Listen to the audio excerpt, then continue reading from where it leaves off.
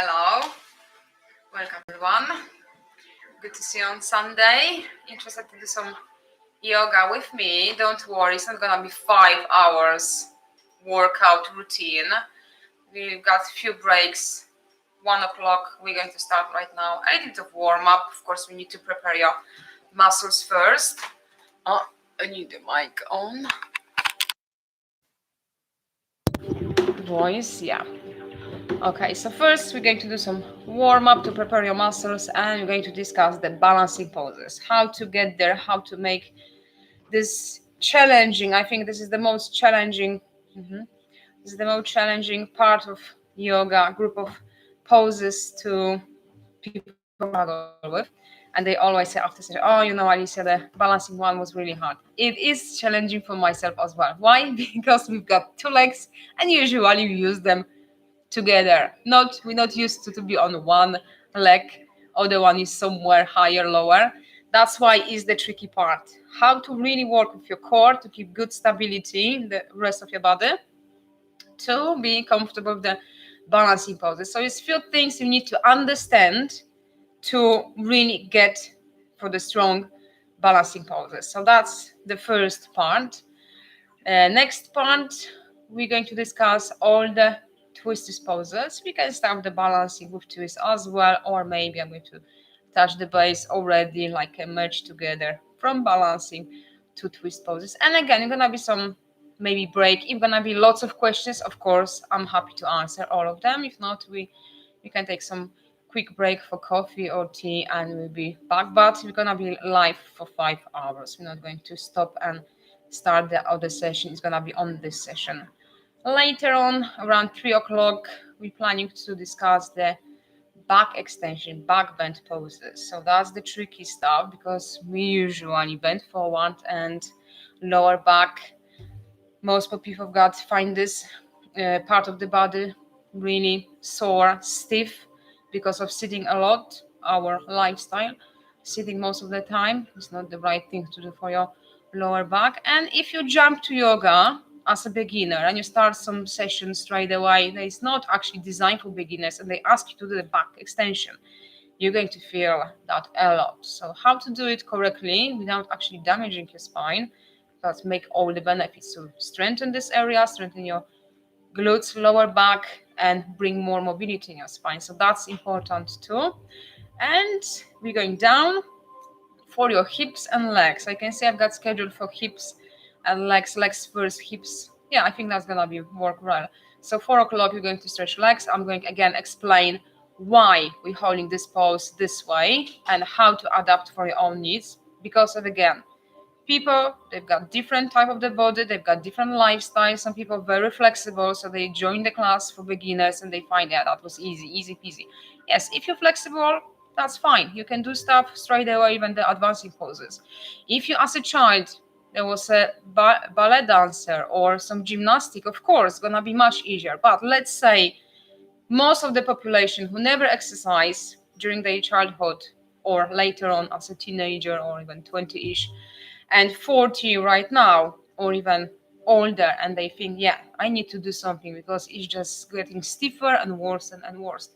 So yes, the tricky part is how to find the stretches that are going to actually work nicely for your muscles instead of being in pain or even damage the muscles. So that's the case for the another part around 4 o'clock. And the last is gonna be your hips, glutes. Maybe depends how many questions we will have. Later on, I can ask about the core muscles as well. But we're going to start with the core to get to the balancing poses, because this is very important. So that's the plan for next 5 hours with me. You don't have to be with me for 5 hours. We are recording this live stream session right now. So don't worry, if you'd like to watch it another day, it's gonna be available on our channel. And also I'm planning to split them in 5 parts. So if you're gonna be interested or you'd like to practice using this video, let's say for hips, next week is gonna be separate video for hips, for legs, for all the 4 things when we're going to discuss today as the main subject for our workshop, and we're really open and really excited to see any comments. Guys, if you've got any questions, that was the idea, to start this workshop longer, not the normal regular session, because right now I've got time to spend with you, and step by step, very slowly, with small details, go and through all the poses which I think that the foundation to work with to get stronger and more flexible. Okay, so at the moment everything is clear. If you want to see what is the next part, you can just go the video description below.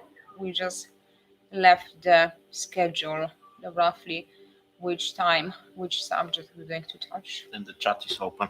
Chat is open, yeah, I can see that now. It's nobody at this moment, but please, if you've got any questions, I'm here to help. I'm here to answer. Why? Because I can see a lot of videos on YouTube, and I can see a lot of pictures on the internet, social media. And it's like, but it's not even close to the beginner's level. And I really struggle because I don't know, okay, just ignore it or try to answer all of them and look like someone who just criticize everyone, most of people, because this is not for beginners. So if you jump in this video, which is called for complete beginners, which we actually put on our Facebook group for beginners as an example, just avoid videos like that, because it's nothing even close for beginners. It's just completely opposite. Super advanced poses, balance with flow. It's like, why are you misleading people? Because they can try and injure themselves halfway, or they just say, yeah, yoga is too hard, yoga is not for me, which is not true. And this is my message for all you guys. Yoga is for everyone, but everyone's yoga is different. Why? Because we are all different. Of course, we've got the same anatomy, we've got the same muscles, every single person on the world, but we've got different lifestyle, we've got the different type of the body, and we've got our own limitations. Some people born with them, some people just had some injury, incident, anything really happens in your life, and you need to adapt to whatever you do. We're talking about yoga, but any fitness activity as well, just for your own individual needs. And that's what is important, to enjoy yoga and have all the benefits from this type of exercise, because for me it's a type of exercise. I know people using yoga as a religion, that was the original, so we actually really appreciate we right now take just part of that and feel better, but it's a mental aspect as well. All right, so even doing session and you really focus on your body and the breathing and the muscles, most of my clients saying, you know what, actually for me it's like a meditation, because I spend 60 minutes focusing on my body, how work, which side is stronger, which one is more flexible, what I need to do here, which muscles I need to feel. 30 minutes on me, just the space around the mat, nothing else matter.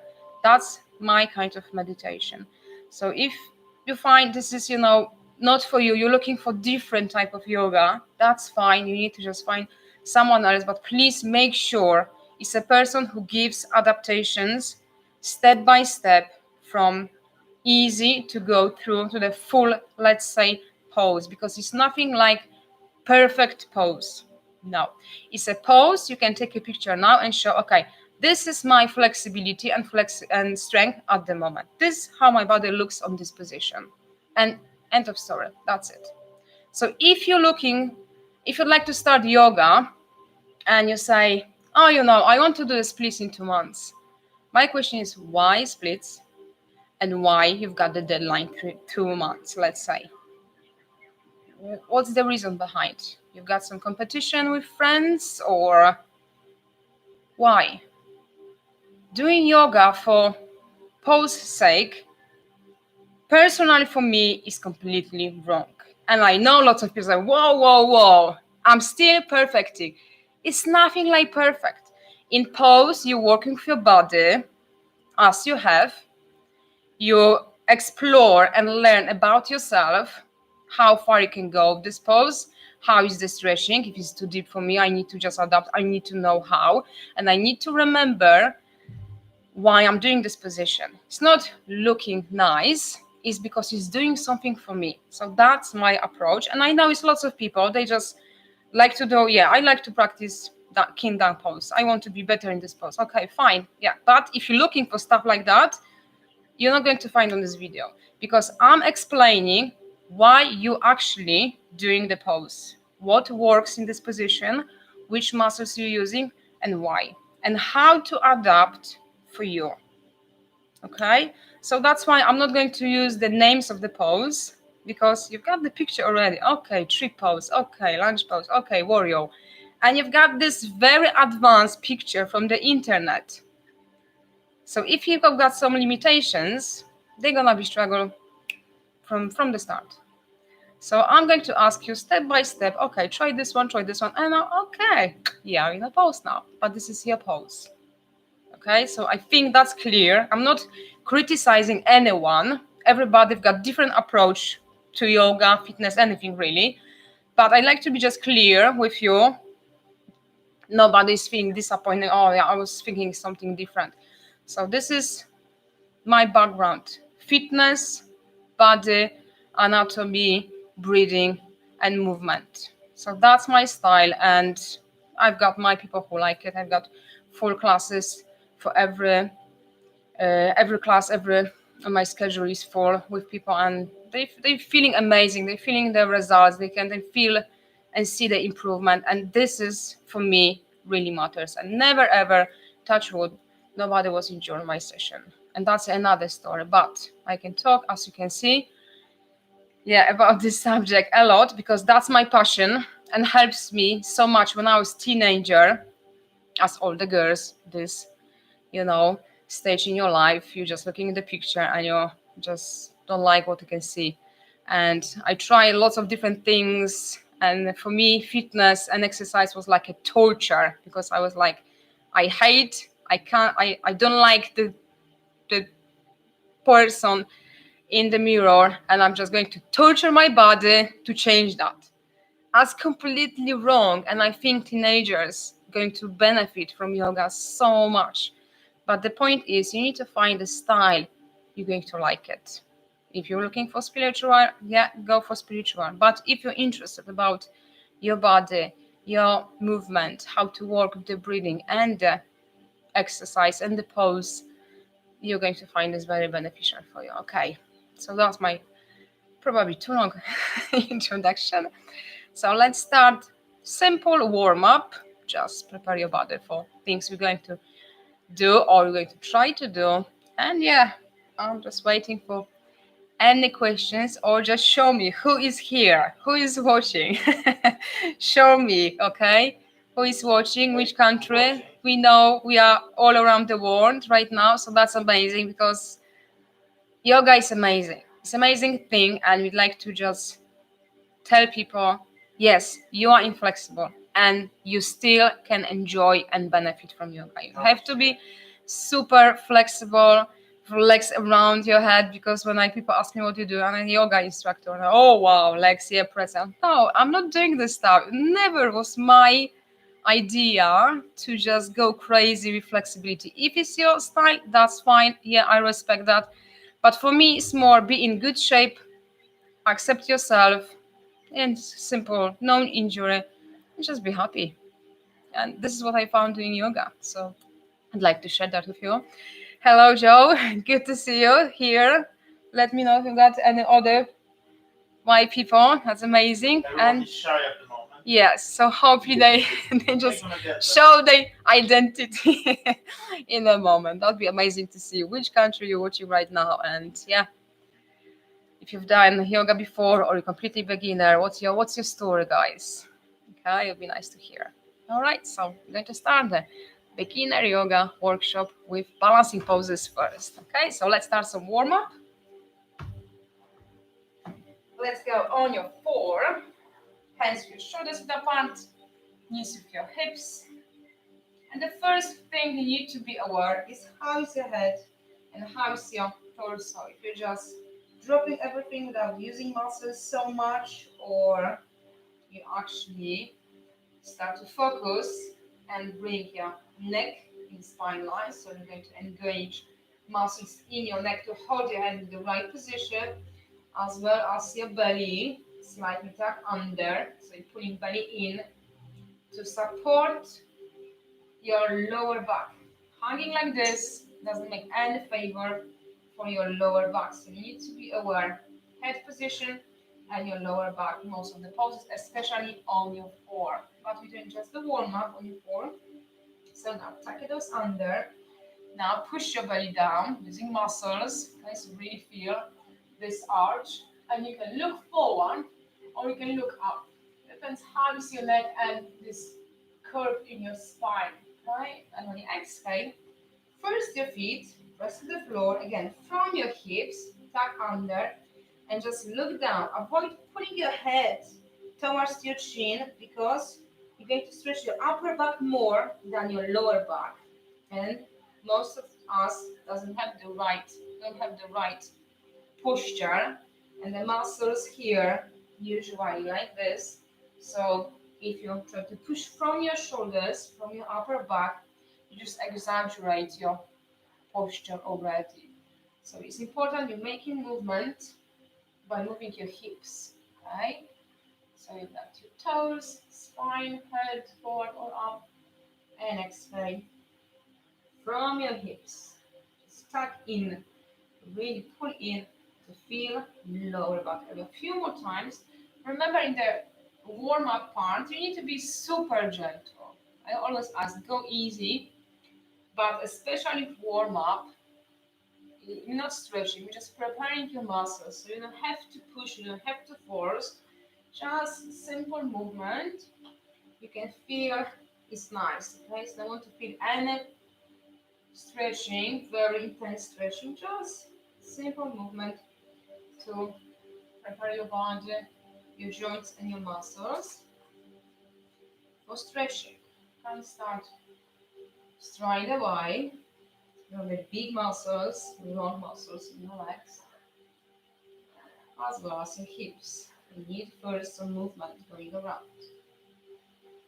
Okay, now tugging us under, lift your knees and move your hips and move your chest, shoulders back, and slowly go back down. So that's our inhale. And as you exhale again, lift your hips and knees off the floor. But really feel this movement backwards. Okay, so that's a preparation for your arms, chest, shoulders, core, legs, total body preparation. Inhale on your knees and exhale. Slowly push back. Your knees bend, heels off the floor. It would be too many reps for you. So you've never done yoga. I know, yeah, there's few people who already can do yoga, so that's okay. But if you've got the feeling you need to stop, your muscles start to be tired or wrist, just take a break anytime you need to, right? So you need to be comfortable with everything what you're going to do right now. So now you need your right leg to the front. You're going to switch your legs, hips, glutes area. So start easy first. So it's all about exploring. So okay, I don't know how far I can go. So you're going to slowly just learn and see how your body is responding to the stretch. You have to go that deep at some point. So maybe start your leg closer. But if you notice your knee is not longer directly above your ankle, move your foot forward. So more flexible than actually think, and you can go for even more stretching. What is important in this stretch is squeezing glutes, crunching your buttocks muscles on your left side to support the lower back. Stretch, it's gonna be here, front of your leg, your quadricep, your hip flexor, and right, going to feel your hip and the back part of your leg, glutes, and part of your hamstring and lower back. But really work. Can't do this exercise without squeezing glutes. We need this support, the muscles engage to work with your lower back. Inhale, release, and slowly exhale, stretch. Relax your shoulders. Inhale, slowly exhale.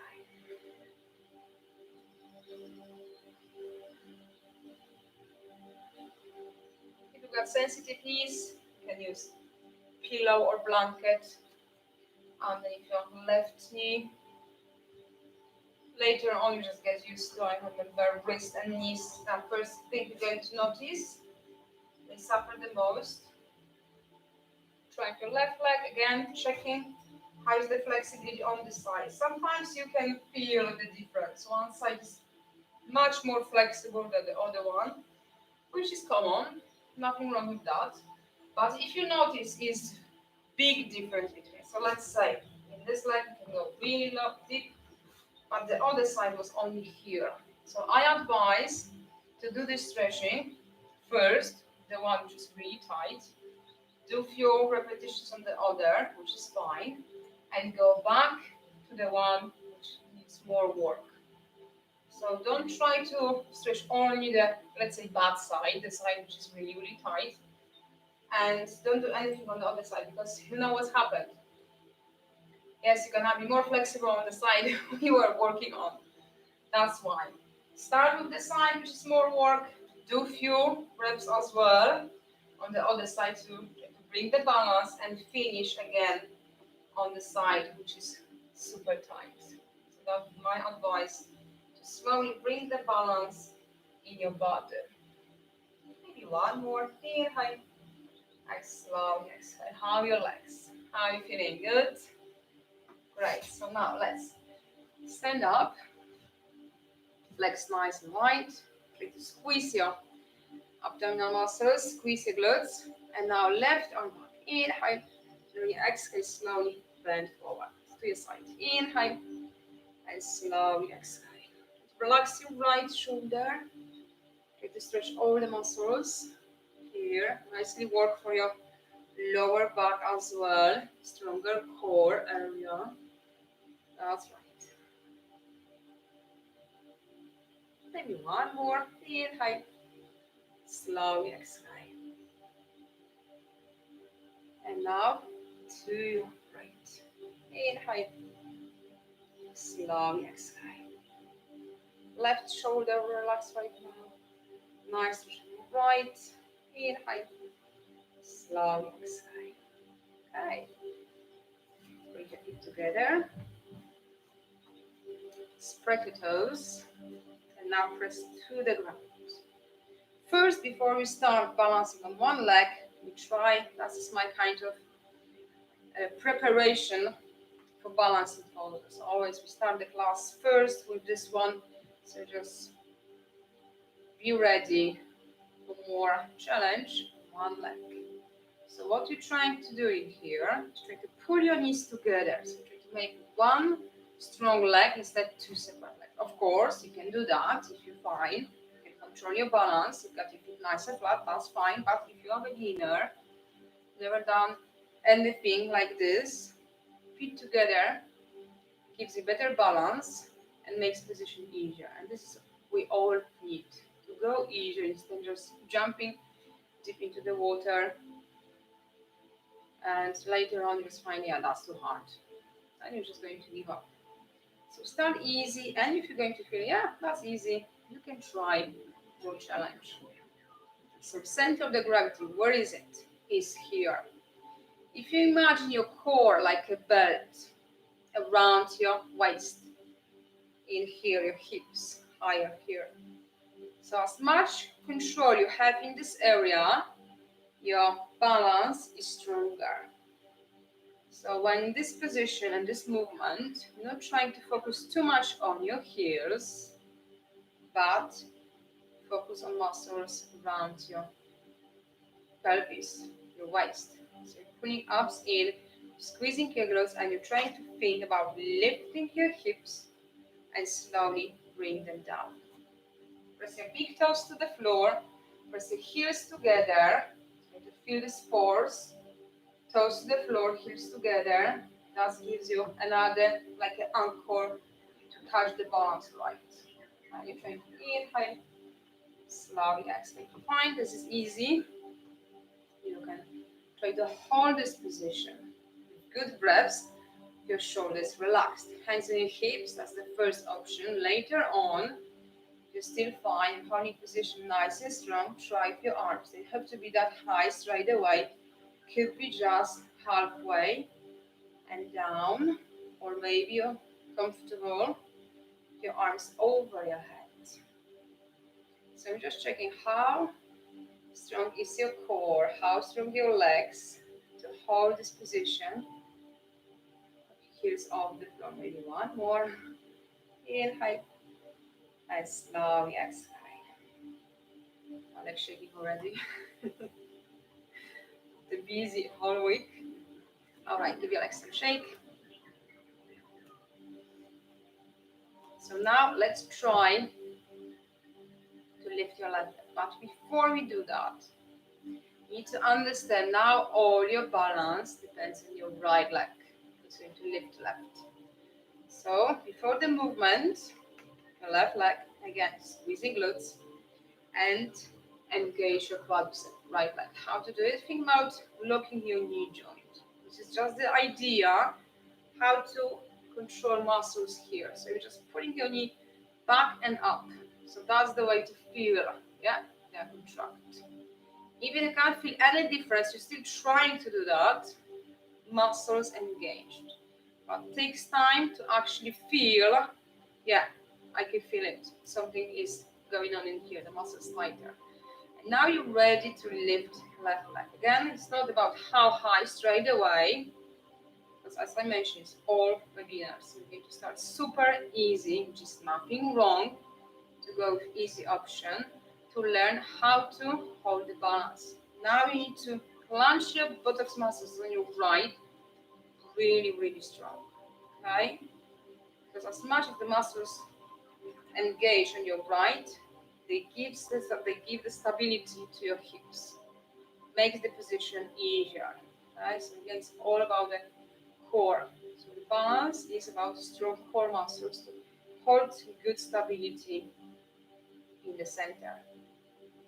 And maybe find this is quite challenging to lift leg, or maybe so yeah, that's fine, I can hold it. So let's hold. You can place your hands. You can place both hands. Put your chest nice and high, right leg straight on the floor. Later on, you can try with some twists. So maybe just your arm, you're still keeping your chest mostly facing forward, or you're going to add this rotation to the side. So that's the way to holding the same position, but working for your balance. Next level, bring some challenge. So that's the idea. Working at home by twisting side to side. If you're happy, holding this position, you're still smiling. If you're smiling, you're controlling your breath, and this is really important. If you're still fine, maybe arms again, it's halfway, or more over your head, and slowly exhale down and relax. Shake it. How you like? Good? Feeling right. Remember, it's too long to hold, take a break. Just find watch. As I said, you will have this access for this video later on anytime, so you can go for more in a full session. So as you remember, before we start to lift leg, because sometimes you can do that, which is much easier to hold the balance, but it's not good for your hip joint because muscles here, they don't work right now as they were designed. So it doesn't matter where is your leg, your hips needs to be stable, square, okay? So it's nothing like I lift my leg and I'm doing this stuff, okay? Good stability in here. As you're still holding leg on the floor.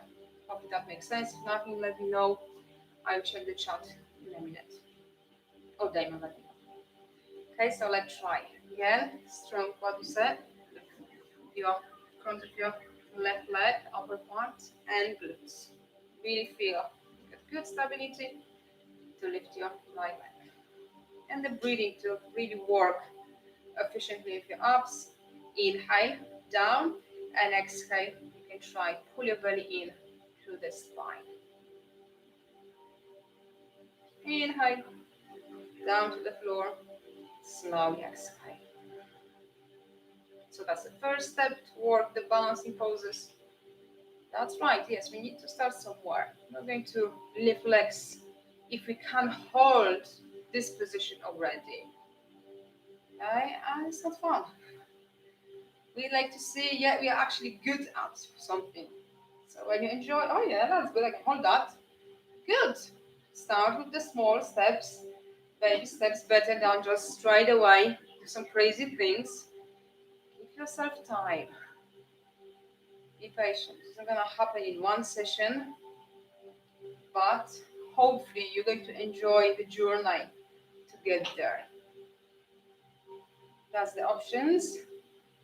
If you want to bring some challenge, holding the same position if your right leg front of you, or harder for your right leg to keep up. Inhale, slowly exhale. And two more with me. Really strong glutes on your left side. One. Inhale, slowly exhale, and relax. Okay, shake, relax. How are you doing? Good. Let me check. You got anything in here? Still shy. Yeah, it's always who's going to start and what question. Later is always easier. Okay, next one. So you got leg forward. Now it's gonna be your leg back. You're still facing forward, so you can see what's going on. I'm going to change position to show you from the side. So left leg.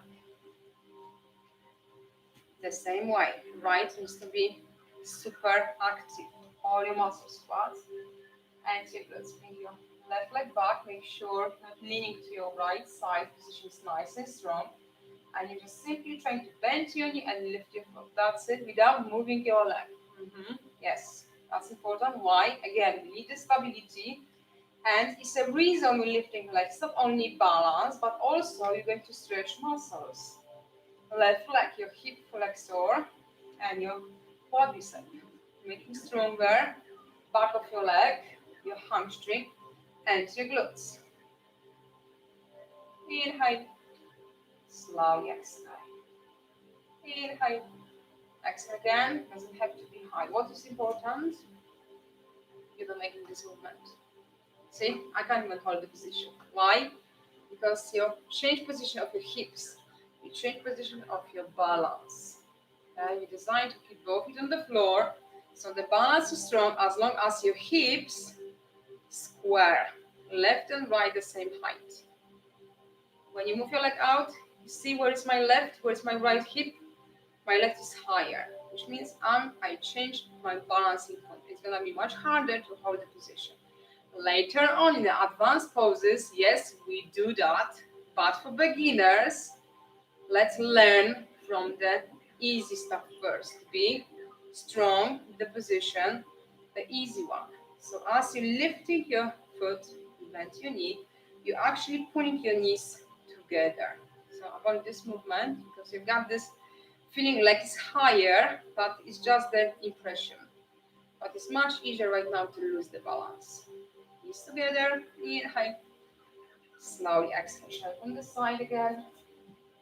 Inhale and exhale. Position nice and tall. It's very important you try to keep your position as tall as you can. You can imagine a string on top of your head and someone is pulling up, especially as you're lifting your leg. This really helps as you're trying to lengthen into your spine. Now it's easy to say. It's 100 things to do at the same time, I know. Could be sometimes overwhelming, it's like, she's crazy. But as much as you understand and you know why and what and how, you know you're doing the right thing. You are not here, I can see you, I can go and say, okay, let's try this one, let's try this one. That's why I need to explain everything right now because I can't see you guys. But I like to be sure you're doing the right thing, the correct position, okay? So if you're fine, you can hold. Otherwise, just practice. The balance is not very strong. Still not feeling, yeah. This is the start. Later on, lifting your leg. Later on, holding your knees together. You're trying to reach with your arm back without twisting too much. You don't want this twist in your lower back, okay? So it's all about shoulder. How flexible is your chest and your arm. How is range of movement in your shoulder to reach for your heel first? So first just touching your heel. Later on, as you improve the flexibility here and here, you're going to bring closer. Later on, you're going to grab. You go from the outside first. After that, as you improve your chest and shoulder, you're going to be from the inside. And later on, you can try to lift your leg. What is important when you're trying to make the movement? Your left arm and your left leg is active. When I lift like this, I'm not stable at all. You need to use all your muscles to still keep the position right. So it's not like resting. Yeah, I'm finding my legs so I can lift like this. It's not going to be for long.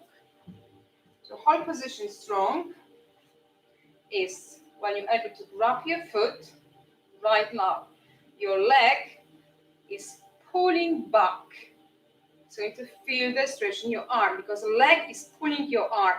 And now your arm is pulling forward. So you've got two forces. One pulling to the front, one pulling back. So arm is pulling forward, the leg is pulling your arm backward. So that's the way to work. And your knee again. See? Always, when you change position of your hips, you're going to lose the balance. Simple as that. So I try to show you from this side. You're still doing left leg. When you're moving back, your knee is still pointing to the floor. Not here, but directly down and back. See? My leg is behind, directly behind me. That's the way to work. So I hope that's clear. And all the things, how to engage muscles and control, makes this balancing poses easier for you. I need to drink something. You two guys, take as many breaks as you need to. Do you have any questions, comments? Not yet.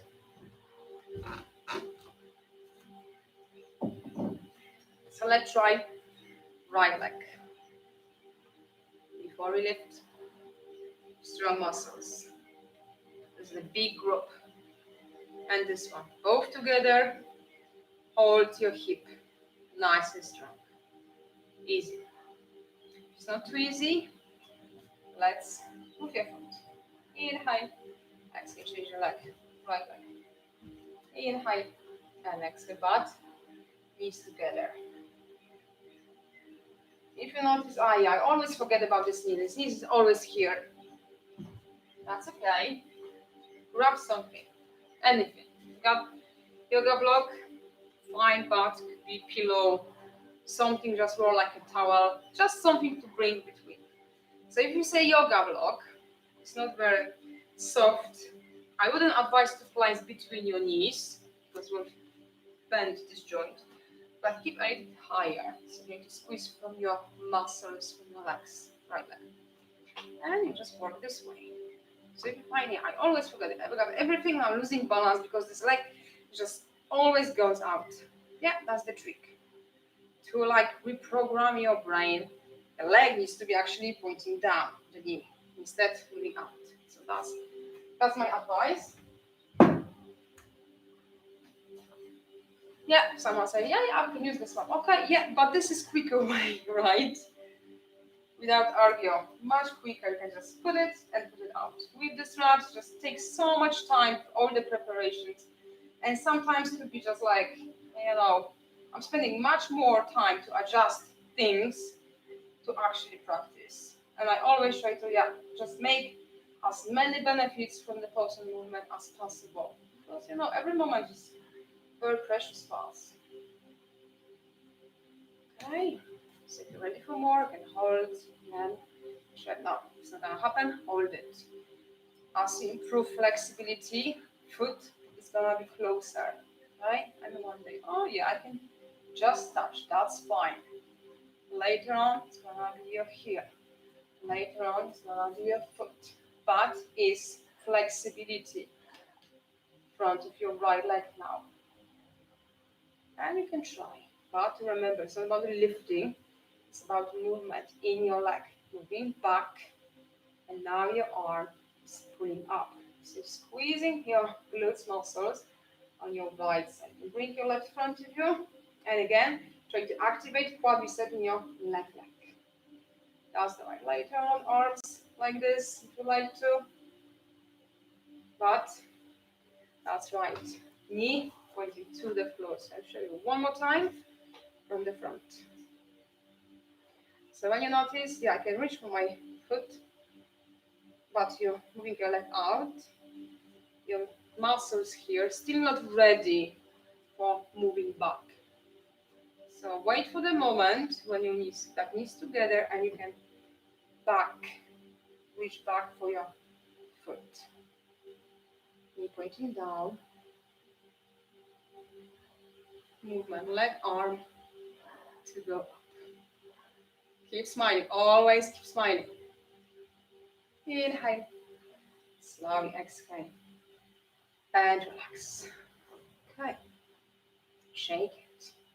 So you've done balancing the leg front of you, balance the leg back, one left, out to the side. You're going to start your right on the front again, strong muscles, and try to practice. Okay, got a question. Just a second. Try to push your knee out, holding hips nice and square. Always remember the center of the gravity is without any movement. Because we're working right now for better flexibility, your inner thigh, left leg. So you can practice now, okay, without twist your hips. You're going to feel straight away in your knee and your ankle. So moving your leg out as long as your hips square. That's the way to work. I have a question from Monica. I want to try to do Chaturanga without knees down, but my wrist always hurt whenever I move forward. Without moving forward, it didn't hurt me, but from my one saw in the internet, we have to watch. Could you please tell me? Yes. About this, yeah, actually we can do as we finish the balance with your leg out, which is called the triples. We can discuss the wrist situation, especially for women in yoga. So we've done left leg, inhale out, exhale, bring in. Inhale and exhale. And the rest of your body, as you can see, as stable as possible. So really think, how my hips. This is not very safe for your joints, especially your right hip. Okay, so it's not about how far you can twist your leg, is just checking what's my range of movement for now. Movement is just your leg out and in from your hip joint. That's it. If the muscle is tight, yeah, I can't go any further, which is fine. That's absolutely fine. Respect that. And eventually, as you're working the right way, think about position alignment, rest of your body, that's the way to improve. So one day it's gonna be pointing more out or even in line together, right? With both knees. Because this is what you're trying to do. Bring more mobility in your hip by stretching muscles. When you notice it's like a pinching pain in your hip, that's a sign. You're forcing for too much. Go easier. Inhale, exhale. Inhale, exhale. And that's it. Later on, if you're happy with this position, your balance is strong, you can try.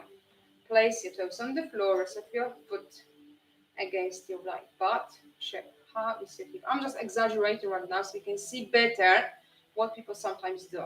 They just pull hips to your right. I know it's easier, but it's not very safe for your knee, for your hip joint.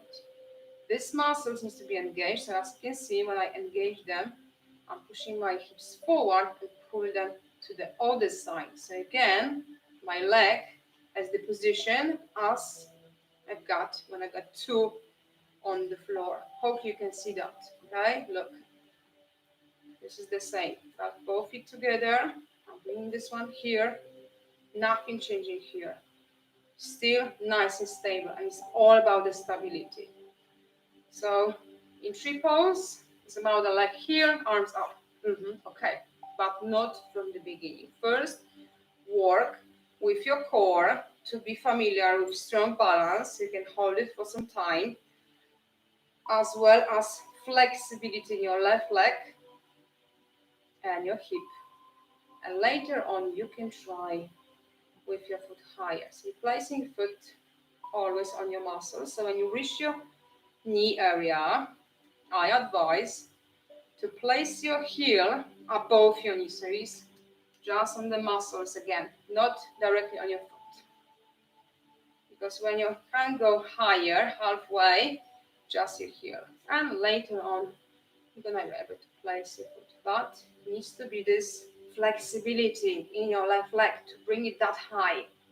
Okay, balance is one thing, but the flexibility on your left side is important as well. See? Hips, knees in line together.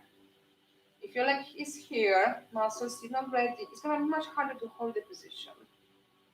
And I think it's more important, okay, I know this one is not very flexible. Just hold it here. First, open up your left hip. And later on, try to move your legs. So that's my approach. And it's much safer for your joints, your hips. You've got just one body, so better to take care of your body. Try your right leg, in high, and exhale. Shoulders relaxed.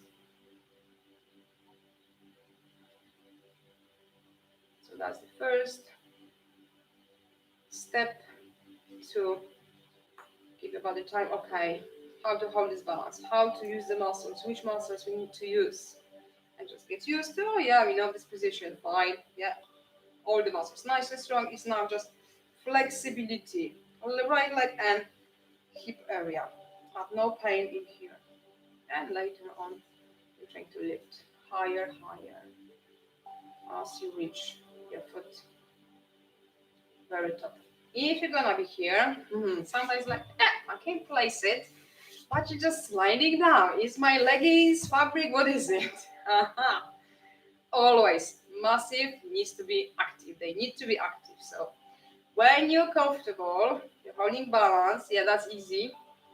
And you place your foot right now. Muscles in your left leg, your inner thigh, pressing against your foot. And your foot again. So they're working again opposite direction. So this force holds the foot, not leggings. People say, oh yeah, I'm going to use the yoga socks, stuff like that. They can help, but the truth is my muscles, right leg, left, still super active, and I'm using the force. So my foot pressing to my leg, and my left leg is pushing against the right. Hopefully that makes all sense. And I give you a quick break, guys. I just read again this question about the Chaturanga, what exactly Monica is looking for.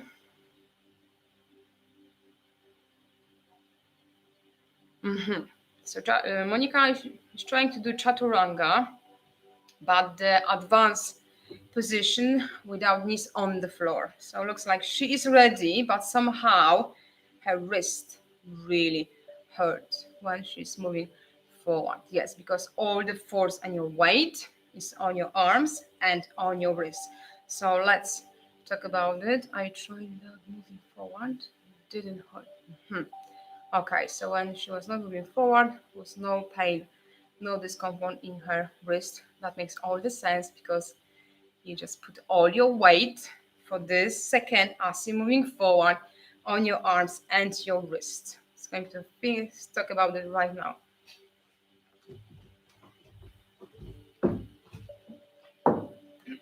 Okay, I just changed the camera so you can see better.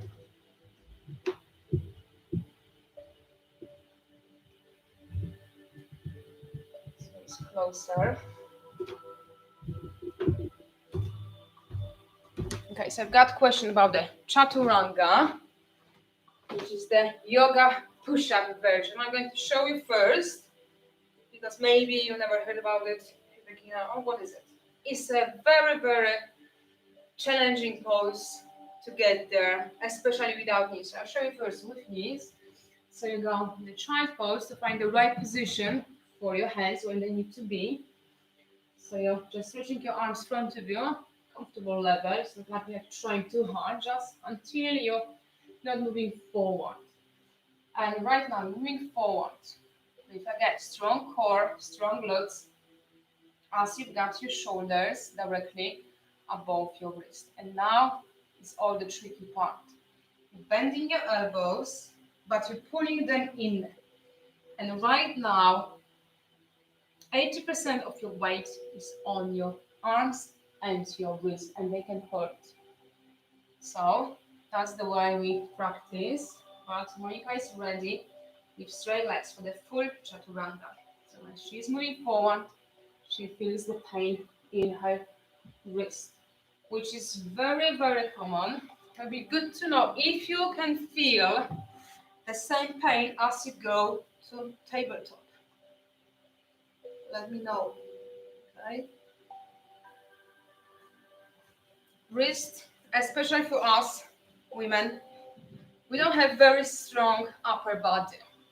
We've got strong legs, flexible hips for reason, or the labor, so that's the natural difference, right? You've got the same muscles, the same bones, everything the same, but it's just the different purpose. Guys, they've got this upper body strong, so Chaturanga for them is a piece of cake. We need to work for the strength in arms and wrist. So practice this by lifting hips, squeezing glutes, lifting chest high. Works really well for upper body strength as well as your wrist. There are two stretches. Got the video, I've done it a few times, but I'm going to do it again. They are super, super effective to make your wrist much stronger. I suffer with sore wrist really, really bad for a long time because there was no people who would advise me what to do. But I joined Jiu-Jitsu. Yes, I was the Jiu-Jitsu person as well, participated the training, and we had this amazing trainer, Joseph. He was an amazing guy. And now I know he was a super good trainer. Well, I know after all my certification, I can see right now back, and he was really, really good. So yeah, it was a good person to have on my life. And we had two stretches, and they helped me a lot with my wrists. I show you right now. The first one is your place, keeping your arm front of you, with your palm facing towards to you. So your right fingers on your right hand on the top, and you're just pulling down and towards to you. So as much as you pull, you're bending your wrist much more. You just flex your wrist much more, and you're going to feel stretch, mostly in your forearm, hand, and your wrist. Yes, it does the stretch, but also strengthen muscles around. So that's the first one. So inhale, just bend, and exhale, stretch. Inhale, and exhale. Inhale, and exhale. A few times, shake it. Now you're right, facing towards you.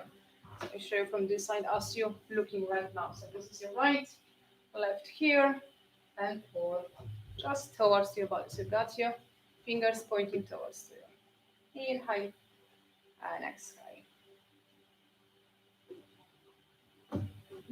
Inhale, and exhale.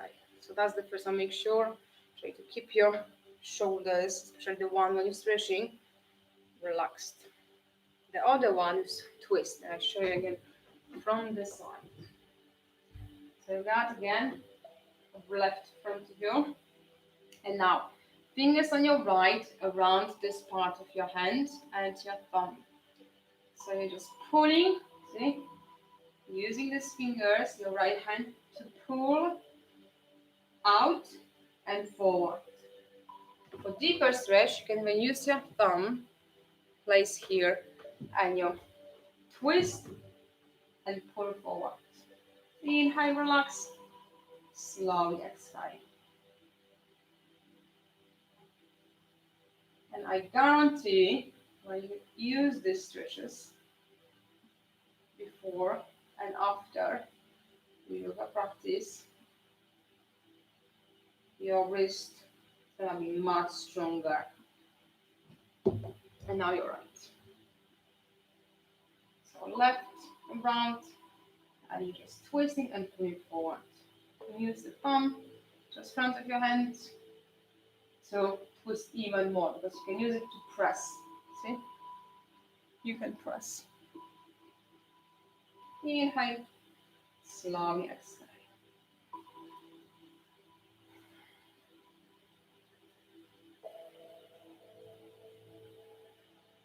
Again, you need to feel the stretch, the pulling sensation, but avoid forcing too much. It's a thin line between good stretch and just too much when you're forcing your body. And muscles instead relax, they just getting tighter. So it's like fighting against their own body. Okay, do you have any more questions? Hopefully that's going to help.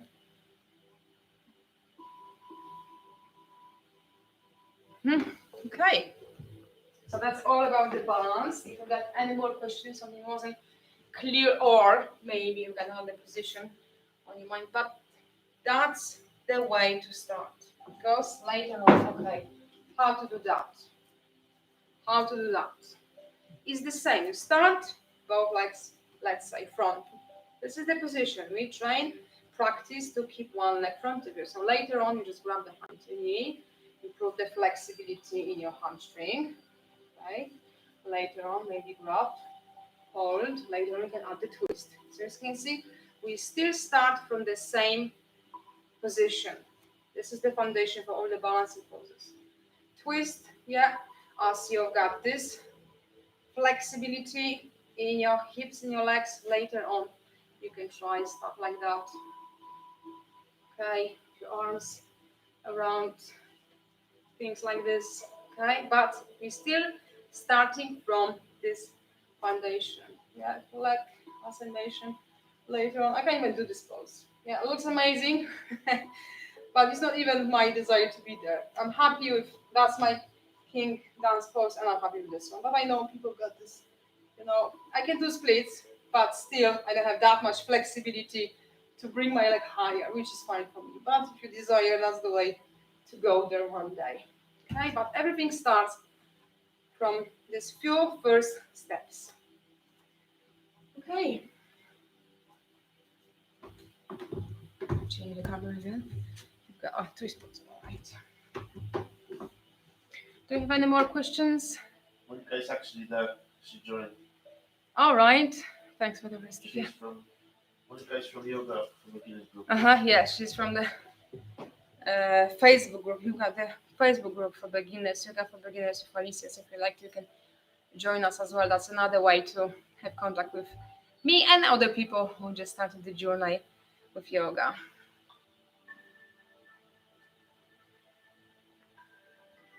Cool.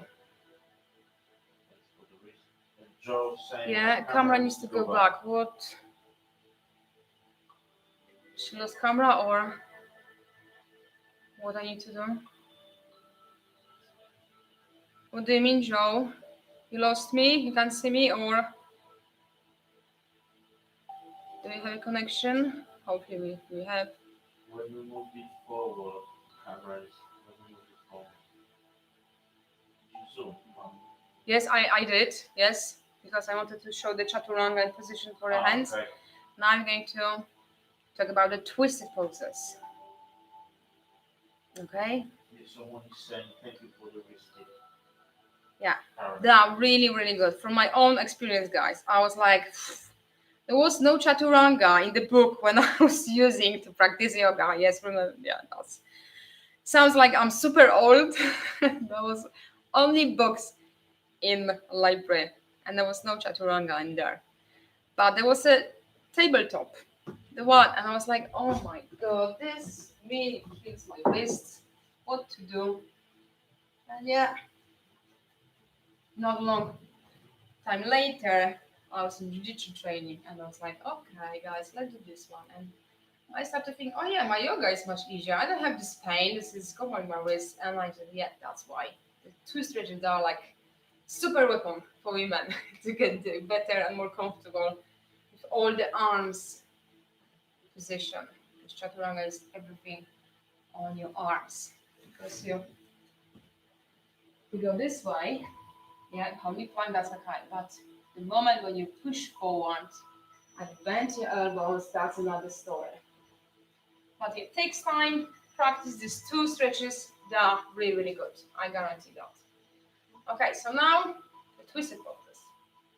If you've got tight hips, you're not very comfortable with cross legs, I always advise to use something. I've got yoga blocks, but you can use it, blanket, pillows, just something to sit higher. Because pelvis position, your hips, yeah, guys sometimes ask me, okay, do you have a pelvis? Yes. This is the part of your body where your legs and your spine is attached. Just in here, the center of your strength, center of your balance. Okay? So you all have the pelvis. This is this area when you've got all the muscles in your core. And to work correctly with your core, because it's all about strong muscles, front and back, as well as both sides, the oblique, for mobility, flexibility, and the strength. So that's why twisted poses are so good for all of us. First thing is how you position as you sit with crossed legs looks like. If it's here or somewhere here, or yeah, if you've got flexible hips, you can sit easily like that. What you're trying to achieve is your spine alignment, right here. All this natural curve as you're sitting now and as you stand up. Okay? Trying to achieve the same, not holding, not stand up like this. So try to make this same as you stand up nice and tall. Got this curve in your neck, another one in upper back, and this nice curve, not too big, in your lumbar area. So I'm trying to do exactly the same as you sit with cross legs for now. Okay, so this is first thing you need to understand and work first if you need to, how to sit correctly.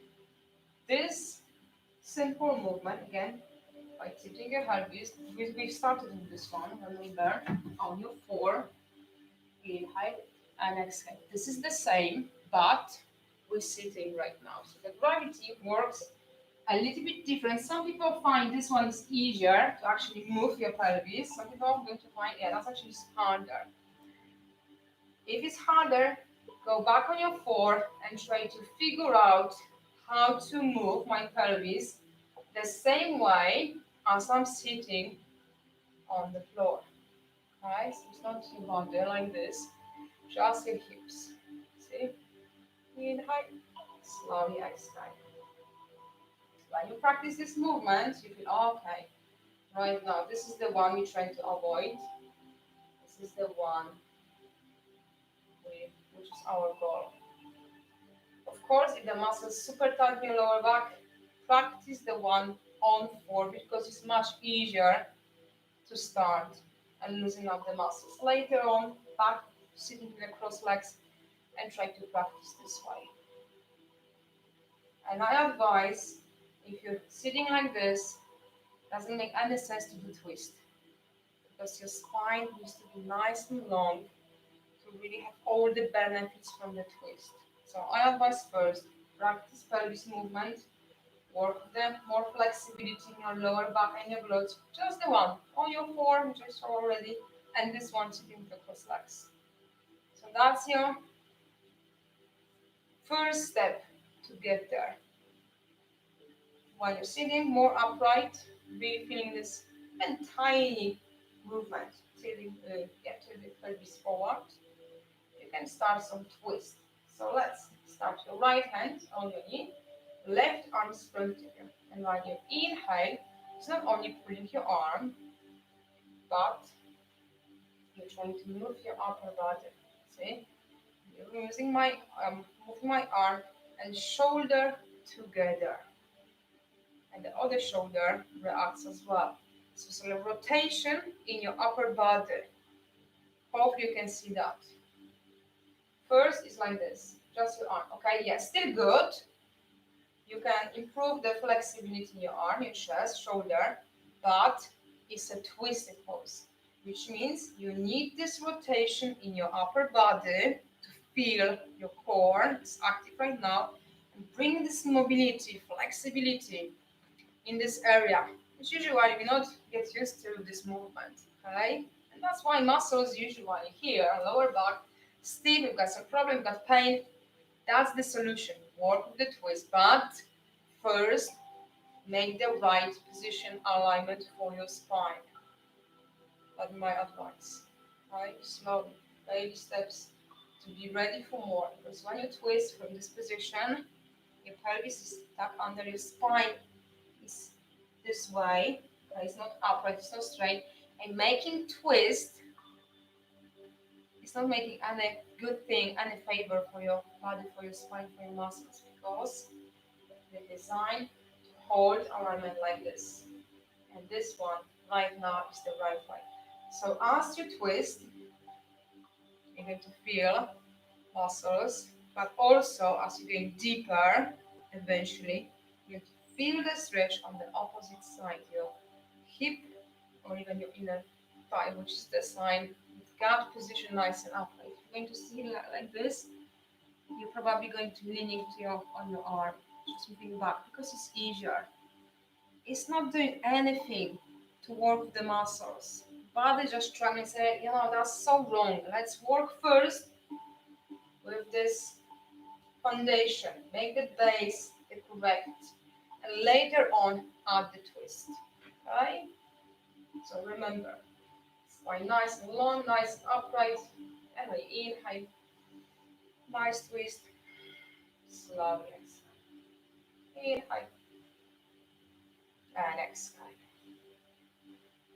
So be aware, just pulling your arm or making this twist, which is what you're trying to do. Because you want this movement in your spine to use your core muscles, make them stronger, flexible, no pain in your lower back. So that's the way to practice. If you find this hand is still on your right, or if you deeper twist, you're gonna be comfortable to place your right hand on your left knee. But I advise to keep your palm facing up. Why? And I've been there. I was doing the same. It's lifting. I don't know if you just as moment you place your hand, you're pulling your knee. I don't know why, but this is how it is. We want this knee to the floor. So that's my way. Placing your hand, your palm facing up. And now, for sure, you're not going to pull your knee up. You're just holding your knee where it was before you place your hand. But if you feel, I can't keep myself upright when I'm trying to bring opposite hand to my knee, keep your hand in the center. So again, a few steps to go there. Depends how deep is this twist. So you're moving the opposite hand. Okay? Depends how your body is responding. We're avoiding any leaning forward or this one. I've been there as well. Because on the picture, they were sitting like this. I had the impression I'm doing the same. It's not the same.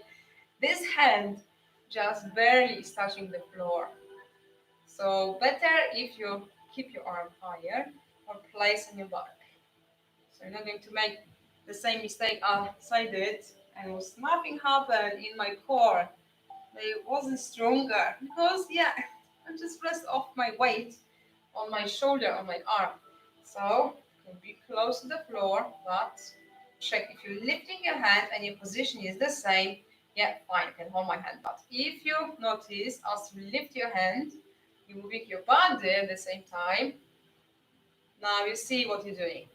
Okay? So advice to check, I'm fine, or I always do that. So keep your hand on your back, or even here. to be sure. Using muscles to hold your spine again, nice and tall, but with twist. Let's try it on the side. So that was your left. Now your right again, nice and upright. Really work with your pelvis. And again, inhale, slowly exhale. And look, just the same. So your head is attached to your torso, so you need to move your head as well. Or you can look up to your hand, elbow or shoulder, whatever works for you. But really feel that making this movement. You need this twist.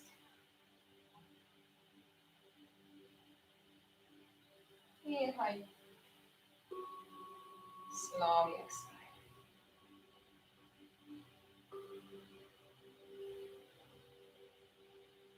Inhale and exhale. And hold. Left hand, check where you can place. So the purpose for your arm is to encourage your shoulder to twist more. Try to show from the front. So you're doing your right. So I'm trying to show you this way. See? My shoulder is not in line with my hand, it's here. So I'm moving more, so I move my hand. So again, it's in line with my shoulder. Make deeper, so I'm moving my arm as well. Okay? So this is the way. Trying to use your hand to pull your left shoulder forward as you pull your right back. Hope that makes sense. Okay? And then bring behind, or again just in the back.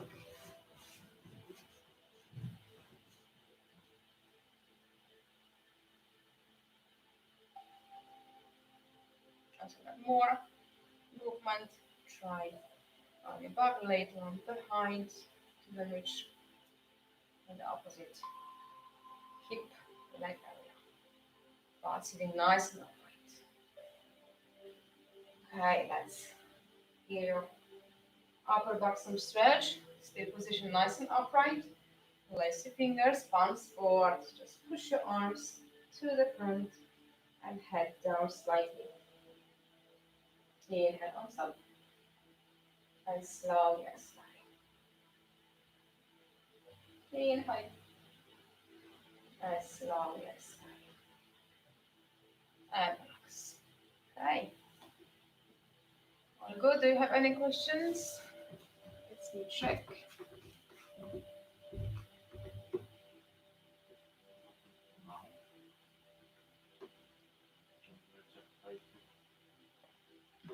Let me know if you see anything from Facebook.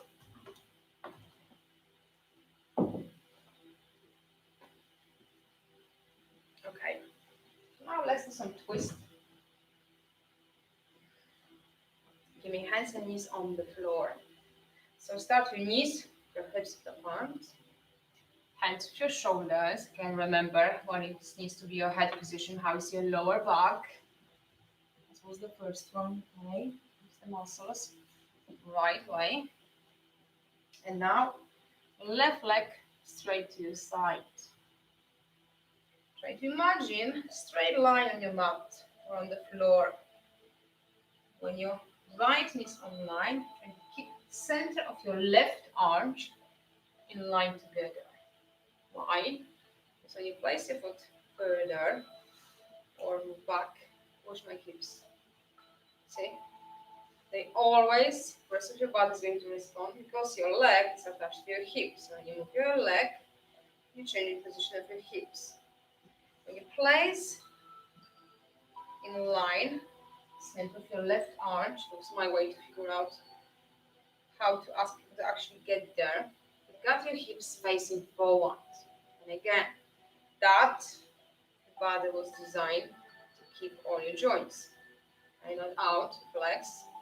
Look at the picture, this is the position. Okay, got knees, toes pointing forward. Try to achieve the same right now with your left leg to your side.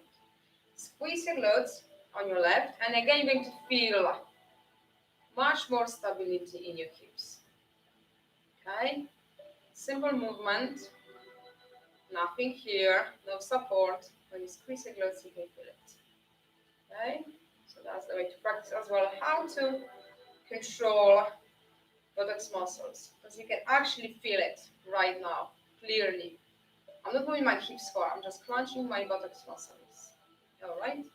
And now I'm going to place your hands to your shoulders width apart, which is the right hand in line with your right knee and left, of course, it's not lined but with your shoulder. I'm going to try this twist. You can go higher with your arm if you're twisting upper body. So when your chest and your torso stay somewhere here, avoid pulling on your arm, right? That's what's happened. You just drop your chest and you bend your elbow to go further. It's not that much mobility in your spine muscles here to make this twist. So moving your arm as long as you're moving your shoulder. I hope that you can clearly see right now. And back to center. So you got your arm in line, your wrist in line with your shoulder. Okay? That's the way to benefit from the twist. This twist is so good for your lower back and really work well to strengthen your core. On the twist is great to activate your obliques. A nice shape in your waistline, yes, as well. Must make the muscles strong. They're strong, they protect all the organs, and hold your lower back, pelvis in the right place. So always remember, if you don't have that much mobility in your lower back, hold it here instead on your arm, because when you're still trying, your body is going to compensate somewhere. So you bend your elbow, you have to lean forward, show from the side which position you're looking for. Spine nice and long, twist. So you see your chest is facing the same direction as your left hand, instead doing this. Okay? Just arm. Try to hold and show you the difference. Yeah. So it's not about how high, how far you're moving your arm. Is if you're still keeping the right alignment of your spine nice and long, always, and you're feeling this rotation in here, your center of the gravity and your strength. So I'm going to try for one like line, center. It's good exercise to practice how to squeeze glutes.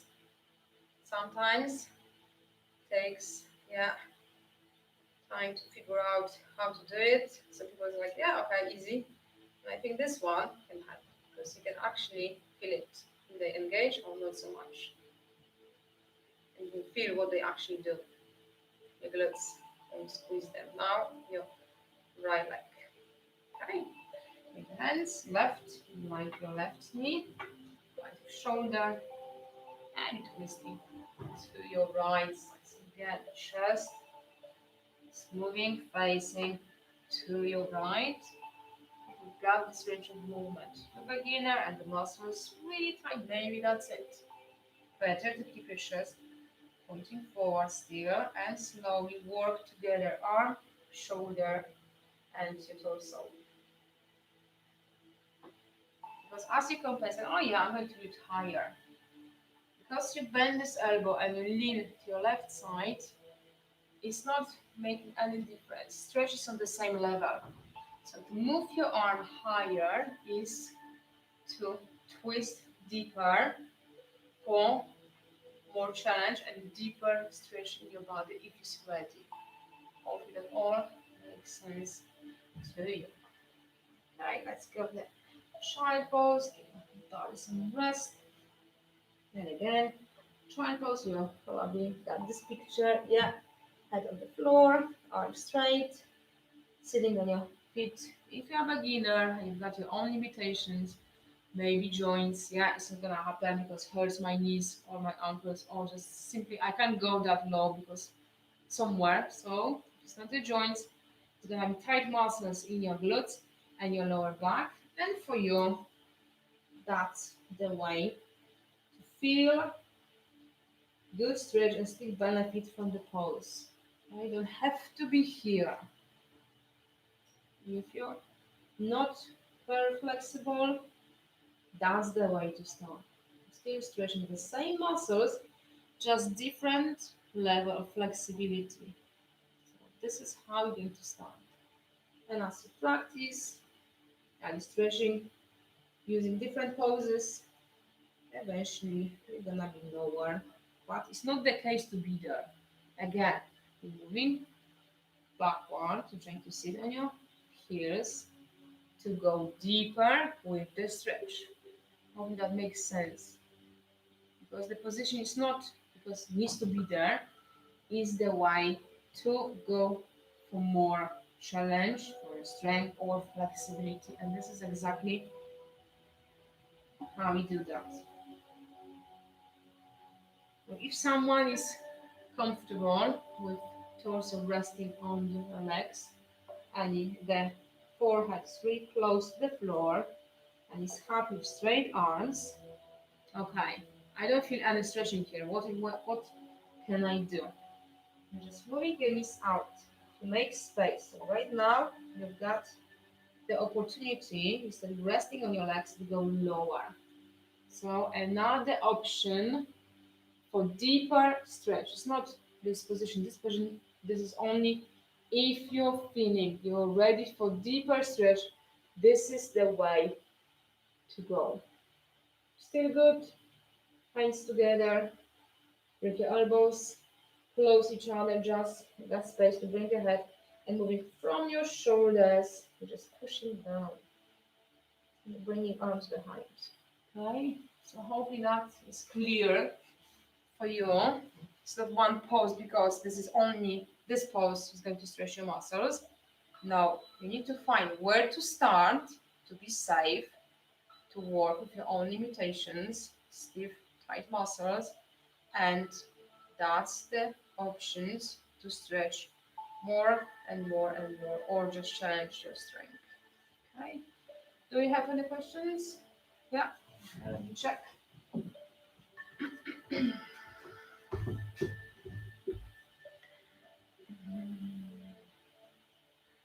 Why is flexibility such a huge goal for so many?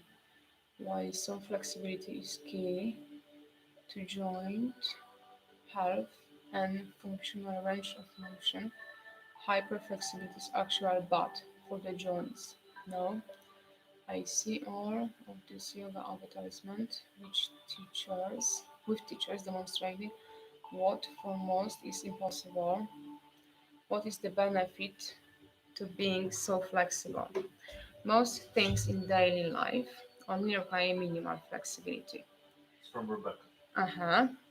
Okay, so that's the end of the question, or the next one as well. So sure, it looks pretty, but unless you are the answer, there are benefits. Do you feel this is a determinant to yoga as a healthy practice, or a goal most should be straining towards? Exactly. I think what Rebecca is asking is what is the benefit Yeah. for a normal person of crazy flexibility? This is the question, guys. Thank you, Rebecca. This is exactly the question when I'm trying to answer during this 5 hours be live, and yeah, this is exactly my answer for this question, exactly as it is. Okay, so let me see. Thank you, Rebecca. This is very this is the key question really. Why or do we need to do yoga? And yeah, do we need this super flexibility, amazing poses? Exactly. My way to yoga is to be more flexible, stronger, and happy and relaxed. Especially if your mom and your husband around. You need to have the peace of mind, and yoga really does that. So that's the troublemaker. And yeah, yoga helps not only all the physical things but all for the mental as well. 2 guys at home, seriously, sometimes it is a challenge, but yeah, that helps. Okay, so do we need the flexibility? Yes, for sure. Why? We need the flexibility to keep the right range of movement in all your joints. Okay, if I'm dancer, acrobatic, gymnastic, some professional athletes, yes, okay. But do I need to? Yes, you still do. Because sometimes you just do some movement, all of a sudden you're just reaching for something or awkward position and pain. Something pop, muscles, tendon, the disc is just compressed somewhere in your spine because of the lack of flexibility. As much as you've got the flexibility in your body, you are injury free. End of story. And I'm the great example of that. I've done crazy things, cardio, hits, Tabata, stuff like that. If you've got flexibility, you are safe. And also, you don't have these stiff muscles.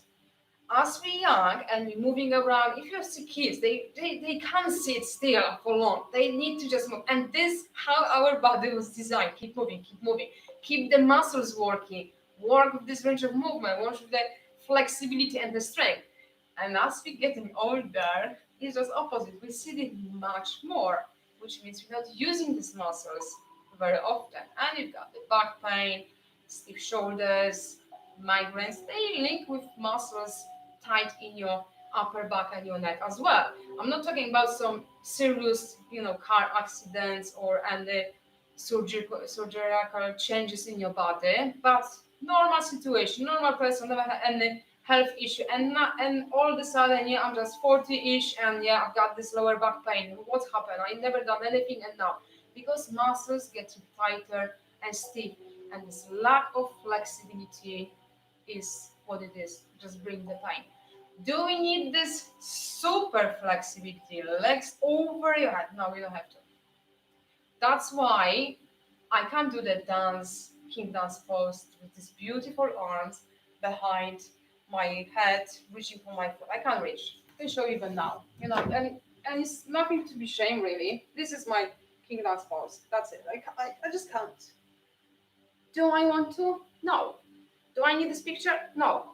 I just need to feel good with my body. I can hold the position. I've got the benefits of all the stretches. My upper body, when my arm is somewhere here, and my leg. And that's my arsenal. We don't need this super. But some people, they are just naturally flexible. And of course, they are on different level. And I've got clients coming to my studio, my class, and I'm saying, okay, yeah, if you're more flexible than me, let's do this one. And it's fine because they can do that. But doing yoga just for this pose is for me completely wrong. Why? Because you are not the person. As you say, if you was a dancer or was a gymnastic as a child, they've got this flexibility. Some people are super flexible, they're just born this way. And I had the one, my members, they know who I'm talking about right now. Now the one, he's a lovely person. He came to our studio and was like, I'm total beginner, I've never done yoga before. And his beginner level was my 3 years practice. And that's okay. So if someone can be more flexible because they've got this natural ability, that's okay. They're doing amazing things. They look amazing, pretty impressive. But is my desire? No. That's my limitation, and I'm fine with that. But we need the flexibility for sure to keep your muscles the right condition, to just don't have any stiffness. When the muscles start to be tight and stiff, they're changing alignment of your joints and part of your body. So when you don't have this flexibility in your lower back, let's say, your position starts to be like this. And that affects your muscles, okay? This one's gonna be super tight and it's getting tighter and tighter, and you can see people like this. They can't be straight because year by year the muscles get tighter, tighter, never stretch, and they still working the same way. You just shorten here and weak muscles here, and take so much time to go back to the right position. So to keep your body as was designed to move everything in the right place, you need the flexibility.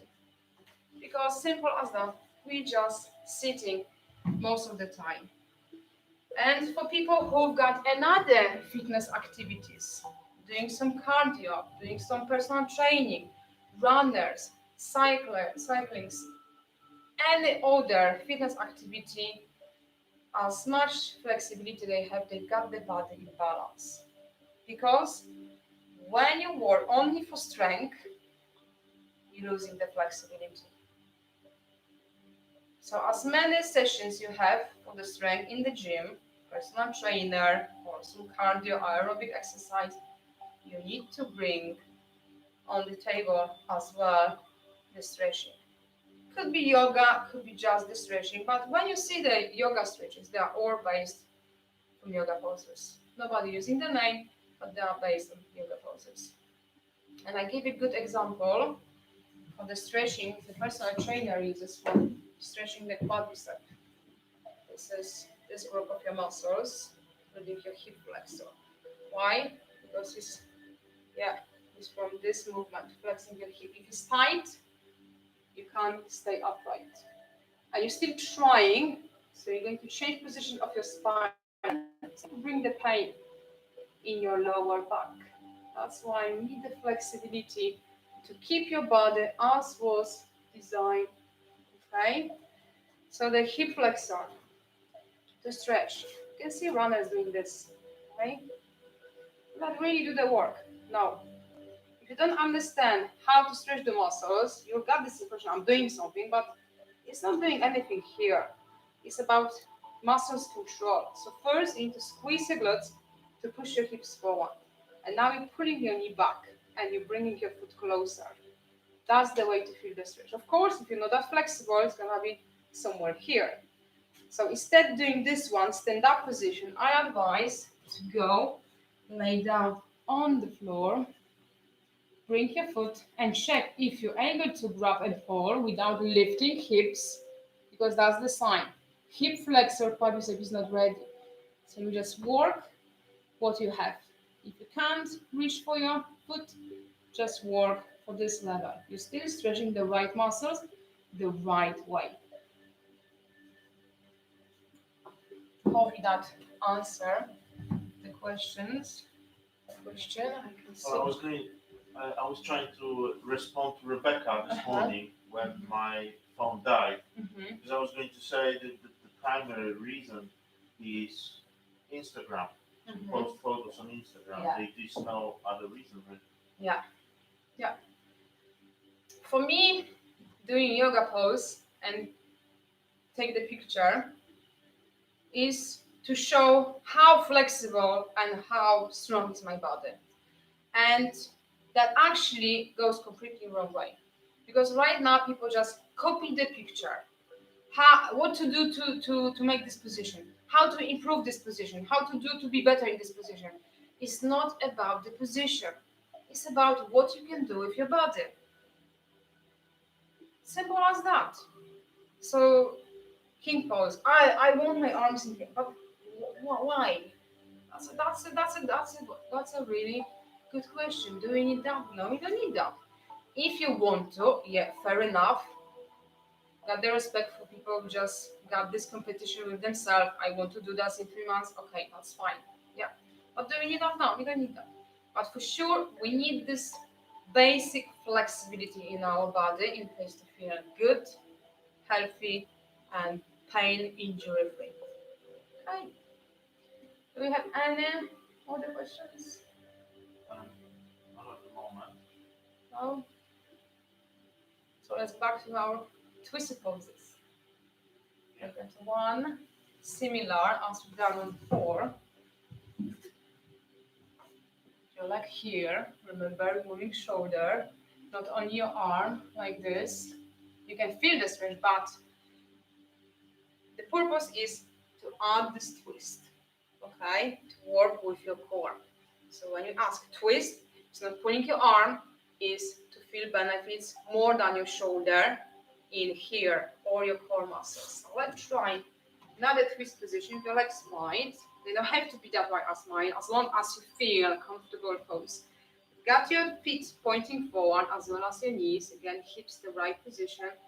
And you're just bending forward to stretch your back of your legs, glutes, lower back, spine is nice and long. You don't have to be really low. As long as your spine is long, lower back nice and flat, you can go lower. Just relax. Let's say you're going to stay here. And again, you're trying to add this twist. Okay, when I'm moving our arm, see, my chest is still the same position. I can feel the stretch. Yeah, that's a good stretch. But for the twisted poses, we try to work muscles, this area, not your shoulder, but your core. And also, as you're going deeper, you're going to feel the stretch in the opposite leg, your inner thigh. Okay? So to have the benefits, you don't have to go really low. It can be even pretty high, but your spine nice and long. And you're just twisting the body like this. Inhale, slowly exhale. Session by session, you're gonna be lower to improve the flexibility. Hamstring is pretty tricky muscle to stretch because it's very long. It's attached behind your knee and below all the way top of your pelvis. That's why to stretch the correct way is your hips movement. I keep my arm here so you can see hips movement. Okay, that's a good stretch, but the muscle is super tight. You just stay more upright. But you still can twist and have benefits with working with your core and opposite leg. Inhale, slowly exhale.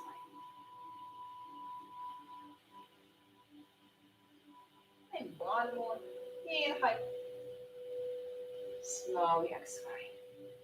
Deeper, it's gonna look like this. And again, it's not because we need to hold this position, is whatever flexibility in your legs, you just work what we have. Right? So let's now stay higher. Inhale and exhale.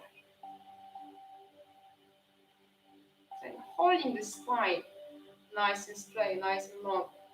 It's all about through core muscles. You don't have to do any crunches, pull-ups. Just position like this. Still gives you the strength. And it's much better and more comfortable position for you without any strain in your neck or even lower back. Yeah, people asking, I'm doing the core exercise with my PT and I always feel the pain in my lower back. So sore. Why? I'm working my core. If you don't have the strength already and you try to work by lifting your shoulders or your legs, you're going to use your lower back much more than your core. Why? Because body is always in the protection zone and you're still trying to lift upper or lower part. So you're going to use this shape of your lower back, just arch your shape of your back to protect and use it as a balancing point. I can show you right now. This is very important. When you lay down on the floor and you don't even know how to engage muscles here, and you're trying to do crunches, lifting your shoulders first, you're going to feel pain in your neck. Why is that? Because you're lifting your head first and rest of your torso is just hanging on your neck. I can feel it even now, front of my neck. Movement needs to be from your core. As much as you engage and press lower back to the floor, that's the difference. Right? From my core, I'm comfortable. It's not that much tension in my neck. Instead, doing this. You can't even hold to keep your breaths comfortable because this is too much tension. It's like blocking your airway. The same if you're trying to bring your leg down and you're not using your muscles. This is what your body is going to do. Just use the balancing point. And that's a strength for your lower back. That's what I'm going to feel lower back as you're doing a core exercise. So better is to work how to control abs to protect my lower back. And you're coming back to the first movement on your floor. Inhale, toes tuck under, arch your back, look forward or up, and exhale from your hips, because that's the way they automatically contract, getting shorter to stretch your lower back. And you're trying to keep this alignment when you're doing core exercise on the floor, on your back. Hope that makes sense. So to start, I advise to start with this one, to learn this position and feel as you make this movement, you contract your muscles. And then later on, you can move down and do your core exercise on the floor. Do you have something? Let me see. Chat is moving, but I'm not sure what's going on here. So let me check. How many days a week I should exercise? That's a question from Marta. Hello, Marta. Good to see you are with us as well. I should exercise yoga for beginners. Can I do fitness yoga as well? Or just sessions for beginners until I will go to the next step? How important is diet? What to eat before and after session? That's another good, very, very good questions. Very good question. Very good questions, yeah. So thank you for all of them. Thank you for participating this workshop with us. So the first question, how often you should do any yoga exercise practice, whatever you call it. So if you are a total beginner, you never exercise, that's gonna be a massive shock for your body. Wow, what's going on here? So give your body time. I advise once per week first, like a better posture, something simple, easy, and not too long, like 30 minutes, because I prefer to take very small steps and instead pushing your body straight away. I know people are like, yeah, okay, I'm doing yoga and I'm gonna have to do 60 minutes today, tomorrow, and 30 days challenge. Why? You never exercised before, so why are you putting yourself for that extreme regime from the day one? You're still working your muscles, and this is only one body you have, so just take care once per week as a start. And depends how your body is going to react. It's hard to say, okay, take 2-3 days rest. That's a good start. But if you're flexible, because being beginner in yoga doesn't mean you don't have this natural flexibility in your body. Some people have, and they find, yeah, that's easy. I don't feel anything right now after 2 or even next day. So yeah, as long as you don't have this, okay, feeling, I can move my arms, but I can still feel like I've done the work. It's something going on here. It's not like a proper pain. It's like a pain because you've done something, like a sore muscles. So I advise give yourself another day, because your muscles still recovering. They're still trying to recover from all the stretches and from all these exercises. And yeah, you work from this. So week by week you will find, yeah, body just gets used to. You don't have this sore muscles, no more muscles ache, and add another session. 30 minutes, 2-3 days, another 30 minutes. Later on, yeah, I'm fine. So let's try 60-minute session. Of course, fitness yoga, yeah, it don't have to be for beginners, because on every single my video, I always give few options to try. And I do as the same thing in my studio on every single class, because I don't want to put people on any levels. You are beginner, you are different level. Everybody has different progress. So for some people, it takes so much time. For others, like 2-3 weeks, and they feel already they've got more flexibility. So how do I put the labor? I don't know. You know your body the best, and you decide. Okay, I'm ready for more, and yeah, you just go for the other option. It's good to try as to practice and using the videos week by week, because otherwise you don't know. Maybe your body is ready, and you still yeah, I'm going to hold the leg, let's say lower, or go with this twist a little bit less. It's good to try, because that's the way to just, yeah, no, still you don't have that much range of movement. Yeah, let's go back a little bit. But always, yeah, it's good to try. So my advice is just listen to your body, and as long as you're not feeling this ache muscles, sore muscles, that's the day you can add another session. But if you're after 3-4 days still, your body's like, wow, that was too much. We need more time. Just if you're feeling something, that's a simple message from the body. Like, okay, give us another day, and guarantee you this is the safer way to work with your body, especially for beginners. And the other question was the diet. How important and what to eat before and after sessions? Yeah. So before session, something very light. I remember when I was on this freestyle fitness yoga training, and that was a whole day training, and there were all people who already practice yoga but wanted to be the instructors, want to be the teachers. But I think they were so excited about this. And when we had this break for the lunch, they just went to the canteen and just eat normal, proper meal. And they had some twisted poses later on. I was like, okay, I just go for some smoothie, something light on your stomach. If we be inversions, probably I wouldn't eat anything. Depends what session you're planning to do and how energetic it's gonna be. So when you go the fat burn yoga, sculpt yoga, or and the fitness, when you're going to more movement, jumping around, I advise to just keep like 2 hours gap before after. So let's say you've got some lunch, 12 o'clock, and you plan to do some cardio. So give us like 2 hours to digest most things. First, it's gonna be uncomfortable. It's going to feel, very heavy on your stomach. You can even go sick. So your body needs the energy before, but probably not that much.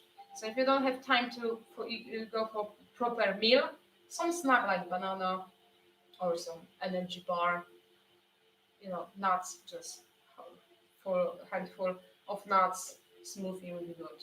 Some stuff like that, something light. Your body is going to digest pretty quickly, and my advice is just try to eat the clean things like fresh fruits, vegetables instead some processed food, because they just upset your stomach and you can get bloated after the session. You can feel fine about the session, but when you finish, like, oh my god, my stomach here, because of the movement, just move all the gases in your body, and let's give it this upsetting stomach after the session. So, and interesting thing, and the same question asked me Chris from New York when we had the session this week on Tuesday, how diet is important, and I'm going to say the same thing. My members remember when I was doing this juicing fasting, and I was always, okay, eat what you feel works for your body.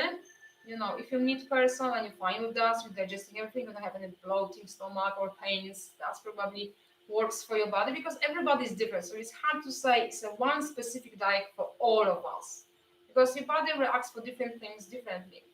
And people was asking about this juicing fasting, and I was like, okay, I don't have any advice, because I need to try myself first.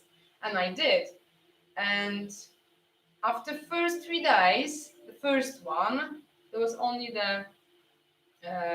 it was hard, very, very hard. And wasn't that much change, but I was continue this 3 days juice fasting. So we just drink juices for 3 days. And after that, you introduce the food. But I had like month gap between next 3 days on juices.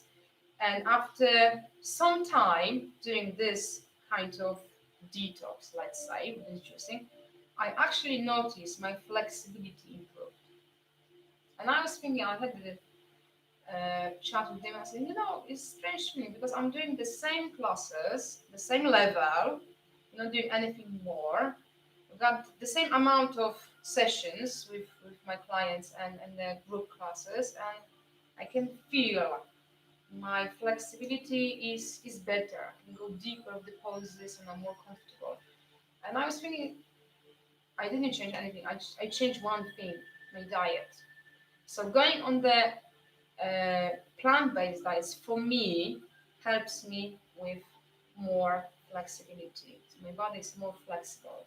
There was all the factors as well, like being more aware, and the memory was so sharp because I got the underactive parrots, and sometimes I'm like a foggy, memory. So okay, just remember things. I need to ask my clients, yeah, which side we did. Sometimes, yeah. But on this juicing, I notice, your body actually reacts a little bit different. So it's really hard, what to eat and what diet. You need to just try different things and see what works for your body. Let's say some people can eat lots of cake and flat stomach. For me, it's just watching the games. It's like, yes. But now I know why, because of my underactive thyroid.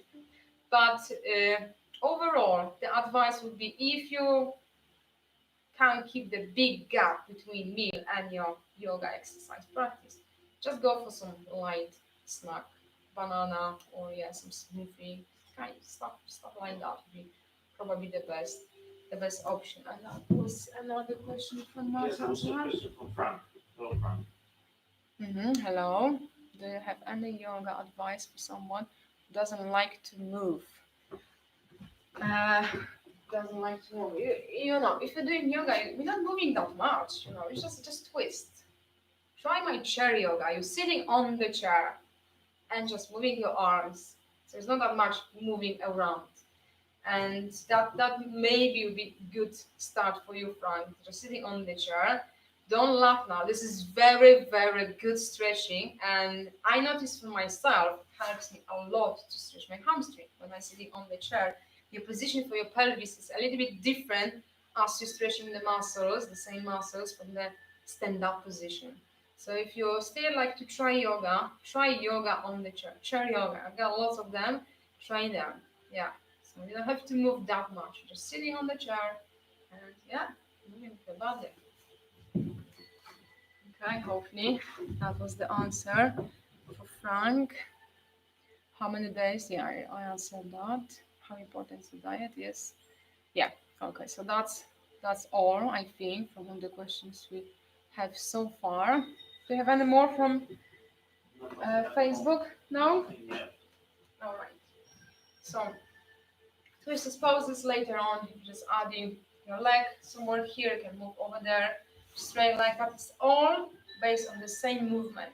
So you need to remember your position. Just going back to our main subject, the twisted poses. How you're sitting. This is crucial to work actually with your muscles the right way, because this is still exercise. This is still something to work with your body, with your muscles. So if you move and twist from this position, you're not going to benefit that much.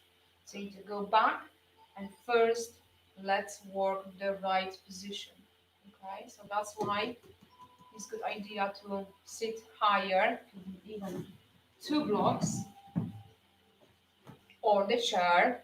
I've got few people coming for gentle yoga and they really struggle to sit with cross legs. And I was like, very uncomfortable. And I said, okay, you're going to sit on the second row. I give you the chair, and the same things what you're doing cross legs, you can easy do the same thing sitting on the chair. And they start on the chair, and now, yeah, no problems. They're just sitting with us, doing the same thing on the floor, sitting with cross legs. So it's just matter of time. You need to just respect and understand this is only temporary situation and takes time. Hard to say how long, because all depends, how stiff your muscles, how tight your muscles are, and how gentle you are. You've got this. Everybody knows this motto: no pain, no gain. It's very misleading, especially in terms of doing yoga and stretches, because when you're stretching your muscles, that's why my style is we're not holding stretches for long. We just move with your breaths, which is a good practice for your breathing pattern as well. But also, it's like you got this tiny second to release the stretch and you can go back for even deeper. So your body is more comfortable because we're not holding like this traditional hatha yoga, which is holding for longer time. And why is that? Because when you're holding and you're forcing for too much, even if you don't feel pain right now, you're still feeling the stretch. One thing, your body start to compensate. Okay? It's going to change some part of your body to avoid this force. And how your body works. You have these receptors in your muscles everywhere. And whatever you do, they send the message to your brain. So when you're stretching in this forcing level, just too much, because you're thinking, as much as I push, it's going to improve my flexibility. Because as much as I weight lifting, I'm building my muscles. It's completely opposite. when you try to do the same thing when you're doing in the gym with your stretching on the yoga mat, the receptor sends the message, okay, they are crazy here and we are in proper danger. It's gonna be damage something, so okay, help us. Keep it tighter.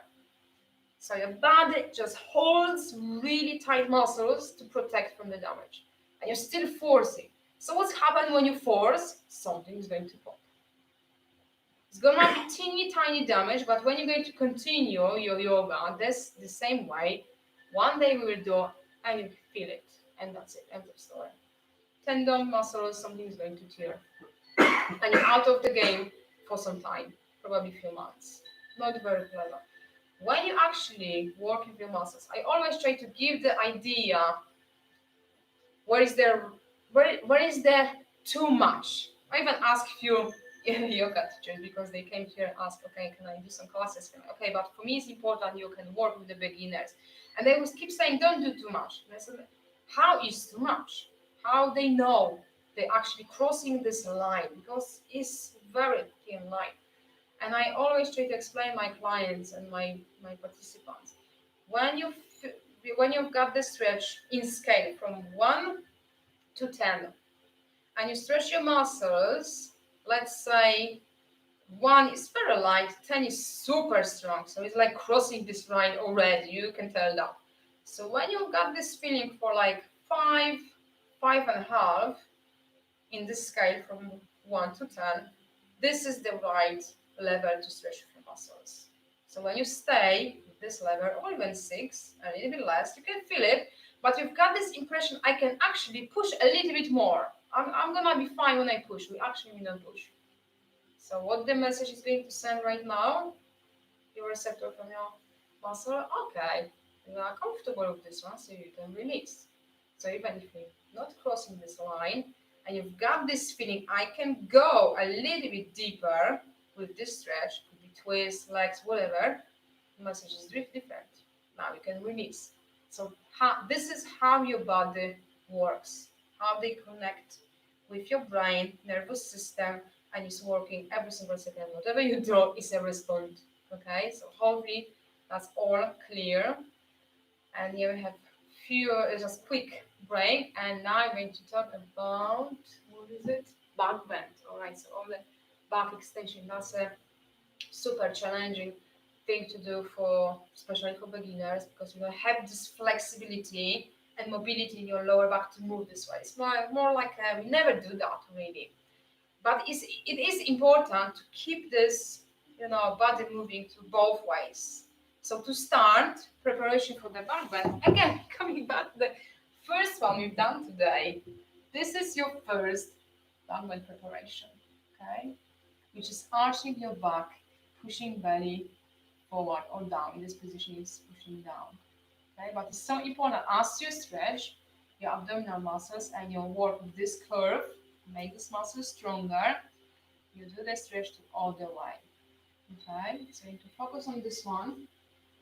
Try to go small steps, and please be very careful for the next, right now, for the next part, because muscles be tired even after 2, 3 repetitions. So I'm still going to do it, so you can see how you can progress, what you can do.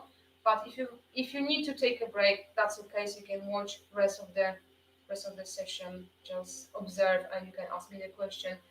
And I mentioned that from the beginning, but if you join us right now, I'm going to split this 5 hours for 5 parts. So you can have the access just for the back bend, for the back extension part, and you can practice later on in your own pace. You don't have to do a whole session because it is a challenging one. Okay? So yeah, and have some quick break, guys. Maybe just drink, maybe going to eat something. And yeah, if there's any questions, you can answer. Here's a question. Would you like a question now? Yeah. From Di, from Facebook. Okay, Facebook group member. Should I be? Oh, hello. Oh, we got someone new to join us already. Hello. Dai, thank you for the question. And Dai is asking about, Should I be doing repetitions or holding and perfecting the pose the once in a sequence of the poses, please? Yeah, I already partly answered this question. I would like to just perfect the pose. It's about improving your Is it muscles. flow versus holding the Holding, pose? yes, the holding one is the foundation for all the yoga style. That was the hatha yoga, that was the holding position, and yeah, you're just holding for long. From my experience, for myself, when I started yoga, very, very long time ago, yeah, I'm really old, feeling very old. There was a only picture in the book, so that was from the hatha yoga. So I had no idea how to even make any flow between the poses. And I was on this level for many, many years. I had still some benefits, but I didn't enjoy that much. So it's one thing is, as I mentioned, when you're holding for long and you're forcing, you're just crossing the line. When you go with this movement, it's a holding position, your body got more time to release and stretch. So it's going to respond to the stretching much better. So more static yoga or more flow is more like a personal thing, what you enjoy the most, really. For me, holding position was quite boring. I prefer more movement. So all the videos you can see on my channel, that's my own personal style, because I like the poses from hatha yoga, but I don't like this static style, holding for long. But some people enjoyed it. I think, I actually, that's my way to relax. That's my way to meditate. So yeah, it's just find which style of yoga you like the most, because you're going to continue and you're going back to yoga if you enjoy what you're doing. When you're forcing yourself for something, you can, okay, everybody is saying yoga is good. I already mentioned why, so that's a good reason to be flexible.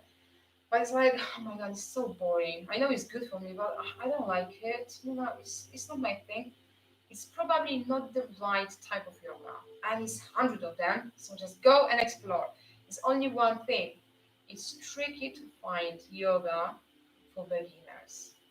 So if you struggle, if you're not sure, you can even send me the link for the video, because you say, okay, Alicia, you're talking here, because everything makes sense, but I don't like your style, but I'm still like to do yoga.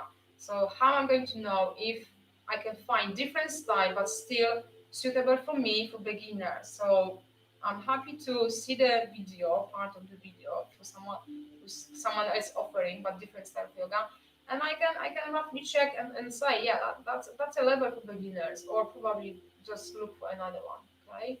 Because I know it's more people than me, but I can't be everywhere. I can't be everywhere and just checking other people. Hopefully, we will have like a small community of another yoga teachers, yoga instructors who got this similar approach as me. But at the moment, I don't know anyone.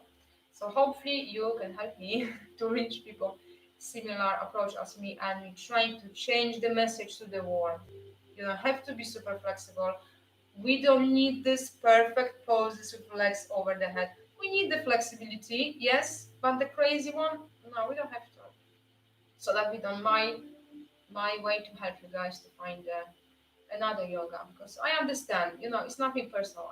You need to enjoy. At the end of the day, you got just one life, and whatever you do, you need to enjoy, because otherwise you can force yourself for a few sessions, maybe a month. But later it's like, oh my god, I'm not even looking forward to this session. So yeah, try to find another style you're going to enjoy much more. So it's like you've got this feeling, and I'm so actually so pleased, and makes me so happy to hear from my clients. They say, I miss my yoga. This is what we need. You're actually looking forward for something to do because you're enjoying. Simple as that. It's good for you, yes, but you need to like it. I'm not only doing because it's good for you. Okay. Any more questions? No, not at the moment. Okay, maybe those people take the break for some lunch. You have a moment to break. Mhm. So right now it's what I do. back bends. We already got muscles ready. If someone joins us right now, we're doing our 4 hours beginner yoga workshop. When I explain the foundation for the poses. So we talk about the balancing poses, that was the first part. We've done these twisted poses as well. I'm answering the questions from the live chat, and thank you very much, guys. You are with us, joining us, and you got some very good questions. So I'm really happy for that. So because this is all for you. So it's one good thing about this lockdown. I got more time and just yeah share my knowledge, my experience, and help you to enjoy and get all the benefits from yoga. So right now I'm going to talk about the back extensions. So everything this way. It's easier to fold forward. It's much harder to do the back extension. And as I mentioned a few minutes ago, before we start this part, please just go very easy. Okay. Make sure you're not going to upset your lower back because that's a sensitive area. The muscle is super tight, and I'm assuming as a beginner, it's gonna be pretty challenging to do this movement. You can just watch the rest and ask me the questions during I'm going to talk. And the thing I'm here, let me know. I can see as well. I've got the screen in front of me on the chair, my laptop, and I can see some questions. So that's the way to work. And I'm going to split in sections. So if you're interested in the back extension, but if you feel that's beneficial for me because I've got this back pain, stiff muscles, sometimes they even go in spasm. So that's gonna be good part to do. But because I'm explaining this more details, I'm going to hold the pose maybe sometimes for some of you too long. Take a break, go to child pose to stretch. Because right now we're going to do anything in here. We're going to go back to child pose. Could be your hips higher, lower, and again, go really slow. Don't go too fast. Just give your muscles time to stretch from this back extension. All right? I just need another drink. I'll be back in a minute, guys.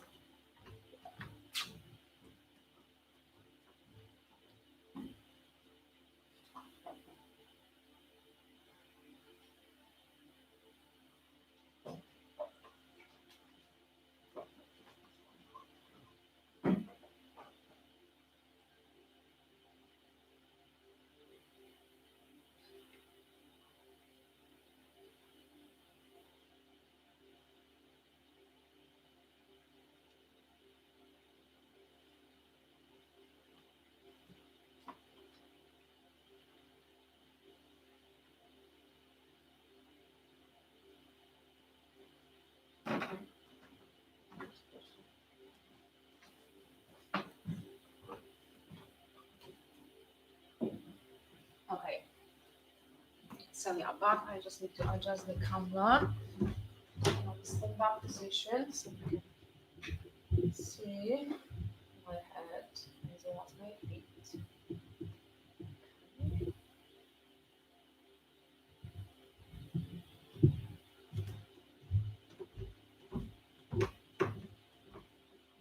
All right. So back extension. It's important to have this mobility in your lower back, this part of the body. Just simple. Make these muscles flexible both ways, this way and this way. Usually we're more comfortable in this position, but we need to stretch both ways. Whatever you do in any yoga exercise, we always stretch one way and you go back to stretch the other one. So back extension, to start first, is stand up position with your feet hips apart. We need to squeeze your glutes. Always, whatever you do, make this arch in this extra arch in your lower back. You need to squeeze your glutes to just support, activate these muscles to support and activate muscles in your lower back. I remember when I started, I had the picture in my book, I just did that, and I had massive pain in my lower back. I couldn't go even any lower because of this discomfort. The muscles were so sore, I didn't know why. Now I know why. After all my certificates and trainings, now I understand. Thanks, I didn't damage my back because I was doing the stretching all the way, but actually you can make even worse if you're not doing the right way. So how to work this back extension if you're beginner to have really benefits. You don't have to go really deep with this back extension from the beginning. It's not the point, as we mentioned. Do we need this super flexibility? No. Just work with what we have. If the muscle is tight, you still benefit, even if your movement is very, very small. You're still moving the muscle, you still encourage them to the right way. And this is what we need. So you're just squeezing your glutes. You place your hands in your lower back, the palms facing down. And what you're trying to do first, you're just pulling shoulders back and down. So it's like trying to bring your elbows closer to each other. You imagine someone behind you and just pulling elbows back and in. That's the movement. You need this movement in your chest. Why? Because we need to lengthen your spine first before we do this back extension. I didn't know that many, many years ago. And I was like bending forward, like more like leaning forward without even engaging abs. And that always made me so much pain in my lower back. So not very pleasant. I avoided it. That's why my back bend is not very deep. Still works for me, but that was the reason. I never progressed because I didn't know how to do it. And now for me, it's just to keep body moving. I can't go with my hands on the floor, which is fine. Okay, so you're placing hands on your lower back. Lift your chest, pull your shoulders back and down. Don't worry, you got this hand back. You're still trying, okay? Even if you can't go that far as I'm going, as much as you're thinking about it, your body's actually using the muscles the right way. So it's shoulders back and down to open your chest, to lengthen your spine. You're going to feel you're pushing your chest forward. You've got your rib cage more open. And right now, this is your inhale. When you exhale, you're squeezing your glutes even more and you slowly, just slightly trying to push your hips forward, still keeping your chest lifted up. So again, you've got two different directions. One from your chest. So if you imagine string, just in here, the center of your chest, and you're pulling up all the time. It's all about make your spine as long as possible. Why? Because you've got this vertebra, okay, in your spine, and between them you've got the disc. So when you do that, when I do that, lean back, without lengthening your spine first, you're going to squeeze, you're going to compress this disc. So first we need to stretch, make it longer, bring more space between them, and after that, just bend. Okay, hopefully that makes sense. If not, yeah, that's why it's live chat. We can answer and explain more. So that's the way. Chest forward and up, really high, especially as you move your hips. You're still trying to lift your chest higher as you're pushing your hips forward. That's the extension, back bend, which is enough to have flexible and healthy lower back. Yeah, going lower, arms here, doing other things. Yes, some people do that. They enjoy. It's easy for them. Fine. Yeah, that's good. But normal person, we just need this range of movement, which is fine. It's absolutely enough. And slowly, you can bend your knees, flex your hips. Very slowly, work with your lower back, bend forward. So you like to stretch this area. Could be right now very, very sensitive, so I advise just watch the rest, okay? But if you've done yoga before, you've got these muscles, okay, this part of your body, you can try the next one as well, okay? And slowly, let's roll. That's the way to work for more mobility and flexibility. Stronger muscles really works well to make the muscles in your lower back and your glutes stronger. So I show you again. Shoulders back and down, chest first forward, and now when I start to work with my glutes, squeezing, clenching my buttocks muscles to slightly, not too much, pushing hips forward, but I'm still trying to lift my chest high and I'm pulling my shoulders back. So if someone is comfortable with this one, it's ready to move for the next deeper stretch. Is that hands holding here, just placing the palms facing up a little bit lower. Okay, so hands here, and now they are here. And you do the same thing. Inhale, chest high, squeezing your shoulder blades.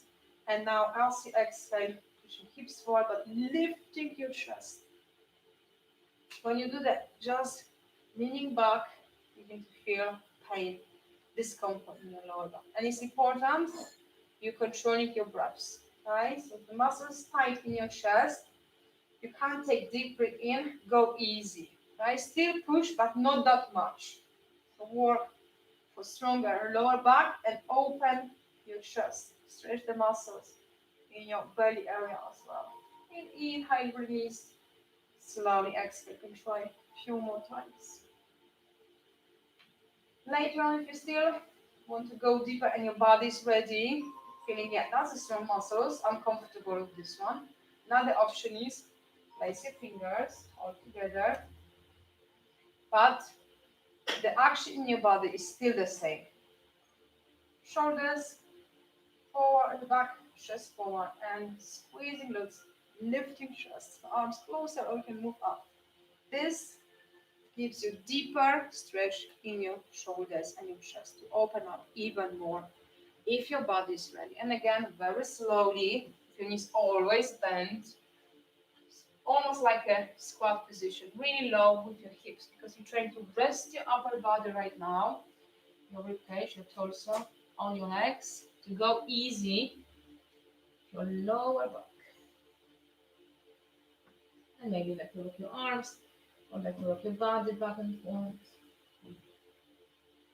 If you do that with your straight legs, just put too much strain in your lower back. The upper body is quite heavy and all the weight is on your lower back right now. So I advise for beginners to instead straight legs, even if you've got this flexibility, bend your knees and hold like this. Okay. Oh, thank you. It's a benefit of having no system. Coffee, thank you very much. How are you doing? Tell me, guys.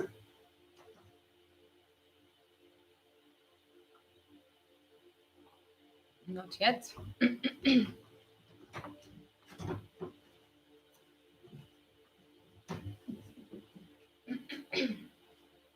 Back extension. Then practice also in on your knees, but it's much harder. So let's do first laying down, facing to the floor. Legs, they could be together, there could be some distance between them, whatever more comfortable for you to start. That doesn't matter. What is important, you need to engage your glutes. Again, to work with your lower back, these muscles here they need to be active. So how to do it? Think about pushing hips to the floor. When you think about this movement, your body's like, okay, we know what you're trying to do. That's the way to activate your crunch your buttocks muscles. Okay? Start your hands with your shoulders level, wider than your shoulders, because we don't know, we are beginners, so we don't know what's the range of movement in your shoulders, how high you can lift your chest, what's the condition in your lower back. Holding glutes engaged as much as you can. You're trying to lift your chest off the floor, pushing elbows out. So that's the first option. And you will feel straight away. Is that a good thing to do, or it's like 1 inch and that's enough? If you can lift at all, bring your forearms. Keep your elbows out and later on try to bring them closer. So that's the way to lift. But you've got this support. Weight of your upper body is on your arms. An easier option on your forearms. So that could be the first step. If you're fine, try to lift this way, maybe just a few inches, but please remember, hold your buttocks muscles active, under control right now to support the lower back. I know, I've seen it. Let's stretch very slowly on your forearms. Let's move to child pose. I've seen it few poses from yoga, articles, saying, yeah, as long as your hips on the floor, you don't have to engage your glutes. I don't agree with this one. You know, because that's the way. Whatever back extension you do, you need to engage your glutes. It's the same movement as you're doing here. So what's the difference? You're not holding hips on the floor, but you're still squeezing glutes. And going on the floor is the same. It's just different position for your hands. Stand up, you're using your arms to support the weight from your upper body. Holding here on the floor, you're just pushing like this. Okay? So I don't agree. Stand up, they ask, laying down. Let's go back. But remember, if you've got enough, just watch the rest. If you're ready for more, and you've got both arms easy, comfortable, straight, without keeping shoulders close to your ears, you're actually pulling down to, letting your spine again comfortable with this position. You can try to hands closer, just underneath your shoulders. So they're not that wide, they're closer. And press the heel of your palm, not flat hands, but just this part of your hand to the floor to lift. If you've got your elbows out, go back to your hands wider. Work the mobility in your shoulders first. If you're fine, and your arms straight, shoulders down, lower back still okay, you bring your hands closer to your body and lower. It's not with your shoulders or chest, but you're close to your rib cage, to your ribs. And now you're lifting even your hips off the floor. And for me, that's enough flexibility in your lower back. Okay? And again, slowly. And now bringing legs, lots of different things, very impressive pictures, but we touch this question and answer is we've got this base in what we need. Okay? But so people got this natural flexibility in their body and they're doing amazing things. But it's not our goal to get there.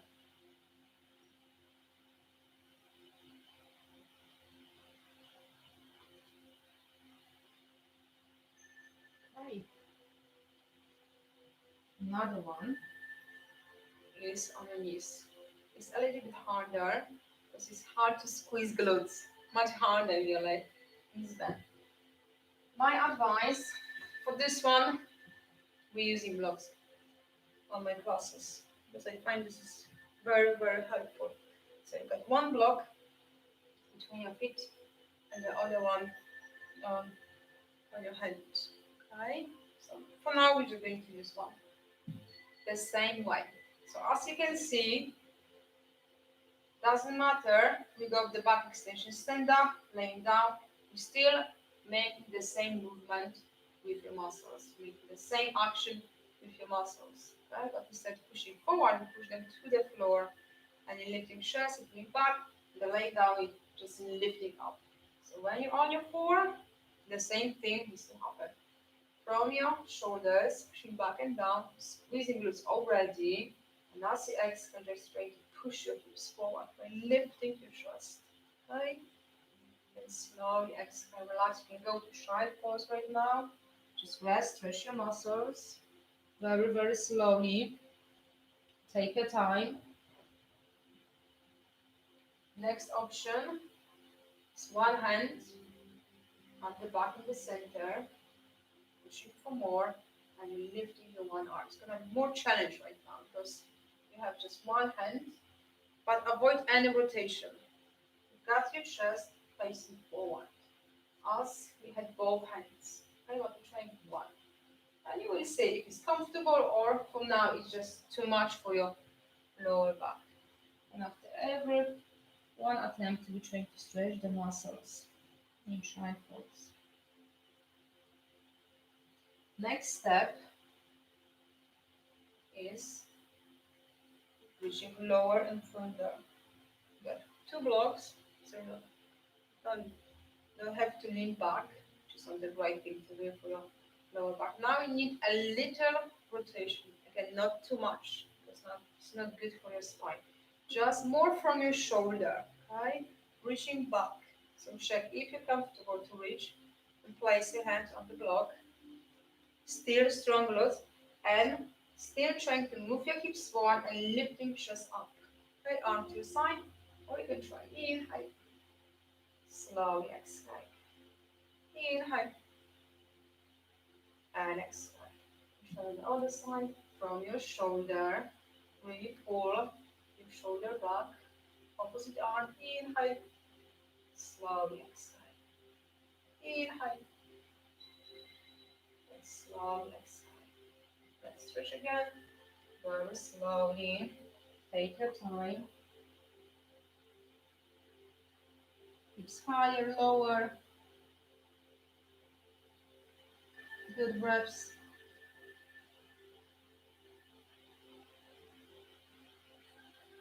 So next step, go deeper. Stretch. It's not the options. It's how to progress to go deeper and more challenging for your body in this way. Okay, so hope that's clear. Placing both hands. Again, shoulders back and down, pushing for the block. And as you've got your hands, pushing hips forward, nodding back, which I did, yeah, in the past, without knowing why I'm just holding my lower back, but opposite, pushing forward, lifting chest higher. Okay? If you're holding your breath, probably it's too much stretching for your chest, so go easy. Work with this chest opener first to be comfortable with this deep stretch in your chest. Because if it's too much, you're gonna be very struggling with breathing. And again, slowly forward again.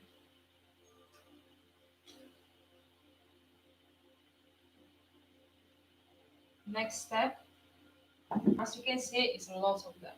Small steps to very easy without pushing, forcing lower back too much. So if you're happy with this one, you're comfortable position, but you're feeling your back right now, just watch the rest and try maybe next time.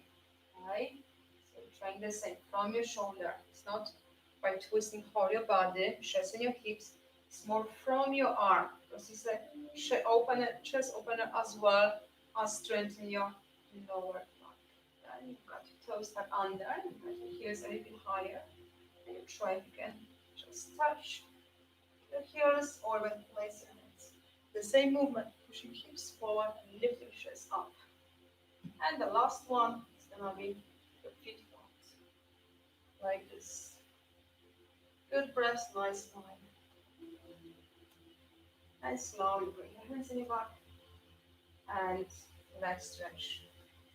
Just one more time.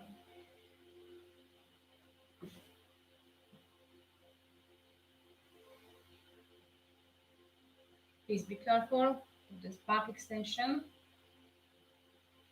It's a good position to strengthen lower back glutes. Stretch the muscles at the front, the abs, chest, shoulders.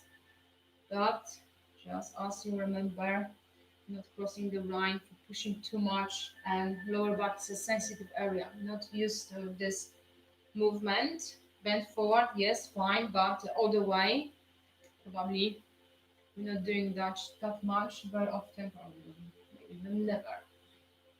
But that's the way to build the strength. Probably the one on the floor is the more comfortable because the gravity actually works differently and you got more control about your hips position. Probably agree. Let me know which one was the more comfortable for you, which one you like it. All three work for the same muscles for the same purpose. Okay? You don't have to do three together. But that's the way to go the back extension to improve the flexibility in your spine, build the strength in your core and your glutes, and also it's a nice stretch for your chest. But it's not easy. It is a challenging pose. So doing on the floor as they call cobra, is on your forearms, or if your arms straight, mini cobra, forearms. When you've got your arms straight, But holding hips on the floor, they call it cobra. And when you lift your hips, you've got this up dog position. But remember, what is important, you've got your shoulders back and down, squeezing your shoulder blades, and you've got your glutes muscles active as well. Okay? Do you have anyone who join us right now? We're doing our 5 hours beginner yoga workshop. I just try to help you guys enjoy yoga, and my message is now you don't have to be super flexible, you don't have to do all the stuff, super advanced poses to enjoy yoga and have all the benefits. Okay. How about the Facebook? Is anything? Oh, he put something. A question from Rachel. Hello, Rachel. Thank you for being with us. What's your best advice for remaining consistent in yoga practice? That's another very good question. So thank you. This one. Oh yes, yeah. That's a very good question. I mentioned that before, but yeah, I'm going to say because this is the question to really start. Not only yoga, but really with everything. If you enjoy what you're doing, it's nothing like you have to force yourself. So we all know yoga is really, really good for us, meaning for your body, for your mind as well. Lots of benefits, and you can't just lock the door and spend time for yourself. Probably still pretty challenging. So that's another subject to talk about it as well. But my advice is yoga is really, really good. Now is the question, which type of yoga instructor, teacher, you like it, which video you actually enjoy the most, and go for it. Because if you like it, you're gonna be looking forward to do another session. So you don't need any more motivation to do that because you're enjoying the moment. And because it's lots of different yoga styles, yoga videos and instructors, you need to like the style, you need to like the instructor as well. All needs to be, for you. And that would be my advice. So if you enjoy yoga, but say, I don't like this particular session, I don't like this class, try to find another one. You're going to find, oh yeah, that's actually more for me. So lots of people like more the gentle style, very relaxing, very slow movement, not that much up and down, extreme transition. Some people actually enjoy that because they want to feel this heart rate going, pumping the blood, sweat, being more tired. This is for them feeling, yeah, that's my benefits. I feel, yeah, I'm really working hard. So you need to just find the style you like the most, and probably if you find it, you don't need any more motivation to make this commitment and add the yoga to your lifestyle, to your normal routine. Yeah. Hopefully that answered the question. If still something, please ask me. I can try to explain in more details. Got another one. Damian's preparing another question from the Facebook group. Thank you guys. Really, really appreciate. We've got some questions because yeah, it's much easier to talk you guys with the questions you have because I can talk, but that's the way to communicate and have this contact with you. You're just asking something and I can give you the answer. So thank you for that. Really, really appreciate that. There's a question from Emma. From our Yoga for Beginners, if Alicia Facebook group. Damon is typing at the moment. Please let me know how you're feeling already. If everything is clear, how's the vision, how is the voice. Hopefully, as we recorded, it's gonna be all fine in good quality. You can enjoy later as well. Okay, a question from Emma. Hello, Emma. Welcome to our workshop.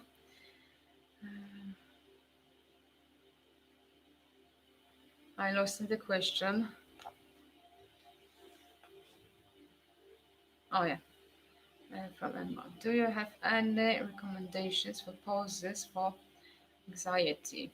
I hold my anxiety in my belly and chest, if that's any help. Okay. Okay, the question is, do you have any recommendations for poses for anxiety? I hold my anxiety in my belly and chest, if that's any help. It is, yes, of course. That's, if you know already where you put all the tension in your body, all the stress, you are halfway there to release this tension. So for you, is your chest and what was it? Chest and belly. Yeah, belly and chest. So all the position, when you stretch this part of your body, they're gonna be beneficial for you. Good, you know already, you just figure out where you put it, all the stress. Usually shoulder, so amazing you know already where is it. So yeah, all the poses to open your chest. So anything with your arms to your side, pushing your chest back, but work not only pulling your arms back, but from your shoulders. Lift, roll, and pull back. So it's like squeezing your shoulder blades, right? To bring your shoulder blades closer together, because the movement actually is from here, not that much from your arms. Hope that makes sense. So all the poses when you open your chest like this, with your arms behind, and your belly, which is the back extension, probably staying on the floor, laying down. So I show again. And from my experience, I advise to go for slower and more relaxing yoga style to really calms down. Right? Because if you've got this anxiety, your body is already in stress. So trying to do more energetic. So I know some people say, yeah, really helps me. You can try, but try the relaxing one as well. Because maybe you have the benefits from both of them, but you have more from one of them. Okay? So as we did, this belly, you can go, lay down on your belly, squeezing glutes, hands. You can start your hands wider, like your shoulders apart. You're going to open your chest and your belly this time. It's a nice, very nice one stretch for all this area together. I need a mat.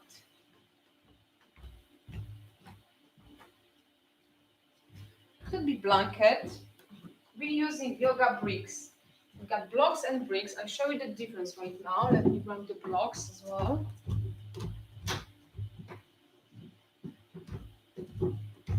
So the blocks, they are bigger. Bricks are smaller. This stretch, which I'm going to demonstrate right now, probably the bricks, the smaller one, to start is better. You can use blocks later on as you've got more flexibility to go deeper the stretch, but to start, could be blanket or just your mat. You can roll your mat, and all you need to do is start with cross legs, place the mat, not too close to your body, just to keep some space, and you're just slowly trying to place your spine on the mat. So you're going to feel is pressing to your spine, lift higher, you need more space. You're keeping your hips on the floor, okay? It's about holding your upper body higher. So placing your spine, your head on the mat. And now your arms. Arms first close to your body, your palms facing up. And you can move them higher as long as your hand and your elbows on the floor. So that's the way to progress with the stretch in your chest, shoulders. It's a nice stretch for your belly area as well. And it's a very relaxing pose. So if you like relaxation as well, it's going to be beneficial for you for sure. You can try relaxation in this position. The muscles super tight, probably not whole relaxation. Maybe start with 1-2 minutes, and later on, as your body gets used to, you can hold it for relaxation.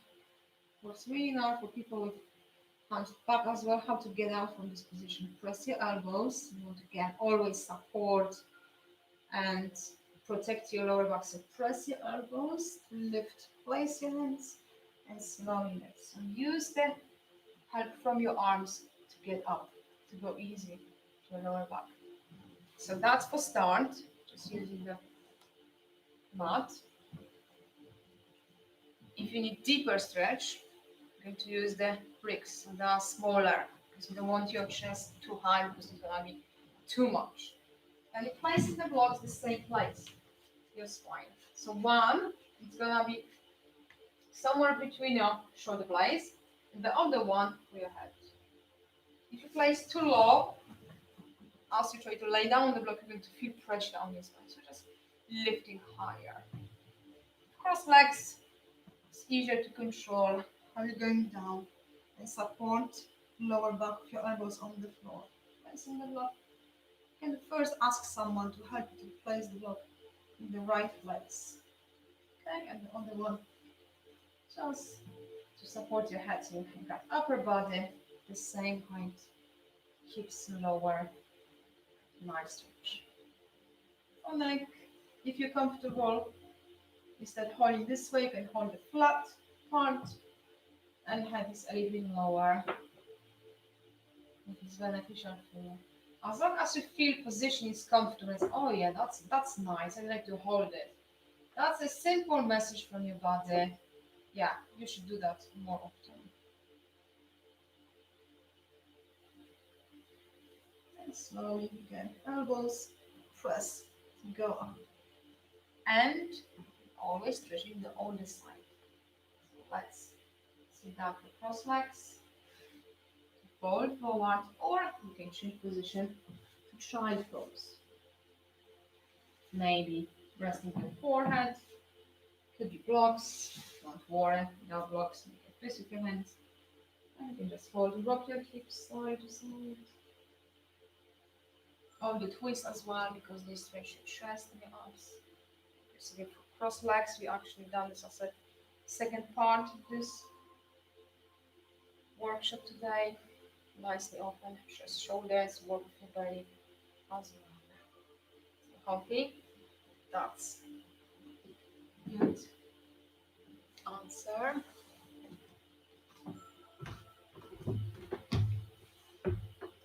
Yeah, thank you very much for the questions. We can have another quick break, but yeah, live chat is open all the time, and so far I'm able to answer all of them, so that's amazing. Now we're going to stretch your legs. Yes, as I mentioned, the hamstring is a long muscle, back of your leg, big group muscles at the front.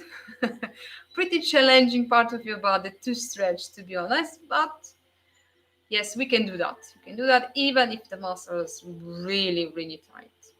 And as we mentioned before, yes, it's important you've got the flexibility. If you're a runner, if you're cycling like every day, or this is part of your fitness routine, it's important you've got this flexibility, because when you just work for the strength and endurance, you're losing the range of movement. So when you've got this flexibility, your performance as a runner or cycler is gonna be much better. And yoga works really nicely for strong core, the right position as well. So using not only strength from your legs, but from your core as well. Breathing, that's another thing, especially for runners. Even if you run pretty fast, like going for sprint, it is important you can control your breaths. And yoga really helps to control your breathing.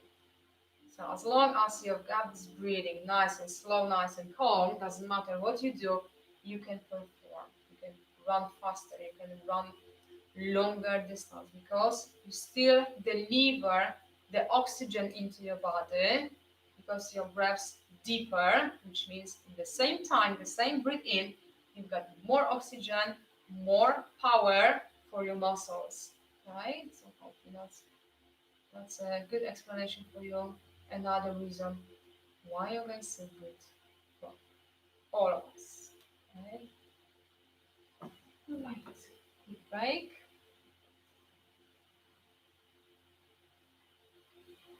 You've done balancing poses. We touched the base how to start, and this is important. Don't try straight away from your first attempt to doing some crazy things because as we mentioned, we don't have to.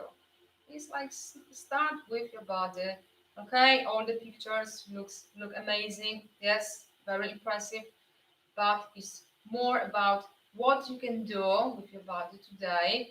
What's the limitation in your muscles, in your joints, and you know how to progress, how to improve. And after that, for fun, you can add more things. And you can find the same style on every single videos from my channel. Always we start from the very easy one to some crazy thing. If someone is ready, okay? And I'm not using the name of the poses because that's why you already okay. Let's do triples. Everybody got this picture. Yeah, I like this to be somewhere hard. It don't have to be. We go. Okay, let's start this one, this one, this one, this one, and you just see how far, how high you can lift your leg, how much you can pull out. And I think this is more important. Right? I'm going to stretch your legs right now. And the next subject, hips. Again, runners, hips super tight. And we, oh, Damien, what was it? There was a video or some article about tight hips. That's okay to have a tight hips. Remember that. Tight hips to be a runner because you got this stability in your hips. Remember that. It was the article? Article. It was the article. And you had a discussion about and it is important to have the strong muscles in your hips, your core, for good stability for sure.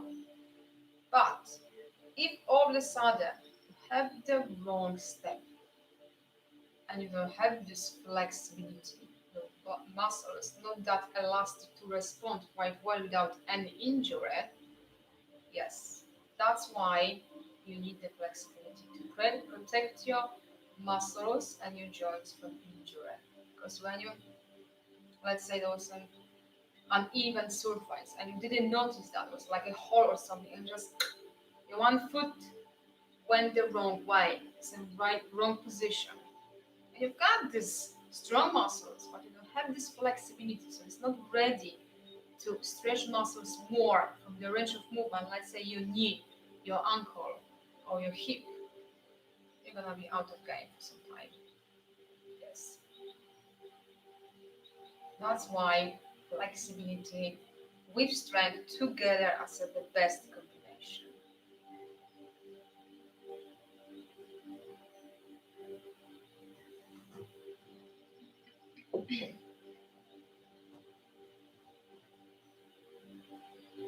How is the group on Facebook?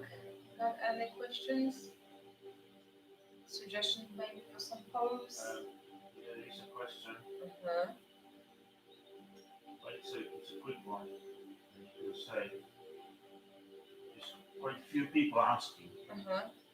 Same question. how to start any workout, any exercise at all. Mm-hmm. And my suggestion would be just start watching, play at home Yeah. or play when you feel comfortable enough with language and so you feel like you in a gym or like in a studio, and then start exercising as soon as you're comfortable with the language.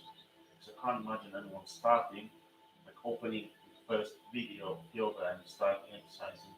I wouldn't do it. And that doesn't make sense to me. But yeah, you can elaborate on this Mm-hmm. a little bit.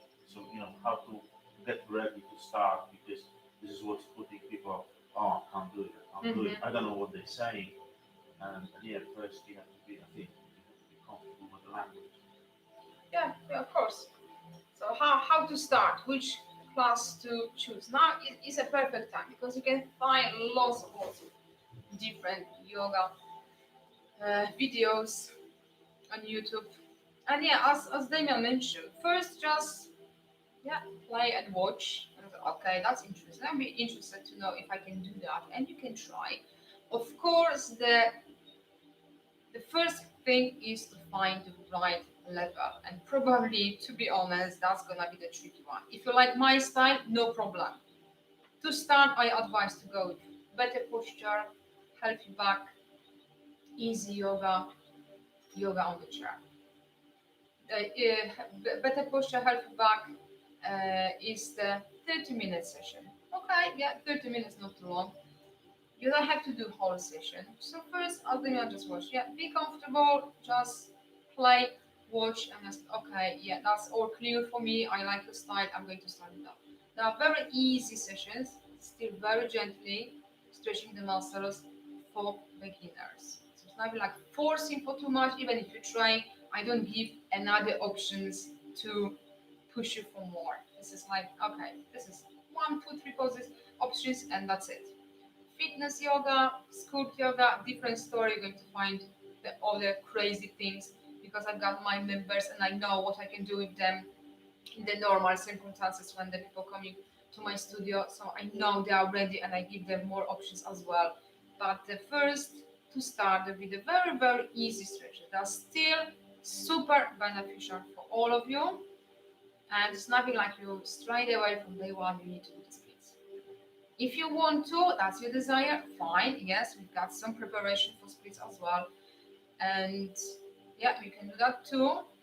But to start is just find one, play, watch, and if you find, yeah, that's interesting, I like to do that, I like to do that, yeah, I've got this muscle style, so I'm going to try how much flexibility I have, yeah, I can see how far I can go, yeah, like it, fine.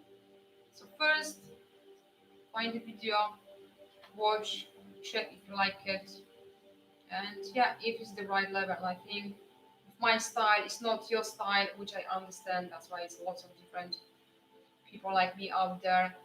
But as I mentioned before, so far I haven't met anyone who's doing any adaptation for beginners. If you know someone, please let me know because I like to have a contact with these people and maybe do something together, like maybe another workshop from another people. You know, you can do on Zoom and you can see two teachers and instructors and yeah, explaining more. Yeah, it'd be nice, it'd be amazing. So let me know. You have a message. Okay. You need to read it. Okay, I've got another question. Fantastic. Question. No, that's from Emma. Tina, hello.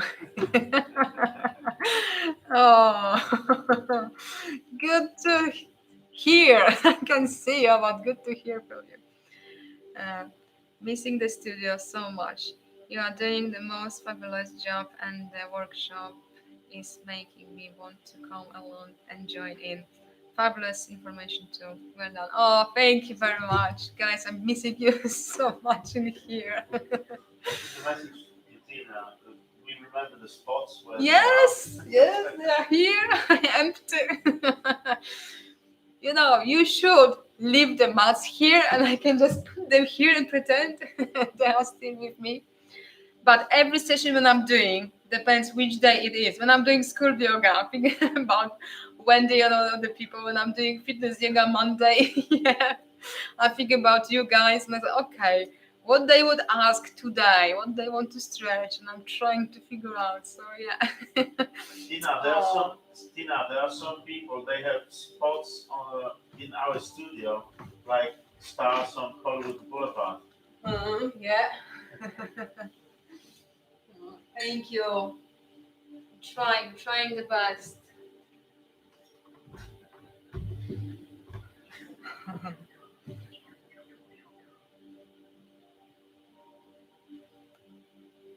Yeah, of course.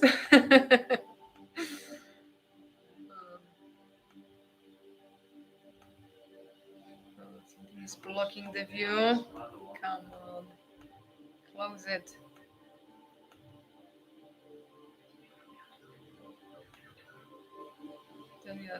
Don't empty. I will leave my mouth. Yeah, bring it, bring it. Got another one.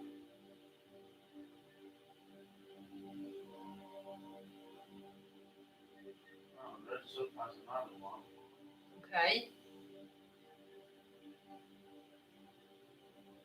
I'll just post it from Rachel. Let me see.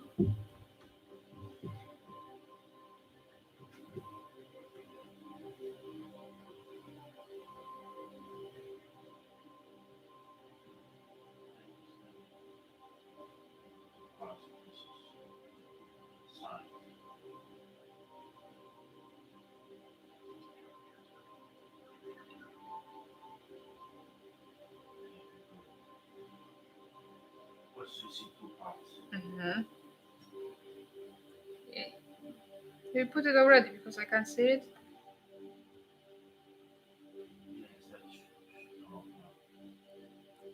It's not yet.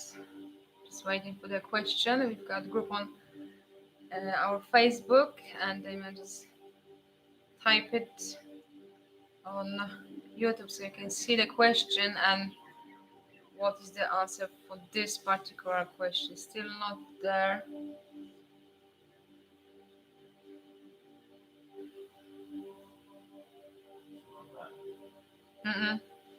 No, the last one is from Tina.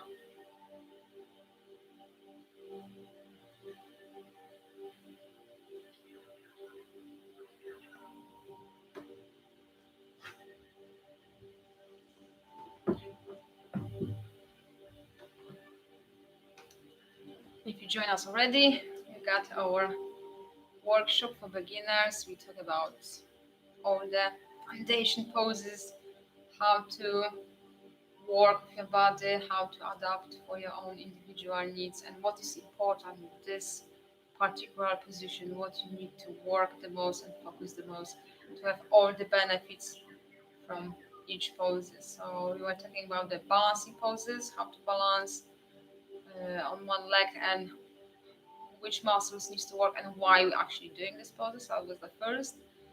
We were talking about the twisted poses, how to work properly to strengthen your core muscles because it's all about good mobility in your spine as well as the strength in your core, front, back, but also your obliques. That's the part sometimes it's tricky to really activate, so the twisted pose is really great for that. We were talking about the back extension as well. We don't need this crazy weird stuff like that. We need just a little bit of movement to make this flexibility and mobility in your lower back area to keep the right alignment for your hips and work with the muscles the right way. So that was probably the most challenging part of our workshop. We've got two more subject to talk about it. How to stretch your legs the proper way. Takes much more time for legs because front, big group of muscles, the back, very long one. Takes much more time, but you need to know which position and alignment of your joints needs to be to work with them correctly. And the last one gonna be your hips. Okay, and meantime we've got the live chat and we answering the questions we've got already as they with us on this workshop together.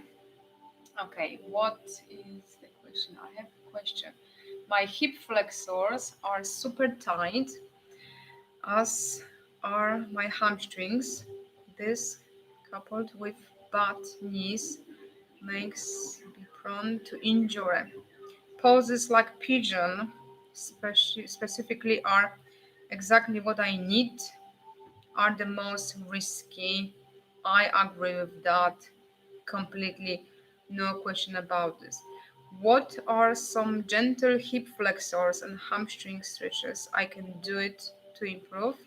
Also, what are good modifications for pigeon? Exactly. Uh, Thank you for the question, Rachel, again. And good to see people really aware you can go the wrong way with yoga.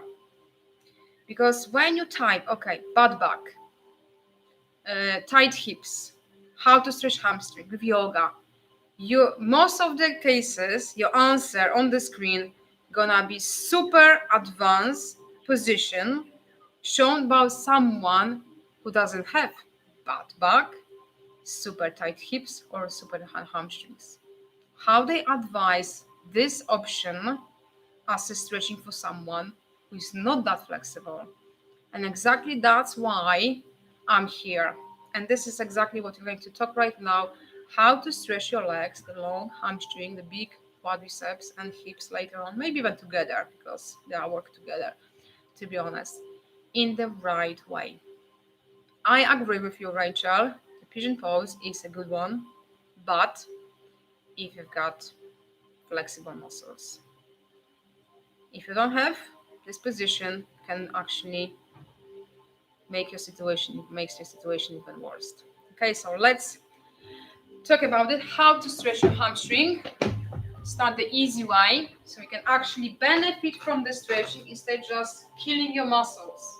Right? Because as you remember, if you're pushing for too much, you're just fighting with your body. Message from your muscle receptor is too much. It's too much, hold it tight. We need to go very easy.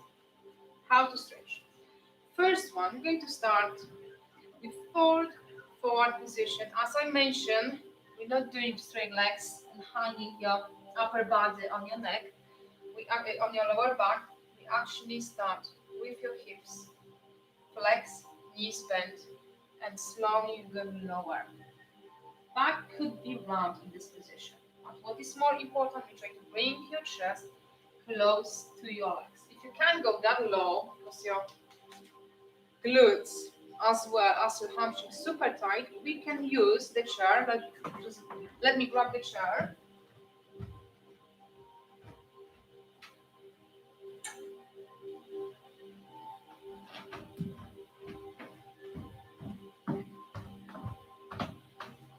When you start to stretch hamstrings straight away, if the muscles tight and you start to stretch them sitting on the floor, probably you're not gonna be able to hold the right position. Your pelvis is gonna be tucked under. When you stretch in this way, it's more for your lower back than your legs. I advise to use the chair to start. Grab the chair. Let's start the first one. Let's start. Try to show. It's imagine like going to a squat position, but you've got your hands supported on the chair. Could be chair, could be table, could be even the wall. So you're placing your hands nice and flat against the wall, hands to your shoulders level to start. Okay? And you're just bending your knees and you're trying to bring your belly, again, about hips tilt forward. Right? This movement. Because hamstring is attached. Allow your knee all the way back up here. So to stretch, especially the upper part, is make this movement from your hips. When your legs straight and you're trying from your hips, it's gonna be too much because it's fully stretched. We need to start your knees bent first. You're still stretching, there's nothing wrong. I've seen some videos, they were saying, yeah, if your legs bent, you're not stretching your hamstring. Yes, you do. If the hamstring is super tight, this is the way to do without forcing too much. You're still stretching the upper part, not that much behind your knee because it's bent, but the upper part, which is the tricky one to stretch, you're stretching for sure. And you have to feel that because it's a long muscle. All the big groups of the long muscles is a pretty intense feeling as you stretch, but still needs to be comfortable and you're enjoying the stretch. So going back to the squat position, you've got your arms nice and straight. To close, just step back with the straight arms and you just walk. Inhale, lifting your hips, and you exhale, bend your knees. Inhale, tiny movement to feel the stretch, and slowly exhale. Inhale and exhale. What we stretch here? Hamstring, as I mentioned, the upper part, glutes, lower back, as well as you lengthen your spine, stretching your arms and your chest. You've got even more benefits than you're actually asking for.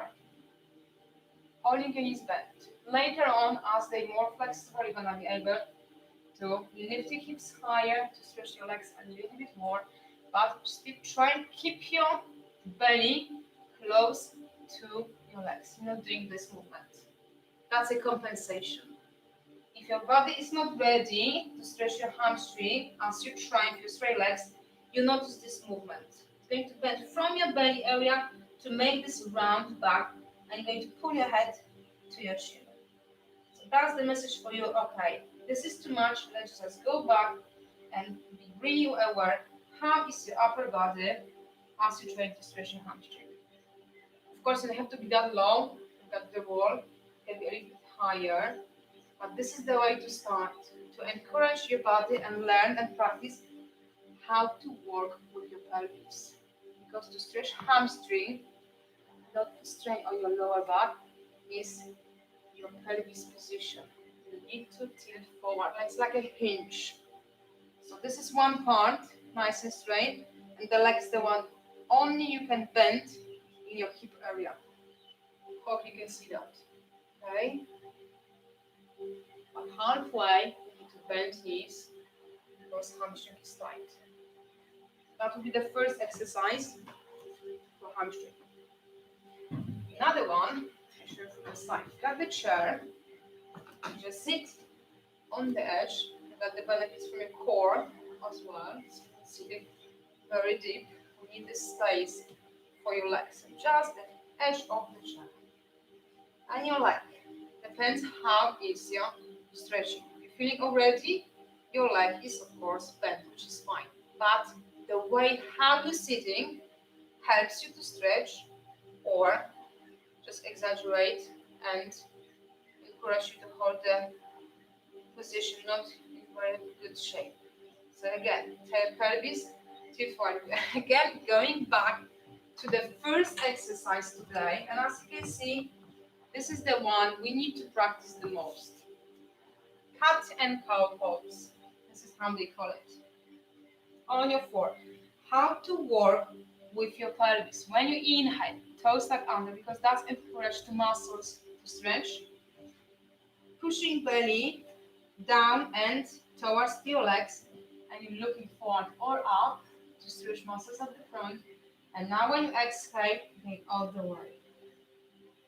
Practice this one, and as you sit to stretch your hamstring, you need this position right now. Not that deep, but just halfway to find the middle between round back and arch back. Just something in the middle. Okay? So let's sit on the chair. Think about this position of your hips.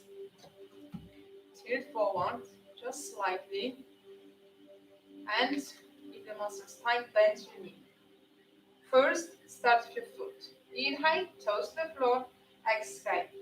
As much as you flex your foot, you're going to feel more stretchy. Right now, it's gonna be this part, behind your knee. Right? If you'd like to stretch the upper part, keep your knee bent. If you're feeling stretched already, remember this scale from 1 to 10.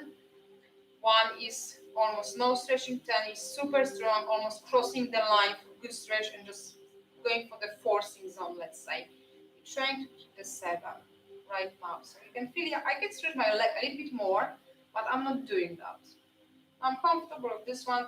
I'm still feeling the stretch, and this is what we need. When you're comfortable, you're feeling this pulling sensation in your leg, behind your knee, you can encourage the upper part by leaning forward again from your hips. Okay? Inhale, release, and exhale, stretch. Inhale, and exhale. And as you practice, the muscles getting more flexible. You got this good length, and you're ready to keep your legs straight. Again, first, just your foot. You feel straight away. If you're trying to straight leg, but when you flex your foot, you notice your body automatically, without even thinking, bending knee, you force for too much, and that's the response. This is the compensation going on from your body. Your brain is still like, yeah, nervous system is always protect. Whatever she or he is doing, we're going to on the protective mode. So you can flex it, but only to know the moment when you're still holding the leg straight. Start your toes pointing down, as again, leaning forward to stretch the upper part. If you're still comfortable, next step to going for the deeper stretch. So remember, it's not an option to choose, is how you can progress if you're going to feel I've got more flexibility, I've got more range of movement from my hip and I can go for more. You can use this video. I'm going to space it. There's going to be a special video from this workshop only for the legs and hips, and you can use it not only today but for the next few months as well. So that's the way to progress. Start first, think, later on the leg, maybe slightly bend, work your foot, find the position. Your body is going to compensate your upper body as well, so forcing too much, it's going to be the same as you've done here. Remember, it's the same way because there are the same muscles involved. But sitting on the chair is easier to control your hips position. That's why I'm going to advise sitting on the floor or stand up, because chair holds your hips in the right position, nice and stable. You don't have to think about it for the moment. You can really focus how to improve flexibility in your hamstring. Remember, it's a long muscle here. That's why you need to spend these movements. You're trying to stretch the upper part. That's the way to go.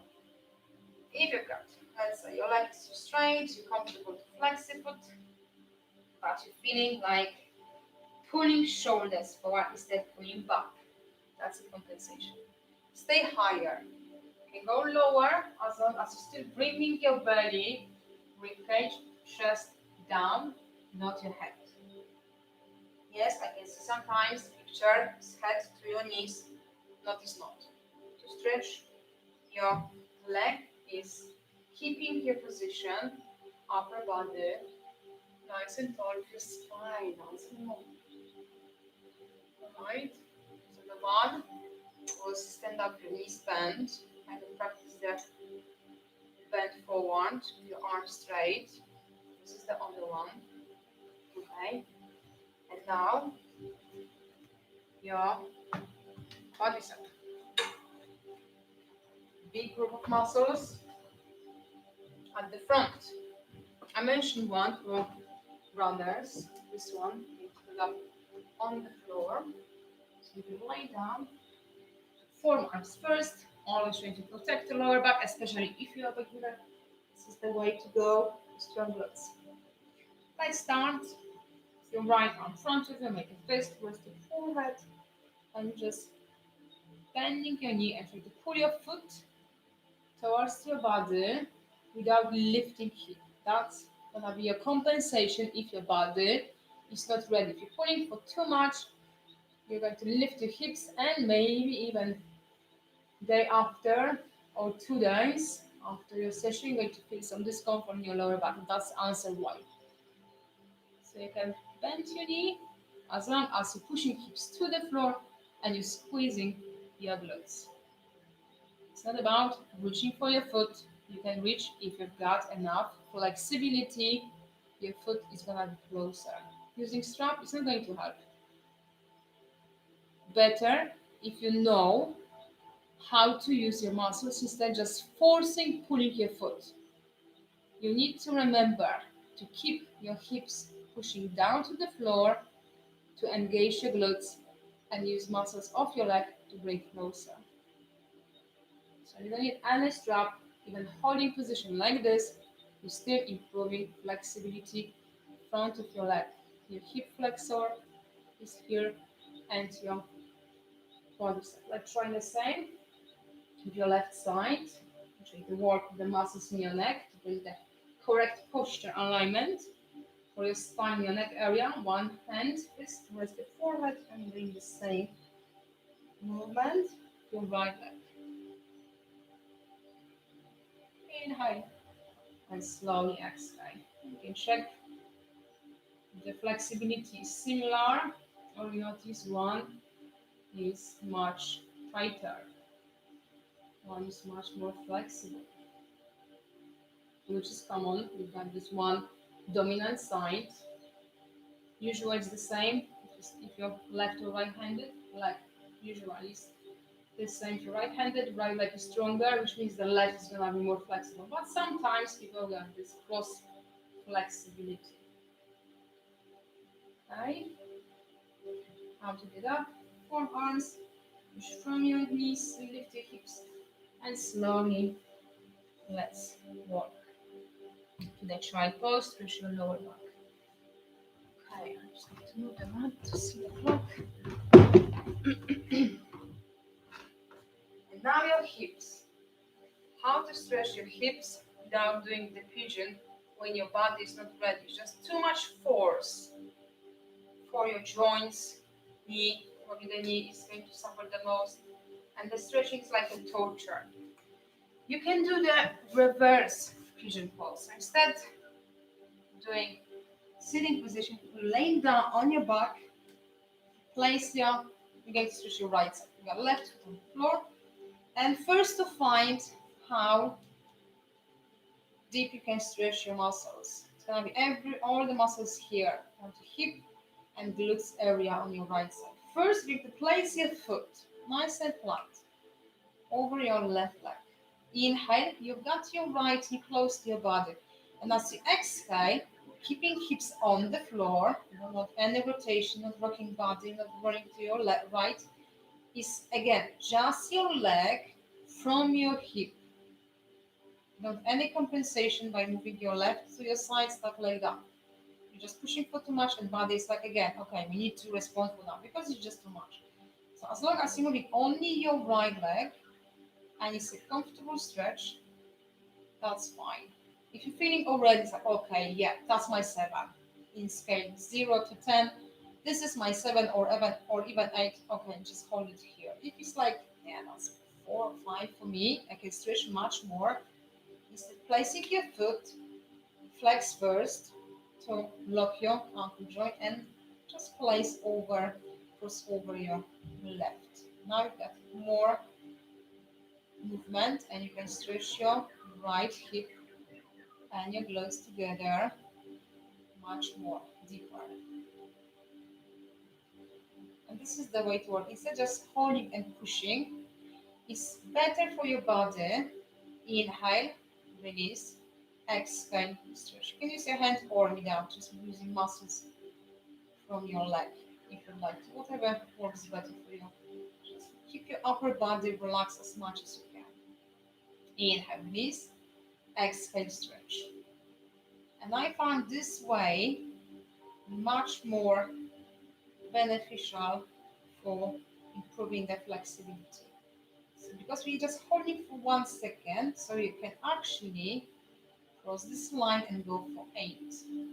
In scale from 0 to 10, remember we mentioned that, how to find how much is too much, okay, where's the enough stretching. Because you just 1 second and release. And again, exhale, inhale towards to you, exhale. Why this way? Why the breathing is so important? You can do inhale here, but when you inhale, your muscles is more in action, not stress, but it's working the active because you're lifting your rib cage and it's more like action is going on. So it's more like, let's say, it's tense. When you exhale, everything relax for a second. And this is what we need. Instead this tension, we need your body is more like a relaxing moment because that helps you to stretch and improve your hip and glutes area. So inhale here and exhale, move out.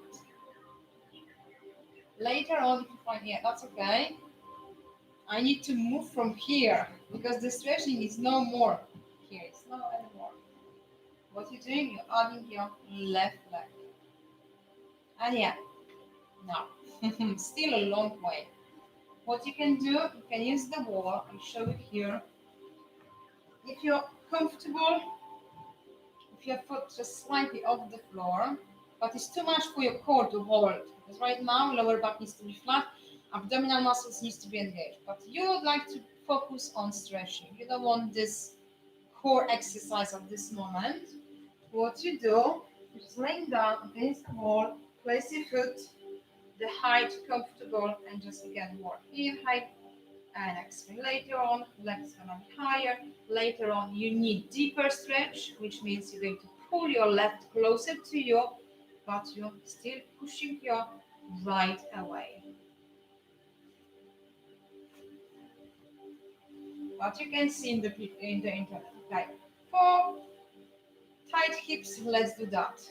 How? If you feeling stretch already, or even here, you don't need your arms here.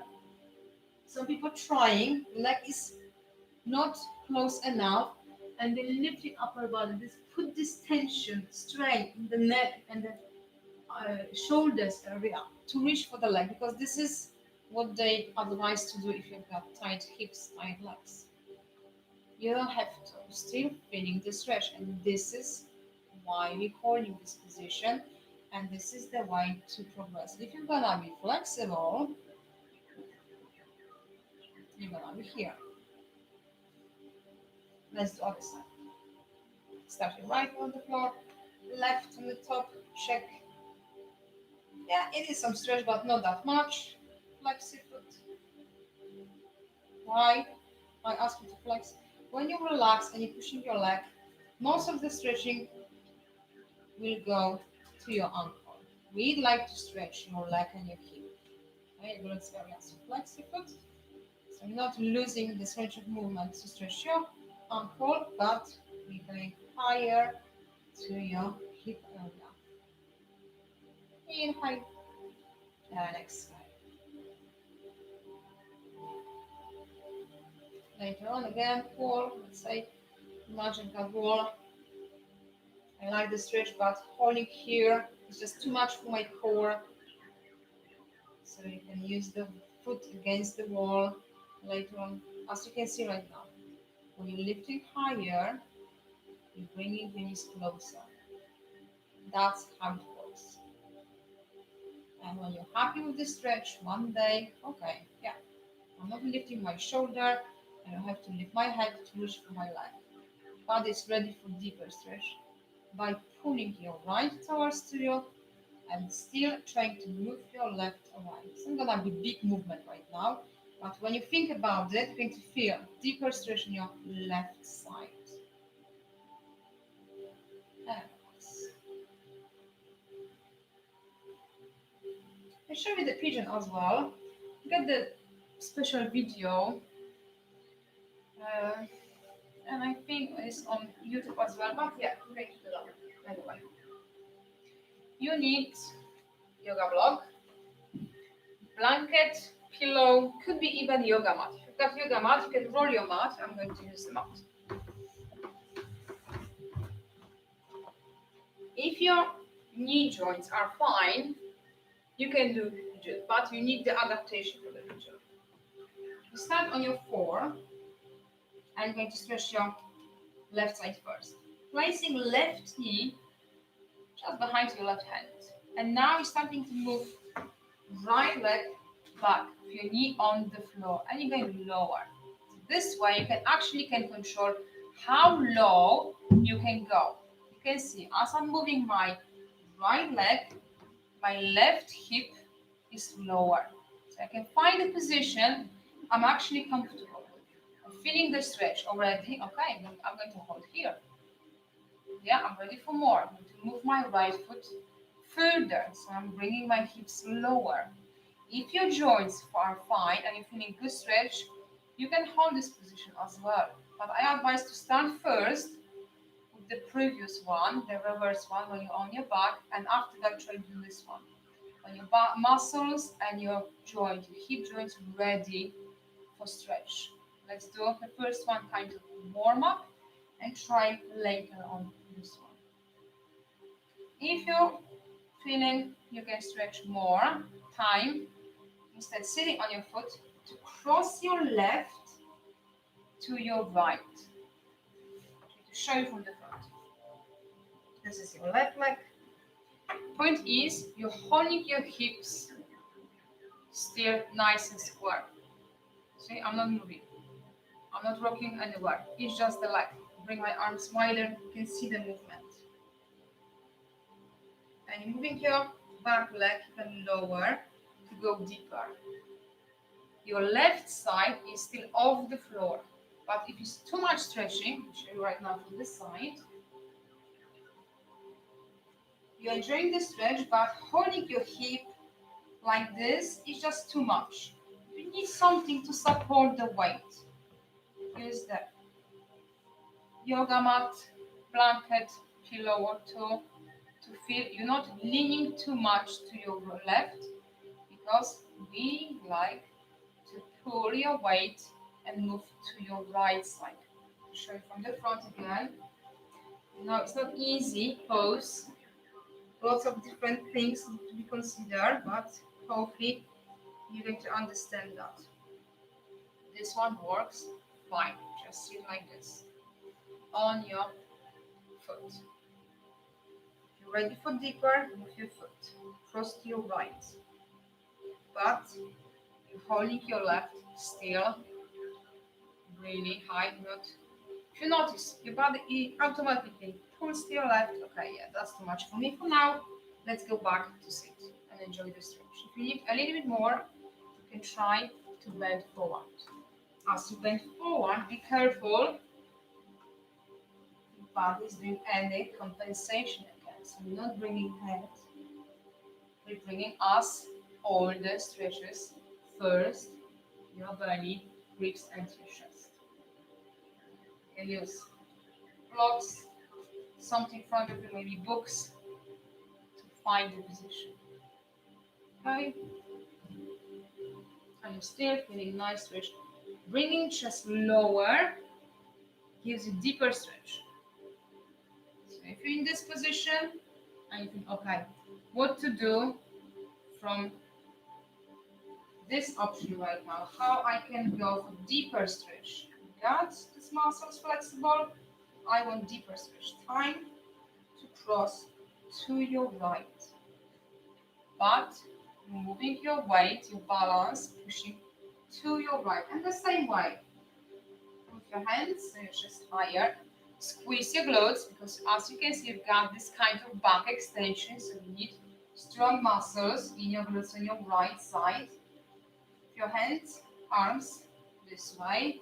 Later on, you try and bring lower, but without lifting hips. You can go lower with your chest as long as your hips pushing down. Hope that makes sense. Please let me know if all the explanation. I know it's a very complicated position, very beneficial, but you need to understand how to progress and how to find the right option for you. Right? Because you can go very deep, you think, yeah, this is the stretch, but you can compensate everything really, and you don't have all the stretches in the right place. So that's the way to work. How to get there? Back foot, toes tuck under, lift your knee, now your hips, and you can slide your left back. And you understand, steady position, so now right knee, behind your right hand, and again, just moving your leg like this, you can actually control how deep you can go. Maybe that's enough. Maybe you're ready to move your foot, maybe with the block, or later on without, to go lower with your upper body to give deeper stretch. This is the way to work. Squeeze your glutes, especially if you've got this higher chest. Stretch your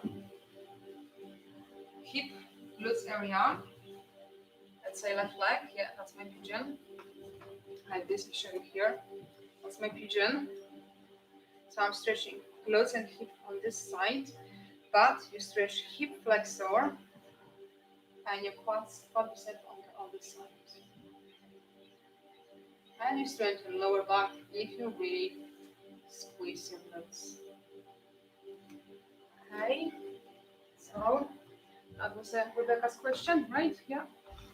Hopefully that's all clear. Please let me know if it's enough explanation, because yeah, I still got some time to talk about it. If you need more, please let me know.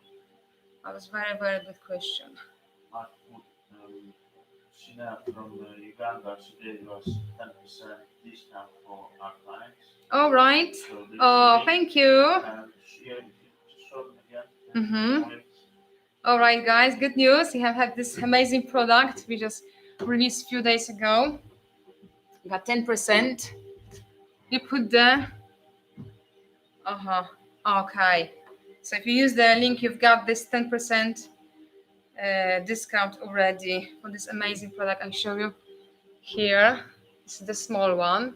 You can use it for your relaxation, meditation, when you've got trouble to sleep, anxiety.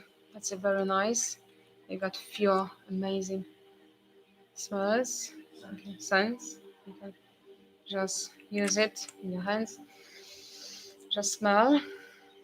And also for your body, for relaxation after some nice hot bath. After your session, you go for shower. Use something nice, 100% natural, vegan, never tested on animals, and 5% profits go to Women's International, and it handmade in Ireland. So we like to support small businesses as our as well. So thank you very much. Really appreciate that.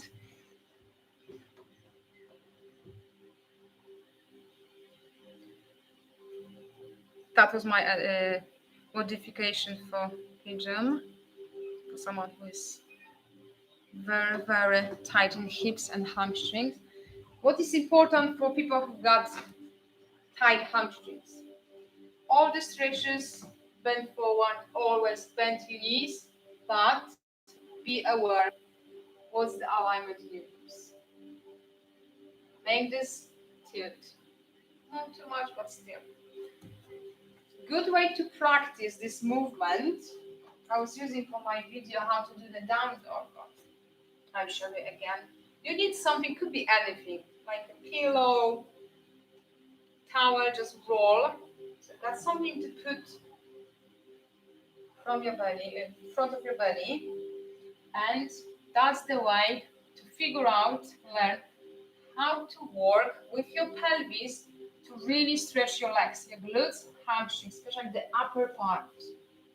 That's going to hold, and as you lift your knees and your hips, you're holding still the same place, and you're still stretching your legs, hamstrings. For more, you can march on the spot with the block. Yeah, could be down the floor in a second. If it's something soft, it's going to move nicely with your legs. So that's the way to really figure out what I'm talking about. Tilt your pelvis forward. Remember the first one. Inhale, that's your tilt forward. And exhale, that's tuck under to stretch lower back.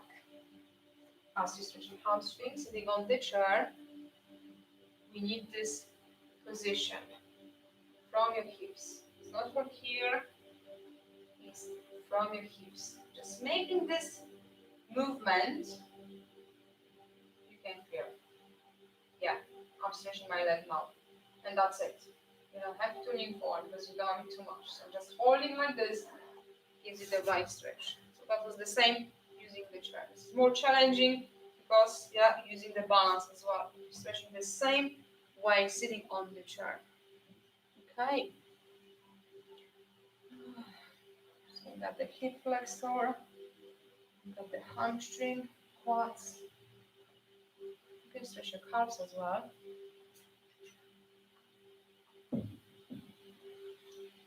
Chair or the wall again. Got some space at home, free wall. Just going to place your hands staying close.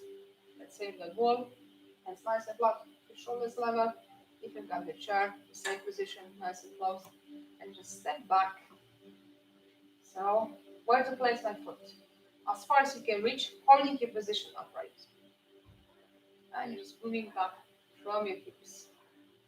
And then here, maybe on the chair. And now you inhale, moving your hips forward to lift your heel, and now moving back to press your heel to the floor. Back leg needs to be straight. Your heel doesn't have to be on the floor. You're working nicely to stretch your calf, but also you work for the good mobility in your ankle joint. Inhale and exhale. Squeeze your glutes, right side, back leg. And think about moving hips. Front, inhale, slowly exhale, as you stretch moving back. If it's the wall, that's the position.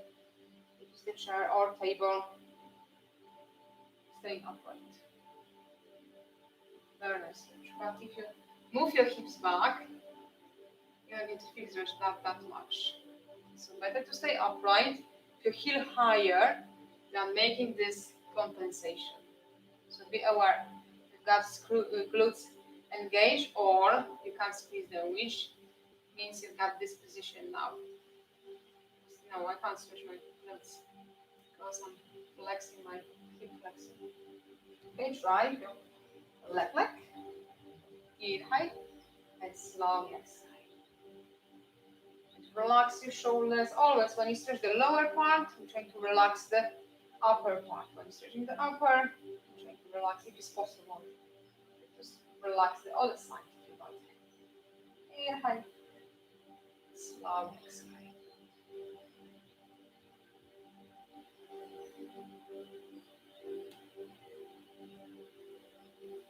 I've got now the good stretch for your hips as well as glutes lower back. You're going to benefit with more flexible inner thighs as well. One more. And now the chair again. Can you believe it? Sitting on the chair can actually do pretty good stretches for your body. Start to move your feet and your legs. Always hold your knees directly above the ankles. What that really means, we're not doing this. You can move your feet wider, but where your knees? Your knees needs to be in line together. So start from the center and you're moving your feet and your knees. Okay? Find the range of movement happy. Hold. Again. How you're sitting. Remember this one. We're still coming back to the first one today. As you can see, this is the real deal. Maybe that's enough for you. And all you're trying to do right now is lean forward.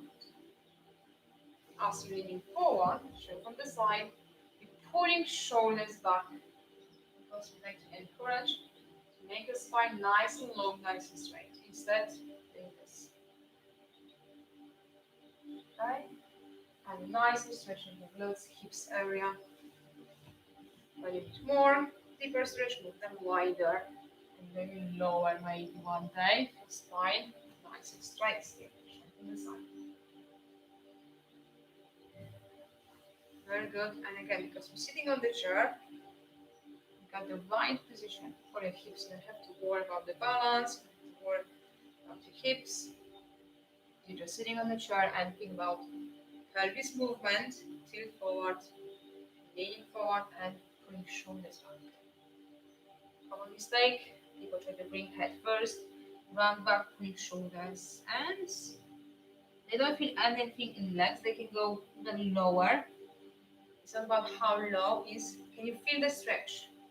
Your legs here inside, your hips, your glutes, your lower back. And as much as you pull your shoulders, you need to feel your chest and shoulders as well. Inhale. Slowly exhale. Another modification for pigeon pose, sitting on the chair. Yeah, seriously, you can do that. Is right leg straight. This is the leg when you got on the floor. The reverse option when you're laying down, remember, was the one. Of course, we don't have this flexibility yet. I'm still not. Yeah, let's stretch your hips. If you've got tight hips, let's do this stretch. How? If I've got tight hips, I can't lift my leg that high. That's why I'm asking for some good stretch to eventually have this flexibility and range of movement in my hip. Start with your straight leg, flex the foot. You want all your joints locked. Okay? And now place your left leg just cross front of your right. And when you inhale, try to lift. Just work with your foot. and then slowly exhale down without leaning back. That's another compensation. So you always need to be aware of my body compensating. If something feels like, where is the stretch? I'm doing everything right, but I can't feel the stretch.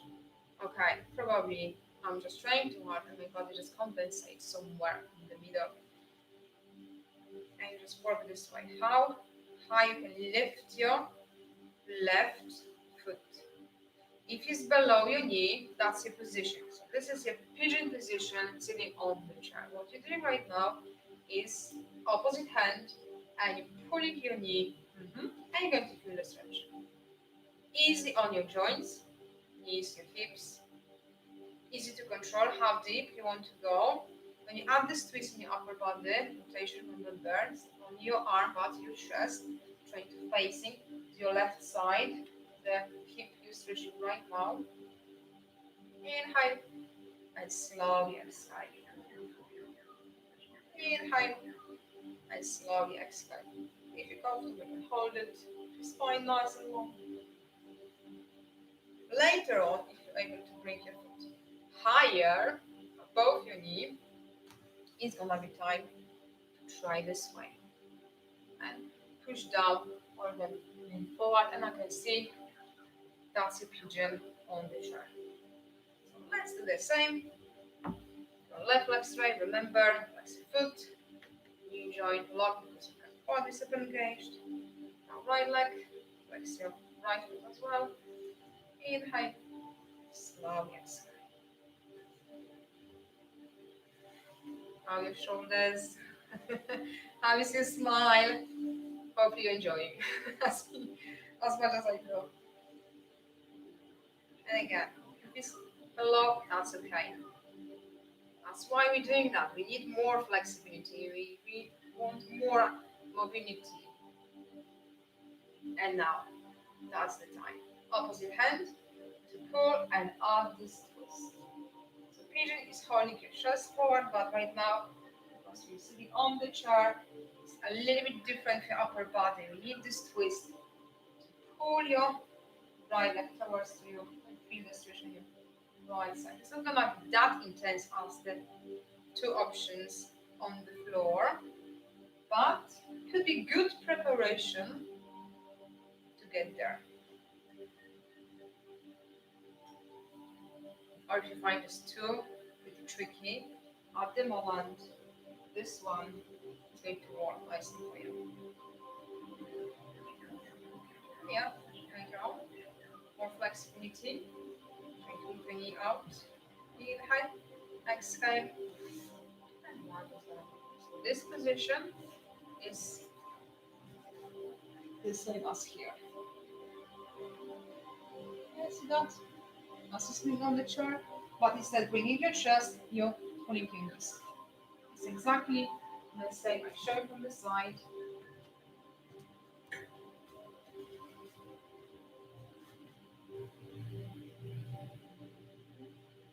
See? Similarity.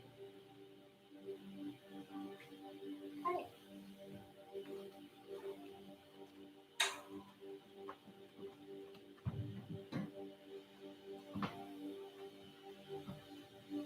Hip flexor could be problematic as well. The muscles tight, you're sitting a lot. Okay. So computer work in front of the desk, behind the desk. Nice stretch for you. Let's start on the knees. Right leg forward. And from your hips. So try to move your hips towards your front here. So it's forward and down. It's like 45 and 45. 45 angle. Strong glutes on your left, because as you know, you have this kind of back extension. So you need these muscles active. Hold nice and strong. Inhale, release, and exhale. Again, you're finding the right level. Remember the scale from 1 to 10 to be comfortable with the stretch. Front knee, line to ankle. Inhale, slowly exhale.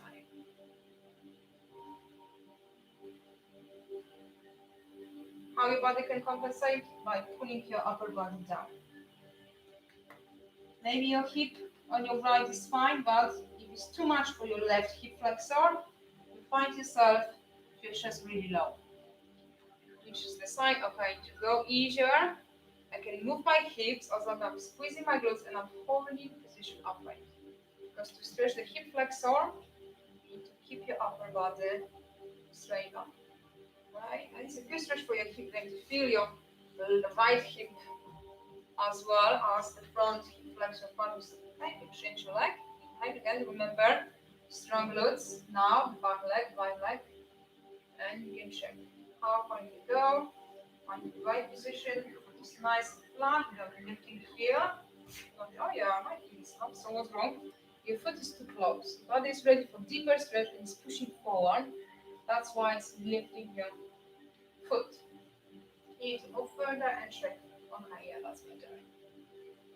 Inhale and slowly exhale.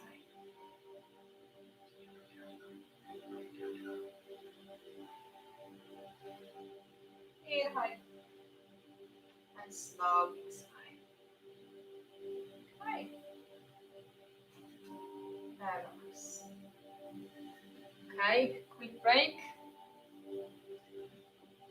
Thank you for all the questions. Hopefully it's useful for all of you. Everything is clear. We answered lots of very good questions. They were This so is a really very good long questions. question from Emma. Okay. In two bits. So Uh-huh. the three parts is one question, and I will, as soon as you finish, I will post another one. Mm-hmm. Emma, I really like to improve my flexibility and help my muscles loosen and relax. Also, I've been struggling to heal my plantar fasciitis I developed last year.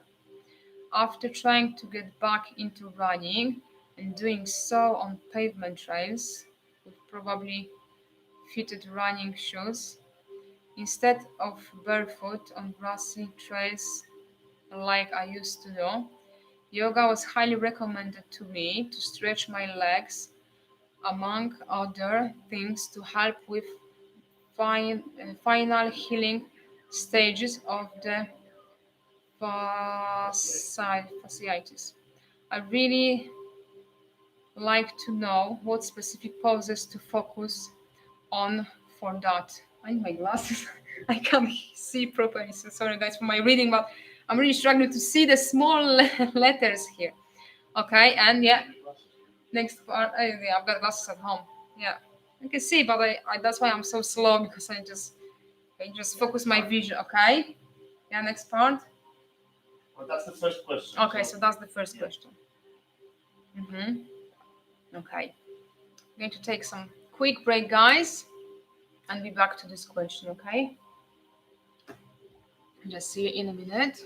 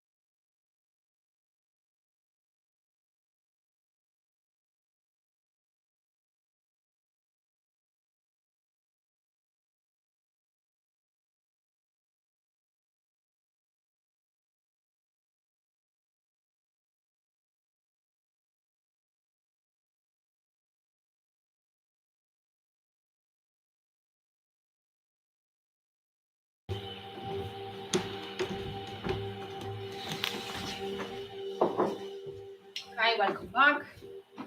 Last part of our beginner yoga workshop. We were talking about the balance poses, twisted poses, the core, the foundation for each pose, how to get there, how to be sure you're doing correct way and using the muscles as the body was designed, and how to improve the flexibility and strength. And yeah, we were talking about the back extension as well. We were stretching legs as a last part. And now we're going to talk about the stretching hips. But before that, we've got the question from Emma. Yes, that's Emma from our Facebook group, Yoga for Beginners with Alicia, about the plantar fasciitis, which is the pain in your heel. So all the stretches doing on the floor probably not very nice, right? I'm assuming it needs to be painful. So you need to do some stretches to stretch your foot and your legs without put the pressure on your heels. Is that possible? Yes, of course it is. And I'm going to show you right now how to do it. I'm going to lay down on the floor, lay down your back, make your forearms, make it easy, support your lower back, bring your knees to your chest. And first, before we start, to stretch your legs and your feet, let's hold this position. If you join us already, that's gonna be your preparation. Slowly rock your body side to side, like to prepare your hips, glutes, and your lower back for a nice stretch. Like I'm doing some stretches, but there are with your heel on the floor, though few on the chair. So I might try them as well. But I show you right now a few stretches for your legs you can easily to do. Got this problem. You hear this plantar fasciitis. So be proper pain as you place your foot on the floor and you try to then stretch because you put the pressure on heels to stretch, especially your calf and your hamstring. So there's no way to do that without any pressure on your feet. Yes, you can do just laying down flat on your back. And now, keeping toes on the floor, it's going to work nicely to stretch your foot as well. So you're not placing foot flat, but you're keeping toes on the floor, right? And now arms beside your body. And you're trying to lift your leg. It's not about leg needs to be straight. It's about lifting your foot to the moment of feeling nice stretch, nice stretch. Remember this scale from 1 to 10, looking for 7 right now. So you don't have any tension in your upper body, neck and shoulders relaxed, and you're checking how is the flexibility, how much you can stretch your leg. Maybe it's only here. Maybe some of you is beginner but got this flexibility because you're just born with this flexible body, which is amazing. So you can do that. If your leg is completely straight, by flexing your foot, pushing your heel up, toes to you, that's the way to increase the stretch. But let's say you don't that flexible, you can only hold position like this. What is important? You're not moving your leg. You start with your knee somewhere here. You can then place your hands to be sure you're not moving your leg out as you're trying to stretch, because that's the compensation. You hold your leg this position, your knee is this place all the time. Inhale and slowly exhale. Inhale and exhale, trying to stretch. Calf, hamstring, glutes, part of your hip, lower back slightly. Inhale and slowly exhale. Okay, now your right foot heel off the floor. So nicely work for your foot as well. The muscles, this inflammation. Inhale and slowly exhale. Inhale, the knees bend, and exhale. As your body is this kind of relaxing stage, it's easier to stretch. So you can only benefit from the stretch, but you can add core exercise. It's all about engaging your abs. As you remember, again, the first one on your forearm, moving your pelvis. looking for this pelvis. Tap under, which is right now down to the floor. How to do it? Think about pressing lower back to the floor. That lordosis, of course, not going to be completely flat, but that's the way to work to make your muscles stronger. Inhale, your knees bend, and now when you exhale, you can stretch your leg, lift your foot, and try to pull your abs through the spine to press your lower back down to the floor. So you're stretching your legs, but also you build the strength in your core. You practice how to control this area, which is the tricky one. And now you can try both legs together. Inhale and slowly exhale.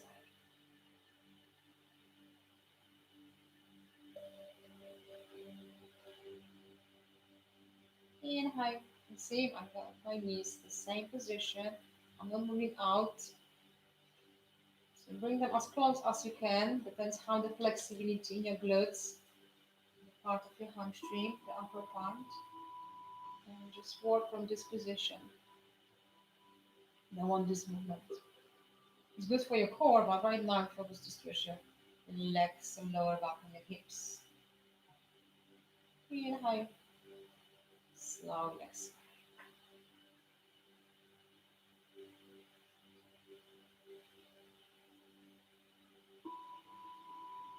Okay, again, right, left foot, just your toes. And now your knees bend. If you need to be bent, that's okay. If you straight, that's fine too. And now just your foot. Inhale, toes up. As you exhale, flex your foot and pull your toes down. Inhale, slowly exhale.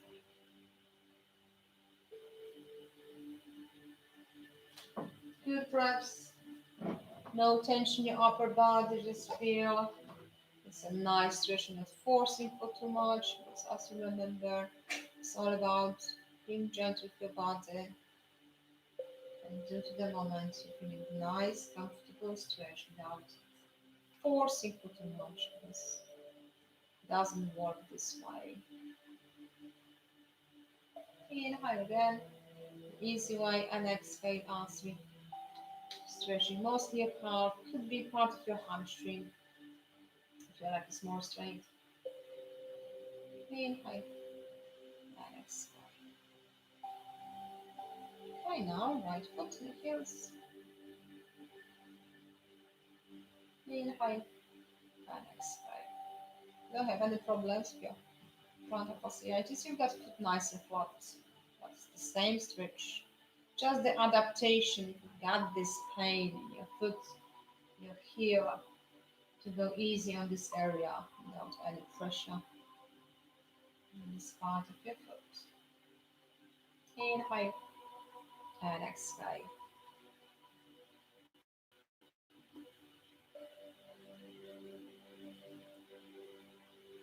Okay. Now we need left leg closer. You can grab if you find you can pull closer. Now right leg. Again, doesn't have to be straight. That's why I'm going to keep my leg bent. This is no pressure to hold your leg straight. As long as the stretch is here, calf, hamstring, glutes, that's what all we need. And now you're moving your leg out. Nice stretch, not only for your hip, but also muscles inside of your leg. You're working for more flexibility in your leg and working for good range of movement flexibility in your hips. So you answered the question for Rachel here, how to switch my hips without all this tremendous strain on my joints, my knees. That's another option. And yeah, if you got this problem here in your foot, pain in your heel, all the laying down on your back, go easy with your feet. But you can still nicely stretch your lower part of your body, your legs, hips, lower back. Inhale and exhale. Make this position of the foot. It's gonna be a nice stretch for your plantar fasciitis right now. Avoid this movement. And remember, it's not about How close to the floor is my leg? Now it's just checking what is my range of movement from now. When you start your foot somewhere here, as you're moving out, it's still in line. Margin is line, side to side. As you move your leg, still stays in line, not moving out. Okay, hope it makes sense. That's the way to work the muscles inside of your leg and stretch your hip, glutes, and lower back. And extra position for your foot. Got this plantar fasciitis area. I hope you are saying correctly, which is the pain you here.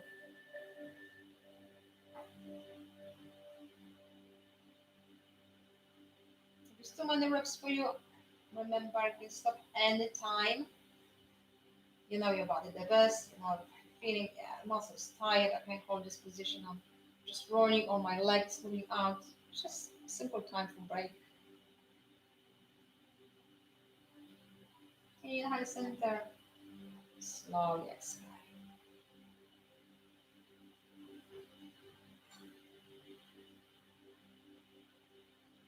Inhale and slowly exhale.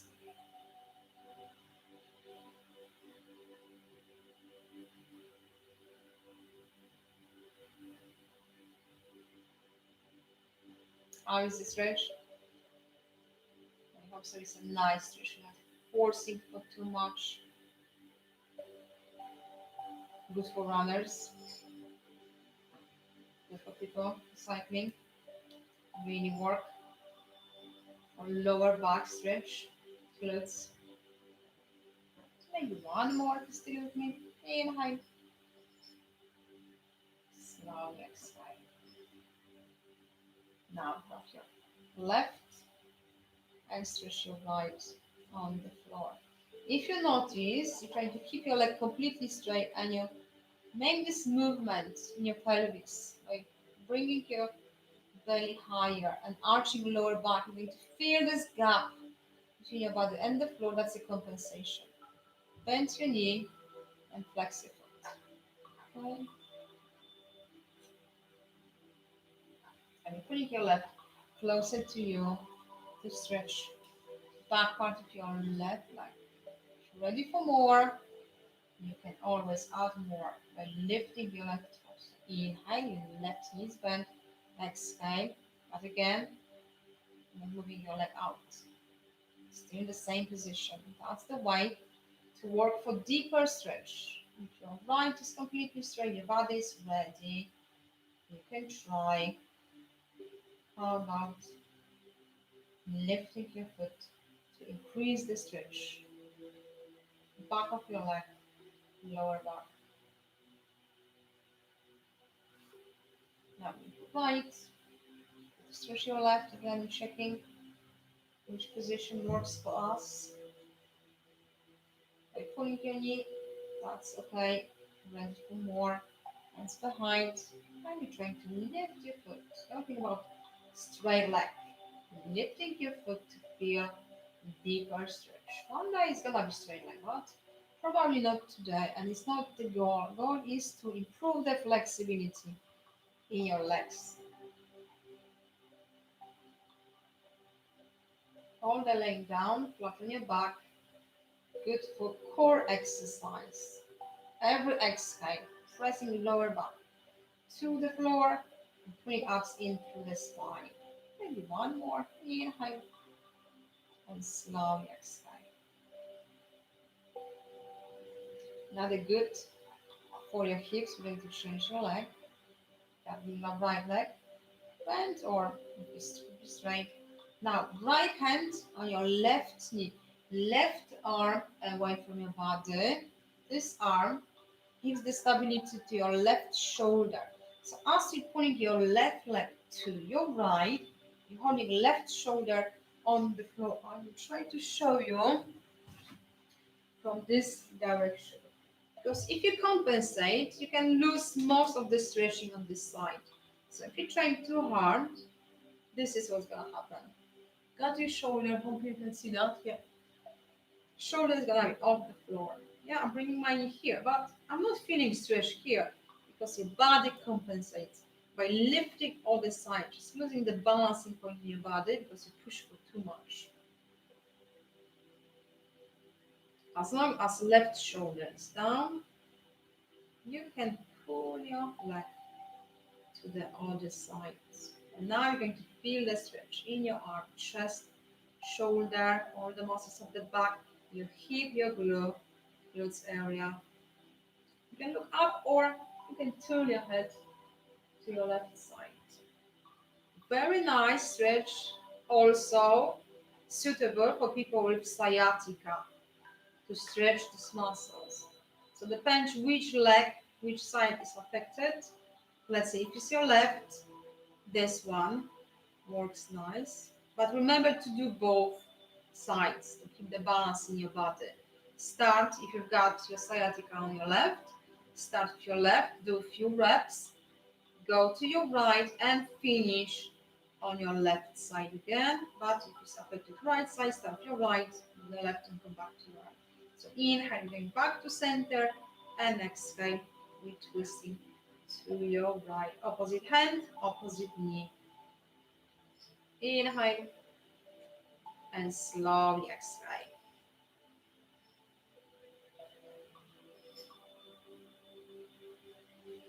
And if you're comfortable, you can hold it for a few breaths without crossing. Remember, 7 in scale from 1 to 10. But if you're feeling muscles tight, this is more comfortable for me. As we say, listen to your body.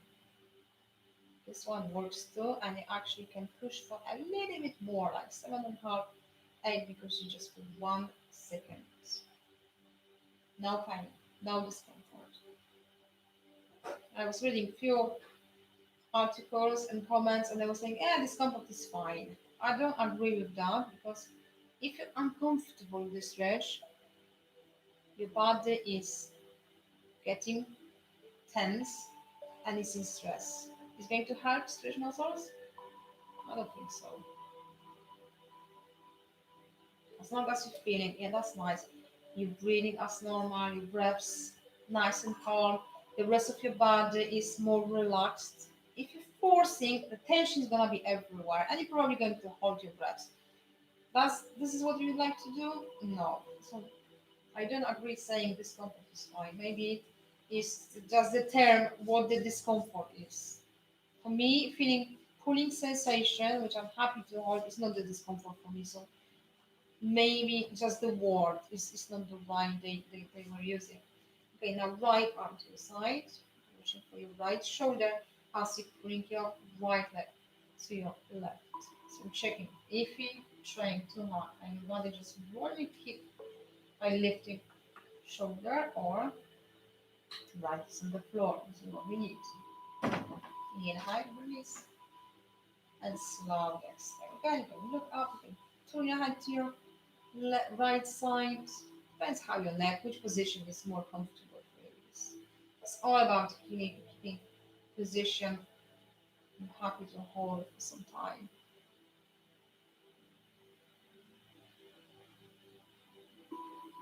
It's all about enjoying, yes, your time with yoga or any exercise you do. If you like it, if you're enjoying, you probably will be doing more often because you're going to be looking forward. Where is my next session? Where's my next class? And it's a good time to start because if you're not sure, okay, what is all yoga about? I'm not sure to go to studio or join the gym. Yeah, now it's a perfect time. Just go at home, watch first, see, yeah, if it's interesting for you, if you like it. Oh yeah, I'd like to try this one. So yeah, see some interest in this, and it's gonna be easier to motivate yourself. Again, and hold or just move. The muscle is super tight, probably first working like inhale back to center, exhale. Try to stretch towards as a preparation. Just give your body time. Okay, this is what I'm doing right now. I'm trying to stretch these muscles. Let's respond. Let's make them work with this movement, get used to. And after that, oh yeah, that's actually nice because muscles start to respond to this movement for this stretch. Hips is important. You need to understand that kind of this is kind of joint. We call it synovial joint. To work with this part of your body, these joints and muscles around, we need to do the warm up first. We already did everything, so we're ready. If you join us right now, this stretches are, this movement are enough. What that really means, seeing the synovial joint, the muscles and the joint are really the bones, like that, yeah, leg bone and got the hip, and they got this fraction between. So if you wake up in the morning, first thing, and you go for a run without walking, doing some preparation, is very possible you're going to slowly damage this joint, okay? Because it's bone to bone. It is some cartilage as well, but as much as you move with this muscles, leg, in this joint, that's why it's synovial, because the synovial fluid is produced and release more fluid to make this fraction almost, yeah, almost no fraction. Okay, it's like let's say like oil for your joint. That's why it's so important, because you do anything related to the movement of your legs, your hips, like running, which is a high impact, okay, for all your joints. You need to do some warm up and use this part, this stretch for your hips, like a preparation for your run, or do the stretching after. But it's important, even go for some walk, right? Do some few stretches, few movements with your legs. Just prepare these joints. That's really, really important. You can rock side to side, walk nicely. All these muscles here, not only hips, glutes, and also your lower back. And let's change your position. You always try to support your lower back area. If you don't have strong core muscles, the way you wake up in the morning makes all the difference. So that was the stretches for legs without the extra pressure on your feet to help you work with this problem, this plantar fasciitis. Another stretch you can do, you can sit across legs if you're comfortable, could be on the chair, and you're just stretching your leg this way, right? And then this position of your foot, all right? So it's not toes this way. That's the position for your foot to stretch here, but you're trying to keep your toes pointing up, so putting opposite direction, okay? And try to move your foot. So this helps to stretch all these muscles here. If you're not comfortable sitting on the floor, you can easily do it sitting on the chair. So if your toes, if you're very sensitive, it's very painful, keep your heel off the floor, just wrap your hands behind your knee and work with your foot, holding this position so you can sit out, okay?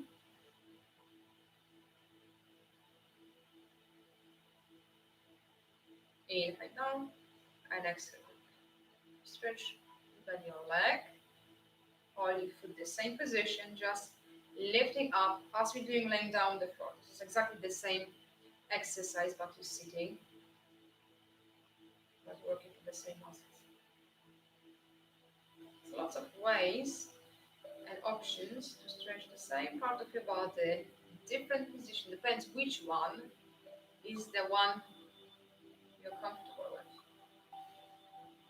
And now you're right, without any movement here, we're not leaning to your side, leg could be lower, that's okay, as long as you got this position of your foot, okay, like pushing heel forward and toes opposite direction. Inhale and exhale.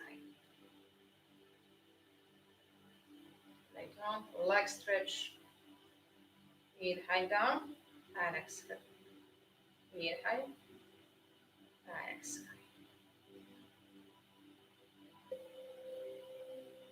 Okay, so complete. That is going to help with the Emma coach tonight. On this plantar pose again. Let me check. Yeah, that was Emma. Did you answer the first one? Yes. Yeah, I did. That was Emma about this plantar fasciitis. How to stretch your legs and go easy. You know, don't put pressure on your foot, on your heel. So option sitting on the chair. So maybe my videos, yoga on the chair, and also this position of your foot. So you're pushing your heel, but you're keeping your toes opposite direction. I'm trying to show you again. This is what we're looking for. Okay, like this.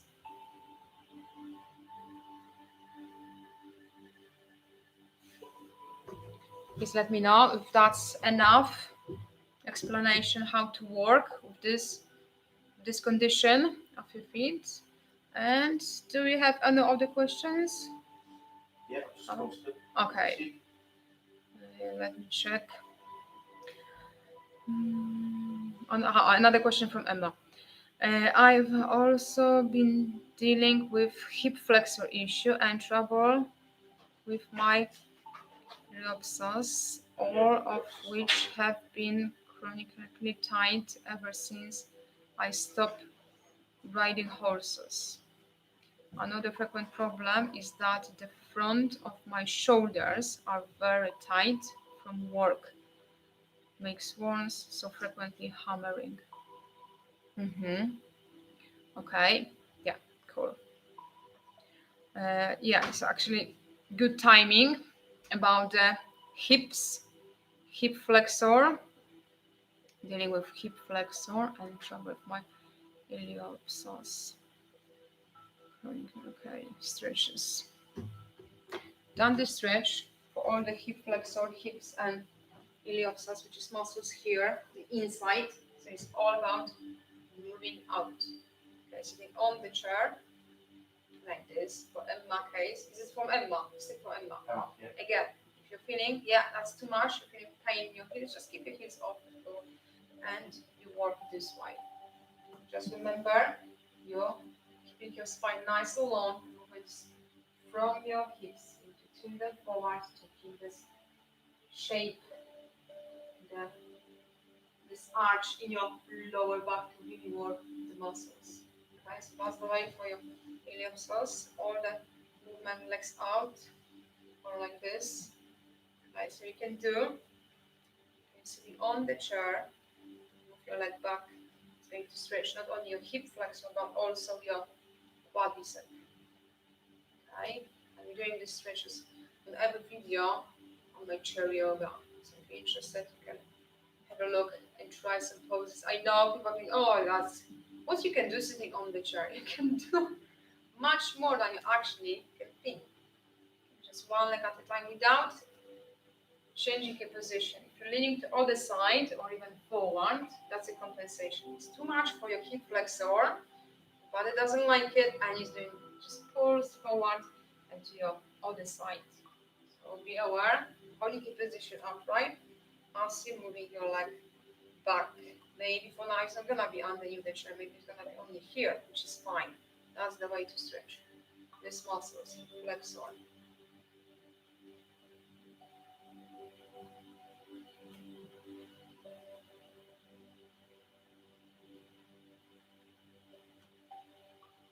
Yes, we had the previous part about the legs.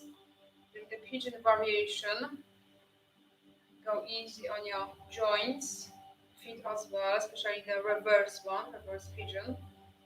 Be nice for your Emma too. Okay. I'm actually going to put the planes, cherry my planes. Okay. Hip flexor. Dealing with hip flexor, it should be good to know what kind of issue? Is the arm just tight, or you had some injury? It's more like a recovery, or just the stretch. What depends what you need really, because you know that would be good if you can be a little bit more specific. What kind of issue? Because sometimes we need the muscles work for flexibility. Sometimes they are just weak. So that was for stretching. Okay. I'm trouble with my muscles. Stop riding horses. Another frequent problem is that front of my shoulder are very tight from work. Shoulder. The one when I show to stretch chest and all the muscles here. Even if it's one side, we need to work with both. Okay. Uh, let's say you've got these tight muscles in your right. If you are right-handed, so because of this repetition movement, muscle stronger. Yeah, the side is much stronger. It's the dominant side. But as I mentioned, as you've got more strength, the flexibility is just going on the right. So strength is going up, flexibility is just going down, and the gap between them is just too much. It's so easy. It's just straight line to injury, to be honest. This is what it is. That's the truth. Let's say if your problem is your right shoulder, you're doing stretches on your right, you're doing stretches on your left, and you come back to your right. So you start this, let's say, problematic one with the one which needs more work. You do the stretch for the other one to keep the balance both together, and you come back to your one when you started. So for shoulder, there will be all the movement. We've done the twist. So for shoulder, it's gonna be only your arm. It could be stand-up position, could be on the chair, as I'm doing right now on your knees, whatever comfortable. It's just moving your arm back, but activating muscles in your shoulder. So it's not only your arm like this, because you can actually damage your muscles here. It's from your shoulder, pulling back and down. As you've done the back extension, so it's the same. Pulling back and down to pull your arm further and slowly relax. So we've opened the chest, it's actually opposite. Inhale because it's easier to open your chest and push forward because of the rib cage movement. And exhale as you relax. With this simple movement, inhale, slowly exhale, could work for your shoulders. Inhale, slowly exhale. Inhale and exhale. You do on your left, inhale and exhale. Elbows slightly bent to start. Could be lower. Okay? It's not going anywhere. Keep your arm a little bit lower. But make sure rest of your body is the same position, facing forward. You don't want rotation here to work for shoulder. To work for your shoulder range of movement, and your chest is movement from your shoulder joint. Okay, the twist is different because it's about this area, your midsection. Okay, hope that makes sense. There is no confusion right now why I'm asking only arm, because this is for shoulder, right? And you're doing the same for your problematic side. Let's say your right. Okay.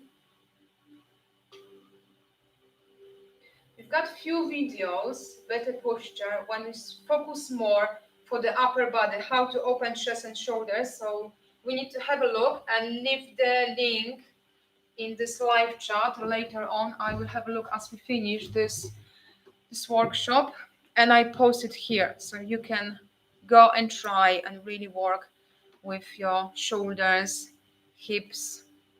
Yeah, we're going to talk about hips here in a minute. Just trying to check if there's any more questions. For now, the front of my shoulder very tight. Yes, yeah. So that's shoulders. We haven't talked about shoulders today, but yeah, as I mentioned, I've got few videos, so you don't have just one routine. You can use few videos. They are 30 minutes. That's specific for upper body. We've got for lower back. We've got for the good posture, which is everything to open your chest and your shoulders. Really good range of movement to just pull them back. All right. So hopefully that all questions we cover, all the answers there. Let me know if we can move on to hips. We already talked about a little bit the adaptation for the plantar fasciitis, but Checking if there's another question. uh-huh.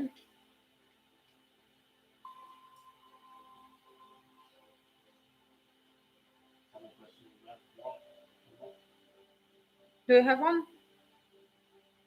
Yeah, fine. Yeah, so Okay, so let's talk about how to stretch your hips. you're gonna talk about relaxation a little bit at the end. Yeah, we can. Because there was a question some time ago on the group how to relax with children at home, how to relax with so many things on your mind. Mm-hmm.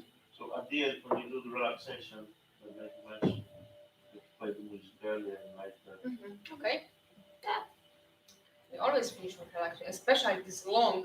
All my 60 minutes videos, they've got 10 minutes relaxation at the end. The 30 minutes, of course, there is no relaxation because it's different purpose for them. It's more like morning classes, and it's shown 30 minutes to focus on a specific area. But the longer one, we've got the relaxation. Oh, that's actually a good idea. You can do the relaxation if you like to join us. So when we finish, we're going to do some relaxation. Yeah, and maybe we'll have some questions as well. Okay, now your hips. I ask you to start here on your knees. And you're going to place your left leg to your side. Another a little bit tricky but so beneficial for your hips, the inner thigh usually they are related together, tight hips, can't move your leg that much out. And first, again, try to imagine straight line. You've got your right knee and just the edge of your foot on the line together, on line together. Angle here, 90 degrees. Right foot. Again, as you remember from this one, it's going to work the same way. When you place your foot, you're changing position of your hips. Shall we see?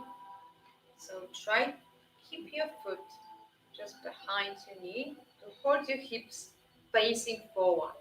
So this is so important right now. You can't bring your leg that far, and your body is compensating already by pulling your knee forward. Show from the side. Your body is going to push your hips back and pull your knee forward. That's your position. You can stay upright. You're feeling like discomfort in your hip. What to do? Slightly move your leg further. It's not in the line, but it's like a clock. Okay, so like this is your 2. This is your 3. This is your 2. And you walk from here. And you push your knee out. But your hips forward at the same time. Inhale, release. Slowly exhale, stretch. That was the Emma question about this foot. Emma. Emma. So for Emma, instead of keeping your foot flat, you can go easy on your heel, keeping your toes on the floor, and you still get this nice stretch, which you need the most right now, but you'll benefit with stretching your hips as well. Someone who is fine, doesn't have any problem, but a little bit more flexibility, you can move your foot further. What is important, as I show on the chair, that you keep your knee in line with your ankle. I know it's lots of going on in this position, but if you really understand what's going on, this is super stretch for hips. Okay? But you need to understand the right alignment for your body, all your joints, and how to work the muscles. So first we're looking, you've got your hips facing forward, half the stretch. So if you can bring this, let's say 3 o'clock, you've got 2 o'clock. And you focus only to squeeze your glutes. Push your hips forward and knee back to feel stretch here. Inhale, release, and exhale, push back. Inhale, and slowly exhale. So that's the start. You don't want any movement hips back because that's the sign. This is too much. And what you can actually do, you can have some problem in here later on if you practice the wrong way. No competition. This is what we eventually trying to be when you've got this range of movement. Okay, but if you don't have already, remember you've got the clock, so for you probably it's not 2, but it's 10 o'clock now. So it's 9 and it's 10 o'clock. And work with this movement only. Show it from the side. That's the position. And you're pushing hips forward and back. Inhale and exhale. Squeezing glutes. My arms behind so you can see the movement. Inhale, slowly exhale. Inhale, slowly exhale. But if this tiny movement, it's all about feeling stretch. You here. You work for your hip as well. Inhale, and exhale. But maybe someone is more flexible and is comfortable to keep 9 o'clock. For me, it's 3, for you, it's going to be 9 o'clock. Yeah. And now, the same movement, hips forward, knee back. But you're comfortable with the stretch. It's nothing like a pinch movement in your hip. You can go for deeper by moving hips towards to your left heel again. As we've done the forward. Remember this one? It's the same movement, but we're moving sideways right now to really open your hips. Flexible hips is all about flexible muscles here inside, okay? Your inner thigh. Inhale. If you notice, that's your position for now. You're losing the shape of your foot and your knee is pulling forward. Please go back to the first option. Please remember, everything what I'm showing next is not you can do this one, you can do this one. No, this is where you start, and this is next step. If you're going to feel your body is responding, it's not going to happen in one session. Maybe you're going to move to the next step, I don't know, maybe a month, a few weeks. Depends how often you're going to exercise and how your body is going to respond, how the muscles tight. So please remember, it's not you can hold it here or here. Now it's just checking which position your body is responding the best for the stretch. Because it's important, you're not making this position. Okay? You don't want this one here, your knee pointing forward. It's not helping to stretch deeper your leg. It's compensating everything because your body is just screaming, this is too much. You just went for too much. You just crossed this line. Start here and feel the stretch right place. And work. Inhale and exhale. As you've got more flexibility, it's going to be on your clock. Remember, the clock front of you, you've got 12, you've got 11, you've got 10, and 9. So you've got now on your 9. Because you improved your range of movement. So how to stretch now? Because I'm in this position, so how to stretch now? You're still pushing hips forward, you're still pulling your knee back, but now you're moving your hips to your side. Inhale, slowly exhale. And the same way is going to work. If your heel is off the floor, your foot is just too close. Your body got more flexibility, so move further as is ankle underneath your knee. But still, you're pushing hips forward. So now you've got 3 directions. Hips to the front, knee back, and your hips moving forward and to your side at the same time. Hopefully that all makes sense, please. If not, leave me the comment right now, okay? Because we need to be clear with this one, okay? I'll show you from the side again. First option, we're not pushing, we're just working with this movement. Simply just squeezing glutes, bringing back. Later on, as you progress and you're comfortable with the stretch, holding in line all your joints, feet, knees and hips, you're working in line again. With my arm behind so you can see. Inhale. So I'm not doing here, I'm not doing like this. It's hips forward, knee back, but at the same time to your side. So hopefully this is clear right now. Damian, if it's not clear, please send the comments, let me know right now. I'm going to stop and try to explain a little bit more. No. Let's try your right leg. So again, if Emma or someone who has the same problem, plantar fasciitis, keeping here off the floor, but enjoying and benefit from the stretch for your foot, the same time as you're stretching your hips, which is all about with the inner thigh, okay? So let's start. So for you right now in the clock, it's gonna be 2 o'clock, right? And again, just hips forward, knee back. Inhale and exhale.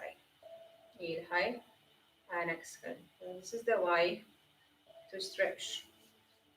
It's no pain, discomfort in your hip. This is the sign you don't have the right position. So probably you compensate somewhere. When you're ready for more, you're going to move your leg more closer to your 3 o'clock, the same way. And as you've got the 3 o'clock, easy, without feeling too much stretching, this is the time you can go for more. Inhale, pushing for the People who got this problem, the heel pain, plantar fasciitis. Hopefully, I'm just saying correct name. Inhale. Fasciitis. And exhale. Inhale. Slowly exhale. Okay, so that's the one. If you feel your hips already and it's like, okay, I've got enough, just watch the next one, and you can use this video later on. If you join us right now, just 5 minutes, some time ago, I mentioned a few times what I'm going to say again. I'm going to split this workshop for 4 different parts, and there's gonna be one for hips, so you don't have to see where is it. I just upload them with the name, which part of the body will work, and you can use it later on another part if you'd like to. You need your left leg again to your side, the right position, left center of your left foot in line with your right knee. Hands on your hips, and now trying to bend forward. Squeeze back of your leg. Again, these muscles here, glutes. Inhale, part of your hamstring. Depends really which muscle is super tight. You're going to feel different muscles first. Someone's going to feel the inner thigh. Someone's going to feel here. Someone's going to feel more the hamstring, glutes, maybe lower back. What is important? We're not twisting here. Keeping chest facing forward. Both shoulders the same level. Right? If you notice, you're pulling your right lower, that's a compensation. Always. It's not about how deep you go, how low or how high your legs maybe. Is if I'm holding position right alignment, or my body is just compensating somewhere because I'm just forcing for too much. Keep my arms behind so you can see the movement. Hips, inhale, and exhale again. Not from here. It's gonna be straight for your lower back, but this pelvis again tilt forward slightly. Inhale, slowly exhale. Very good for your legs, all the muscles here, as well as your hip. Later on, as you're going really low and you're comfortable to place your hands with your lower back nice and flat, you're going to use this movement to stretch deeper. Remember, it's not the option, it's how to go from someone who's very inflexible to progress with the stretching. So it's not only for today, but for the future as well. How you can improve, how you can go deeper stretch when your body will be ready for that. From your hips, moving back, or one day maybe down to the floor. Inhale and exhale. Just remember, lower back nice and flat. You got your head, neck in line with spine, which means nice work. Your neck area muscles working right now instead dropping head down or arching lower back. Okay, we need your back right now nice and flat. Your abs engaged. Hopefully, I don't scare you for you guys. How many things you need to understand and remember, but this is what it is. If it's more muscles involved, it's more things you can actually do not the right way, and you're going to lose this, all the benefits. Or the worst scenario, you can just work them the wrong way, and you can end up with some injury. Okay? That's why I try to just go into really small details. You can understand the core poses, which I think the most important, because everything starts from them. Okay? Inhale, slowly exhale. Your chest high, which is fine, as long as you're feeling the stretch in your right leg, hip, could be inner thigh, could be hamstring. Later on, you can progress and moving your hips back or even down. Inhale, slowly exhale. But for now, maybe it's here. Inhale, slowly exhale.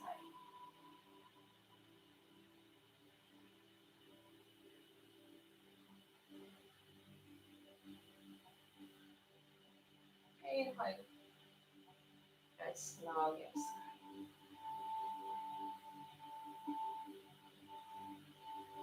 Okay. And slowly relax. And rocking hips side to side. Gives you a good stretch. And here. One more for your hips. Let's lay down the back.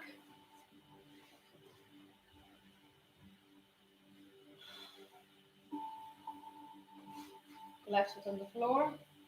Again, if it's or someone with the same issue, you've got pain in your heel, just hold this position of your foot, heel off the floor. If you find, hold it like this.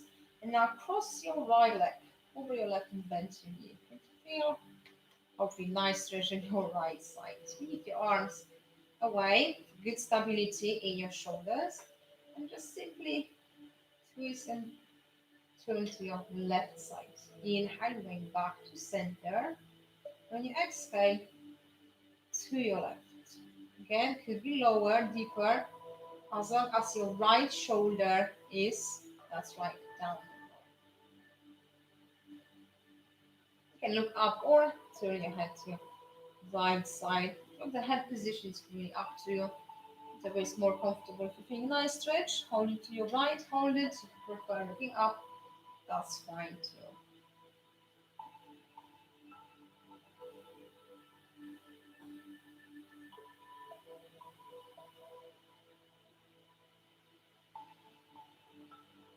Remember the breathing pattern. Inhale when you're ready for the stretch and exhale while you stretch. Inhale, back to center, release, and exhale, stretch.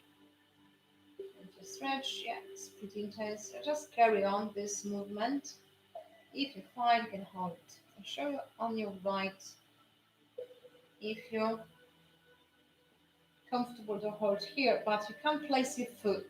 So it's pretty hard workout for your core muscle, but you like to enjoy only the stretching part. So what you can do, make a fist with your hand and just place close to your body. So you can rest your leg, your hip.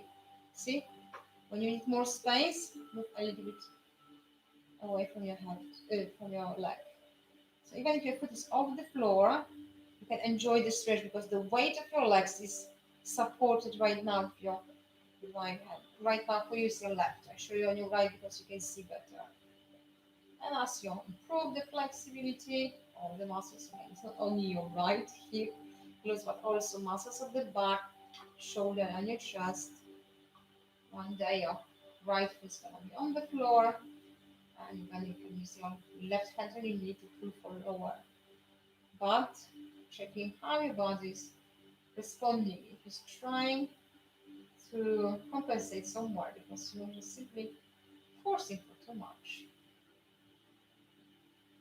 Okay, back to center and try the same.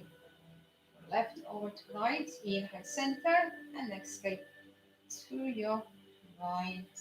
You need the support already, break your hand and support. Inhale, release, and slowly exhale, switch.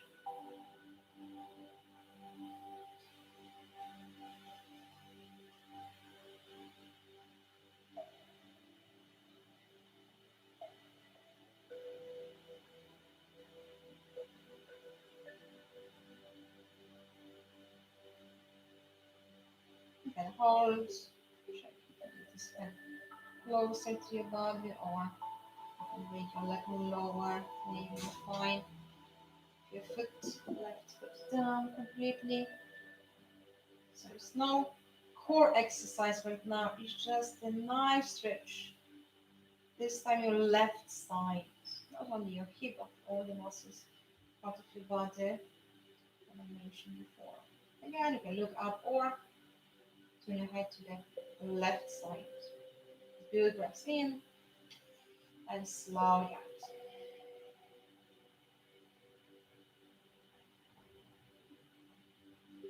And get back to center. If you're enjoying the stretch and say, oh, this is nice, you can hold it right now, okay? You can go back to stretch right and left more if you'd like to. Okay. So that was for hips. Do you have any more questions? Here's one. Yeah, you can check. This is the other question from. No, this is a question from Miranda. I have to split it in 4 parts. Just take a look at the messages. Chaturanga, we have a question from Miranda. Hello, Miranda. I hope you're enjoying this workshop with us. Lots of useful She posted a informations. Photo. Okay. Her laptop looks like that all the time. Just after 4 children, she was. She cannot. She's struggling. But Can I see the picture? yeah. Bear with me, guys. I just go and check.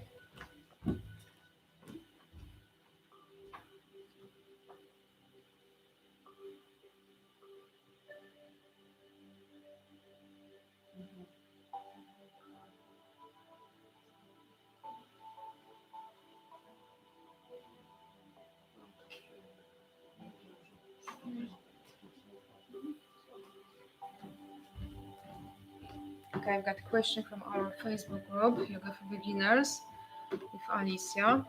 I was trying to do tabletop pose and I feel like my back instantly wants to do like a sway back,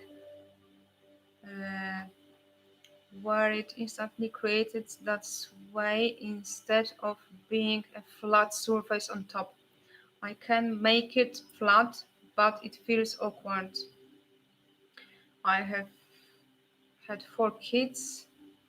Has carrying them done something to my lower back and possible stomach muscles? What can I do to help aid for more flat back in this pose? Okay, do I just accept it feels awkward enough? No, you can accept that. That's a sign your muscles at the front, your core, is not protecting your spine, the right alignment in your spine. The front is pretty weak. That's why you're just dropping. Okay, so let's talk about it. That was again the first one we've started today. Cat and cow pose. So Miranda, instead in tabletop position, which is all about nice and flat lower back and pushing everything, like trying to imagine you pushing yourself away from the floor. Looks like you're not doing anything in here, but you're actually working all your muscles, your arms, shoulders, chest, your neck, your core, your abs, your legs, and your feet. So she is trying to do the tabletop position, but her back is this way constantly, which means she has this lordosis, which means the muscles of the front not strong enough to bring the hips the right alignment, and that can cause lower back pain very, very easily.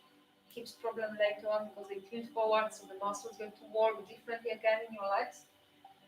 Back to the basic cat and cow pose, but in Miranda case, everybody has this lordosis, which means you've got this extra curve in your lower back. Show it here, like this. This is what we need to strengthen. So even if it feels awkward, you're trying to tuck your pelvis under to eventually hold your pelvis upright instead tilting forward too much. Right? So Miranda, for all the stretches you've done, she needs to do the opposite. Everyone with lordosis, they need to do the other one. You need to engage abs and try to tuck your pelvis under slightly because they've got this tilt forward too much. It's just too extreme. Hip flexors, super tight, weak muscles here, weak muscles here. What you can do? In cat and cow pose, we ignore the first part. So inhale, you try to hold as straight as you can, even if it's here, but you're trying, okay? The moment you're feeling stretching in your back, but no pain. Remember, there's nothing like discomfort during any stretching with me. And as you exhale, you're going to press your feet and you're trying to tuck your pelvis under. That's it. Gonna be teeny tiny movement or no movement at all. But that's the way to stretch lower back and strengthen your core from the first place. Inhale. So let's say that's my position. I've got this lordosis, I've got this arch, and it's pushing my belly to the floor. So I'm holding for inhale, and when I exhale, I'm actually trying to tuck in, showing a bigger movement. Of course, you're not gonna be able to do that, but as much as you think about tilting your pelvis, pulling your belly in, you're going to activate the right muscles to stretch lower back. So avoid any stretches this way because the muscles in your front are already weak and this muscle's tight. So when you practice this way, you just make it worse. Okay? Hopefully that makes sense. So you need to work the other direction much more. If someone has the flat back, can make this arch, of course, it's gonna be more for them working this direction instead this direction. For lordosis, you're not doing the cow pose, you focus more on the cat pose, but not from your shoulders to push up, but from your pelvis. Hopefully that all makes sense. Good stretch for lower back is again on the floor. And usually on the class, I ask people to lift arms and arch the back because we need this mobility in your spine both ways. Okay, make this back, teeny tiny back extension, and later on bring them back. For people with lordosis, they've got this arch already, so they don't need to do any more. They actually need to focus more to make muscles stronger at the front and release these tight muscles of the back. So when you inhale, arms gonna be on the side.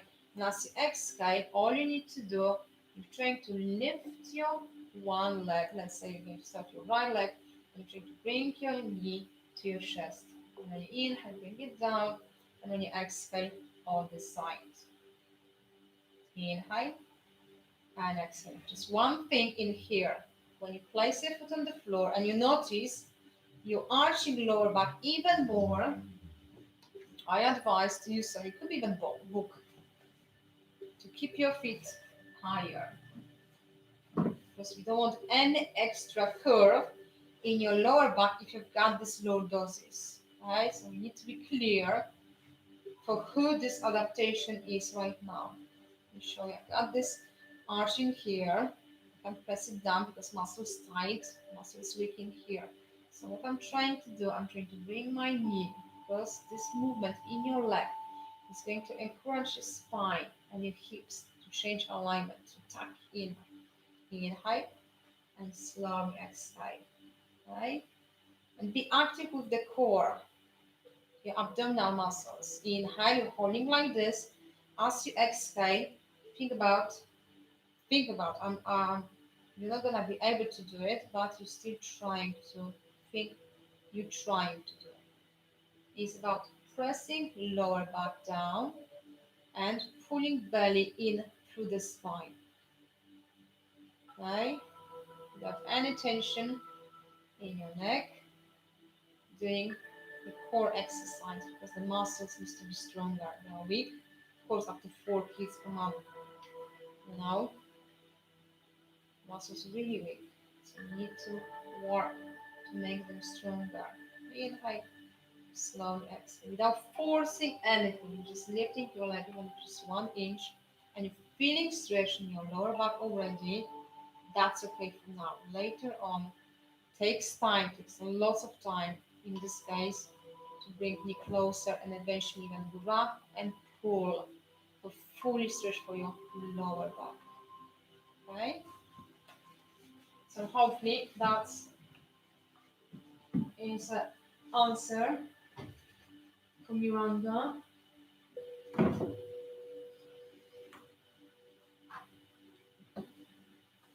Do we have any more questions? Yeah, that was about this relaxation. Yeah, so that was about the lower back. Got the back extension. So if someone is that the lordosis doing the back extension is not the right thing, as you can see, because you just exaggerate this shape in your spine. You need to work the otherwise. And for you, it's more like a fold forward position. Okay, so you need to be clear. The back extension was for people who don't have any problem with the spine alignment in their lower back. Maybe you've got some back pain because of tight muscles, but no lordosis. Okay, for lordosis, we need to stretch the muscles of the back instead of doing the back extension. So anything we've done on the third part, I don't advise for lordosis. Okay. And we've got this question a lot from our friends and my our clients and people on our Facebook group as well. How to relax, how to be more calm, how to start the relaxation, because I can't relax myself if I lay down. I think about everything around me. It's a still exercise, and as much as you're trying, you get better. I had the same problem. I couldn't relax. I was like, I had 100 thoughts around my head spinning around during my relaxation. But as much as you're trying, you're getting better and better, and your brain just switch off. And after this practice, it's like relaxation done, and you're in the zone already. It's not gonna happen, but you can do a few things to help yourself to get to the mood, this relaxing mood. First is the music. What's happened actually? So is the music. And I recommend this when we're using right now. It's a live 24 hours, so you don't have to look, and it's no ads, any ads between. And this is important. Sometimes you can find some beautiful music, relaxation music, and you can see that it's breaking down because they just put some advertisement between, and they're pretty loud, and you just lost your zone really. You lost your relaxation mode. So Meditella, relaxing music space, amazing. I find for myself really, really relaxing.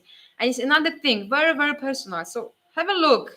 Just type relaxing music, chill out music, uh, what else? Lounge music, stuff like that.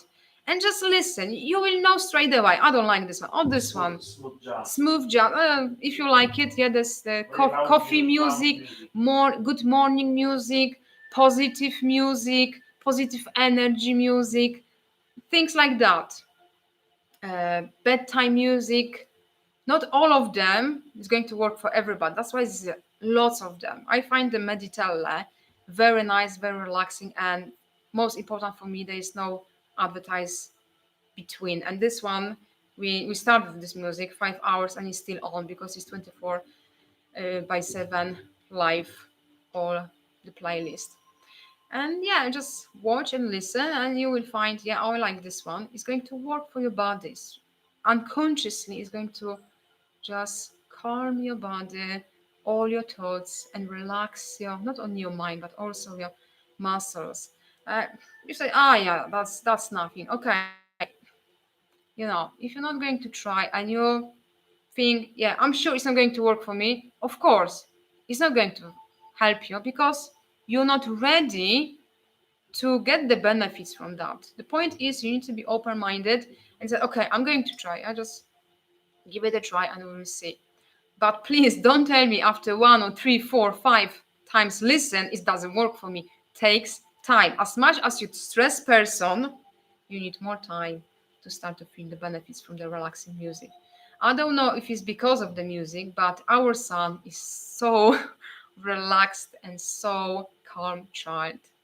But I was using the relaxing music when I was pregnant. There was sounds maybe not very crazy stuff, whatever you think. But now he's asking, Mommy, can I have the music for my bedtime? I said, of course you can. So he has his own relaxing music, and ready to go, ready to sleep. And it's just to find the right one for you. There are lots of different sounds and level. The frequency of the wave works for different type of the body for different people, and depends how much stress you need this frequency different. So when you listen to the music and say, okay, you like this one, just save it, make yourself your own playlist, my relaxation, or let's say my morning music, my evening music, my bedtime music, and yeah, just play it when you come back from work. Not now, but later on. Is so important. You add something like an additional factor to unconsciously slows you down and relax. So what we do in the morning for the weekend time when you're at home all together before we start the breakfast, just okay, smooth just morning music, and yeah, and we preparing the breakfast. We doing lots of things. Nobody's even really focused on the music, but the music is still there, and it's going to affect your body and your mind. So that's from my own experience, and we try on our son, and he is super calm and super relaxed kid. So meditate. Another point, smell, like some candles with nice smell, like some oils like this. What you mentioned, don't have to be this one. You know, if you've got the access for the different one, fine. But we've got 10% discount right now. You can got the link in our live chat for this one. It's very useful because you can keep it with you whatever you go, just few places. And because it smells nice, that's right. You just take deep breath to feel this fragrance, to enjoy. And breathing, the deep breathing, relax your body and your mind, as well as the relaxation. Okay.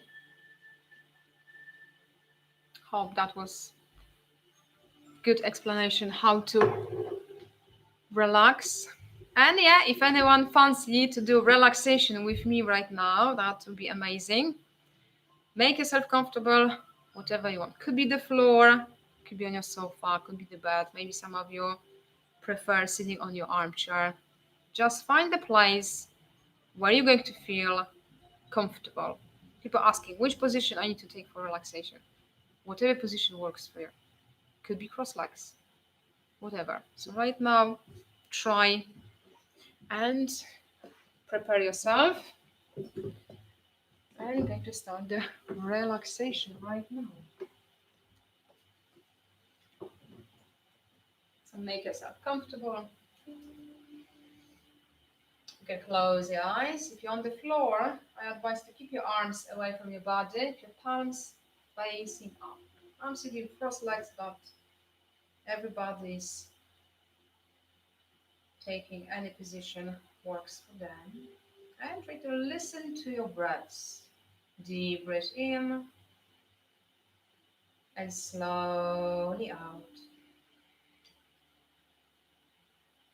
Inhale and slowly exhale. Really focus on your breaths. Deep breath in and out.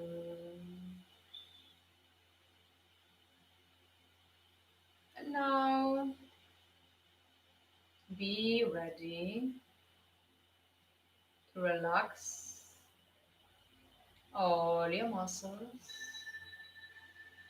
You're going to start from your head and finish on your toes.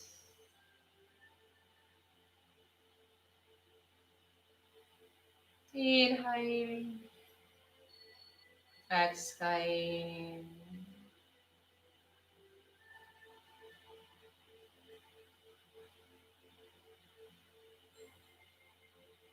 And now try to relax your head.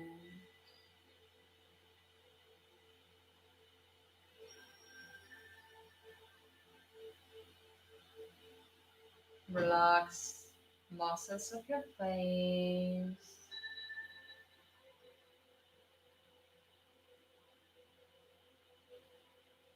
Relax your neck. Let them go loose.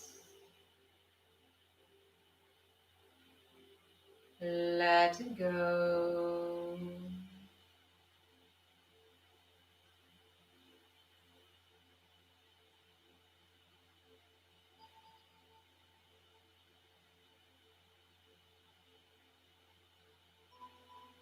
Deep breath in, out.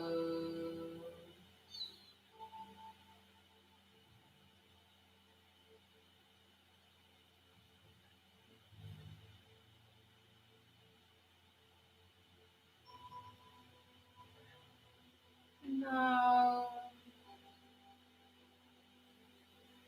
try to relax your shoulders,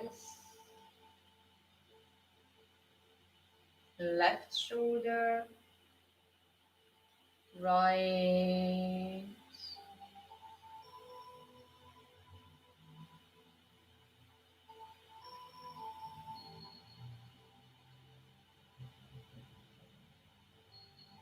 let them go safe.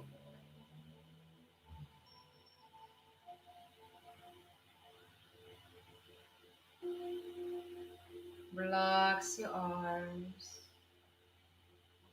left arm, right,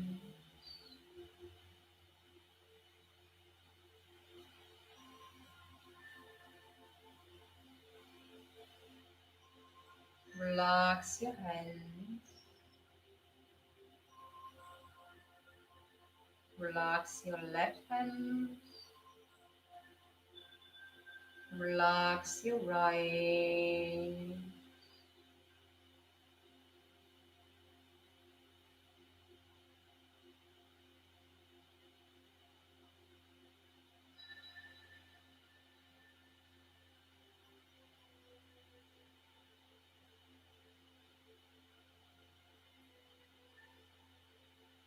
Keep breathing deeply,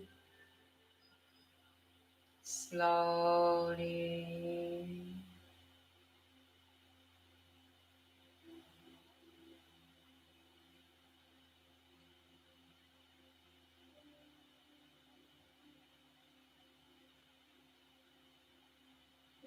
Deep breath in, out.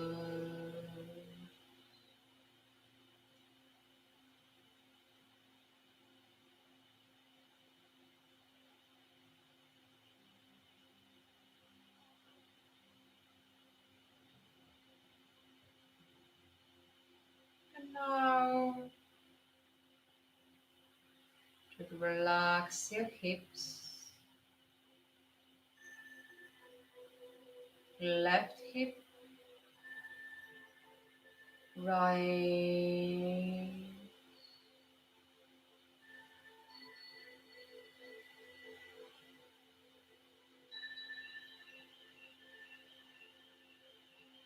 relax your legs,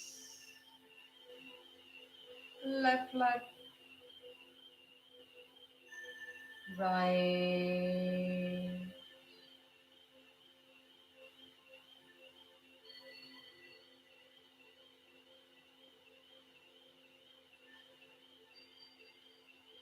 let them go loose,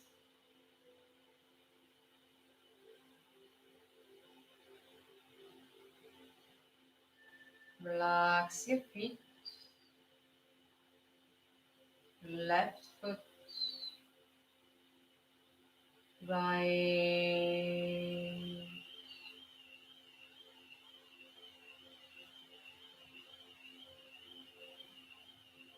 feel your body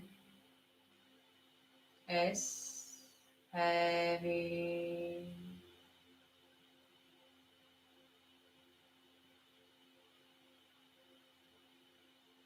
Your body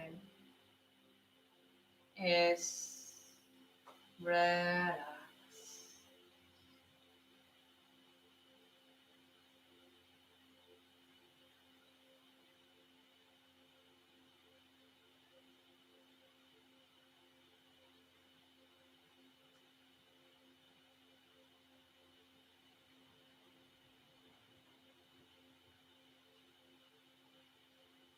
Your body is relaxed.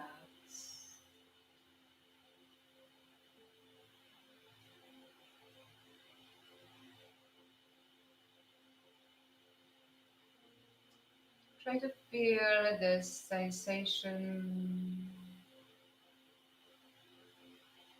Try to enjoy this moment.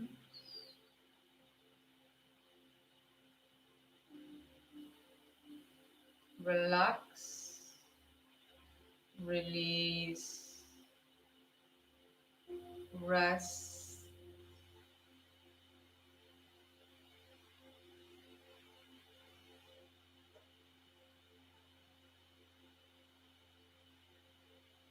Deep breath in,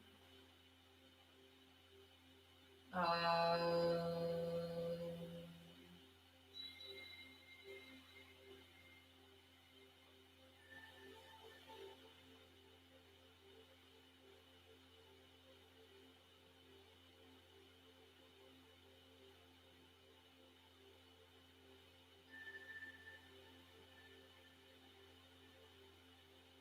Your body is relaxed.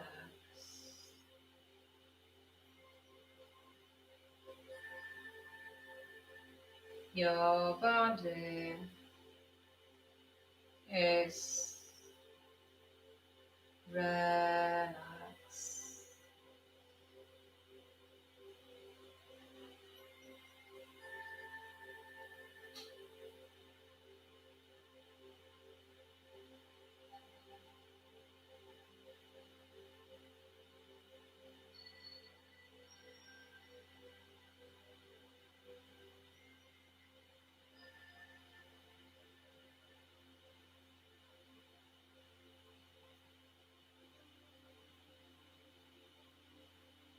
Now take a deep inhale, exhale, open your eyes.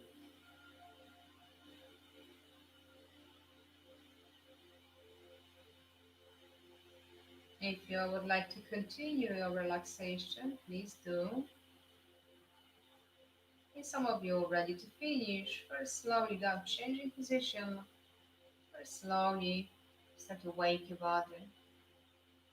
Start with fingers in your hands, toes in your feet, staying still the same, just give yourself a good stretch. All the muscles, your fingers to your toes if you're laying down flat, and your arms slowly to your side again. Very slowly, give yourself time to relax, but if you're enjoying this moment, you're in the zone, stay and enjoy your relaxation for longer. If you're laying down flat on your back, especially on the floor, remember the safe transition, as I mentioned probably a few times today. Very slowly roll.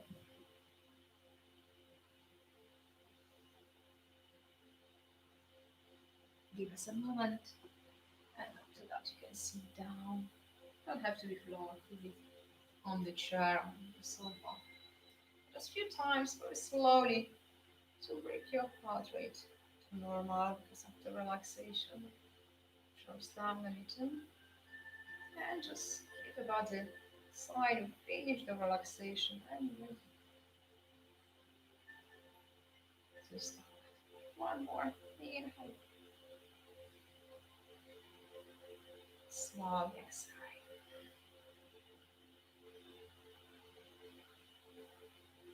Okay, so that's all finished together. So thank you very much for joining us and for all the amazing, very important questions you asked. I hope I answered them all and it's all clear, and my explanations were enough for you all, and you're convinced now, you guys, for everyone. So please spread the word to your friends, your family.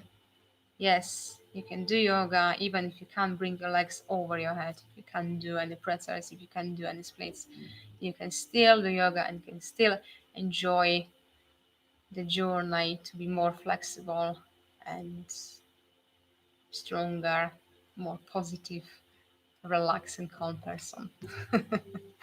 So that's my message for all of you. And please, if you agree with me, just say the same to your friends and family.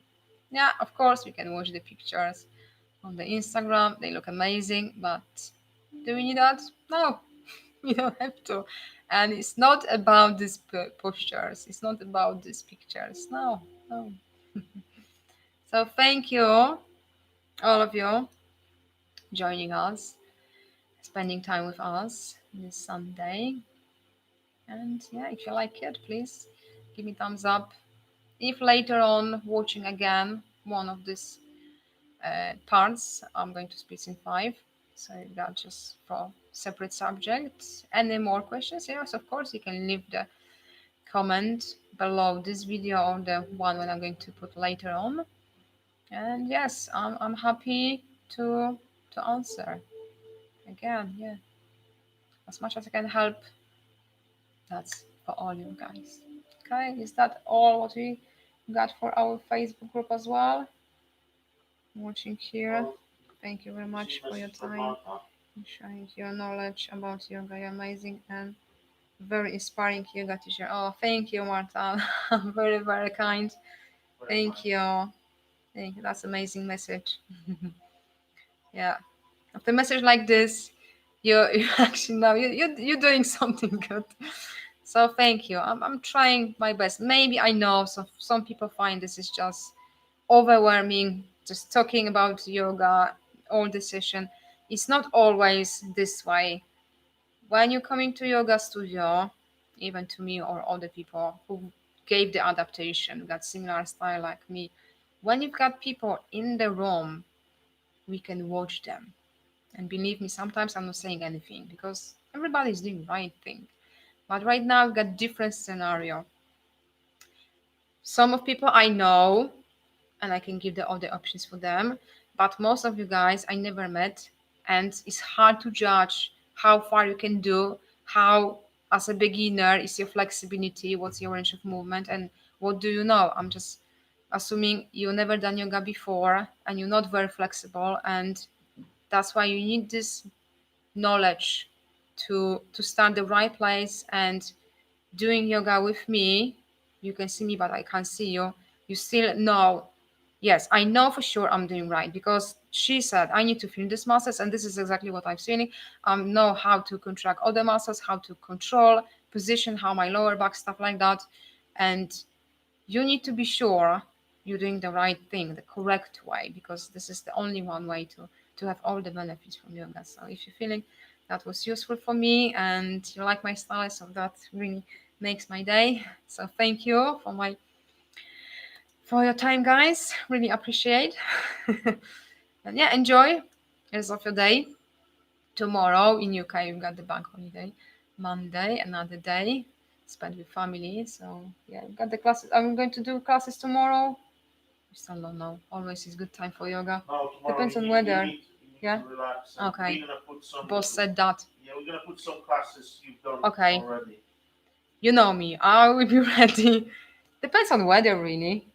If it No, be rain, no. you need one day off. You've been working for 2 months every day. Okay. Boss said we're going to put some videos, so it's no live stream tomorrow. I need the rest. That's the But there boss will be saying. some premiere classes. But yeah, you still the same time as we've got the regular schedule for our members. We will put some videos for you for all the classes. We've got sculpt yoga, we've got healthy back, what else? And fitness yoga evening. So class is gonna be on, not with me in here in studio. Hopefully, if you like, we can do it. If not, I can see you on Tuesday. So thank you very much for your time, for all your questions, and being with us and participating in this special workshop, because I can see it's all about small details. Small change in your body position can change everything about the pose. And if you're stretching the muscles or completely going to the wrong way. Okay, so thank you. That's all. That's all. That's all. Okay. You can look See you here. guys. It's confusing looking here. No, I'm looking to finish everything. Questions. All right. So that's my boss. He said no classes tomorrow, no live classes. No, so I'm blame not- him. I'm not It's your, all blame. I'm not your on boss. him. I need to say that Okay, yeah, I'm the boss. for today only. So thank you guys. Thank you guys. Stay safe, healthy, and tune with us. Bye. Okay.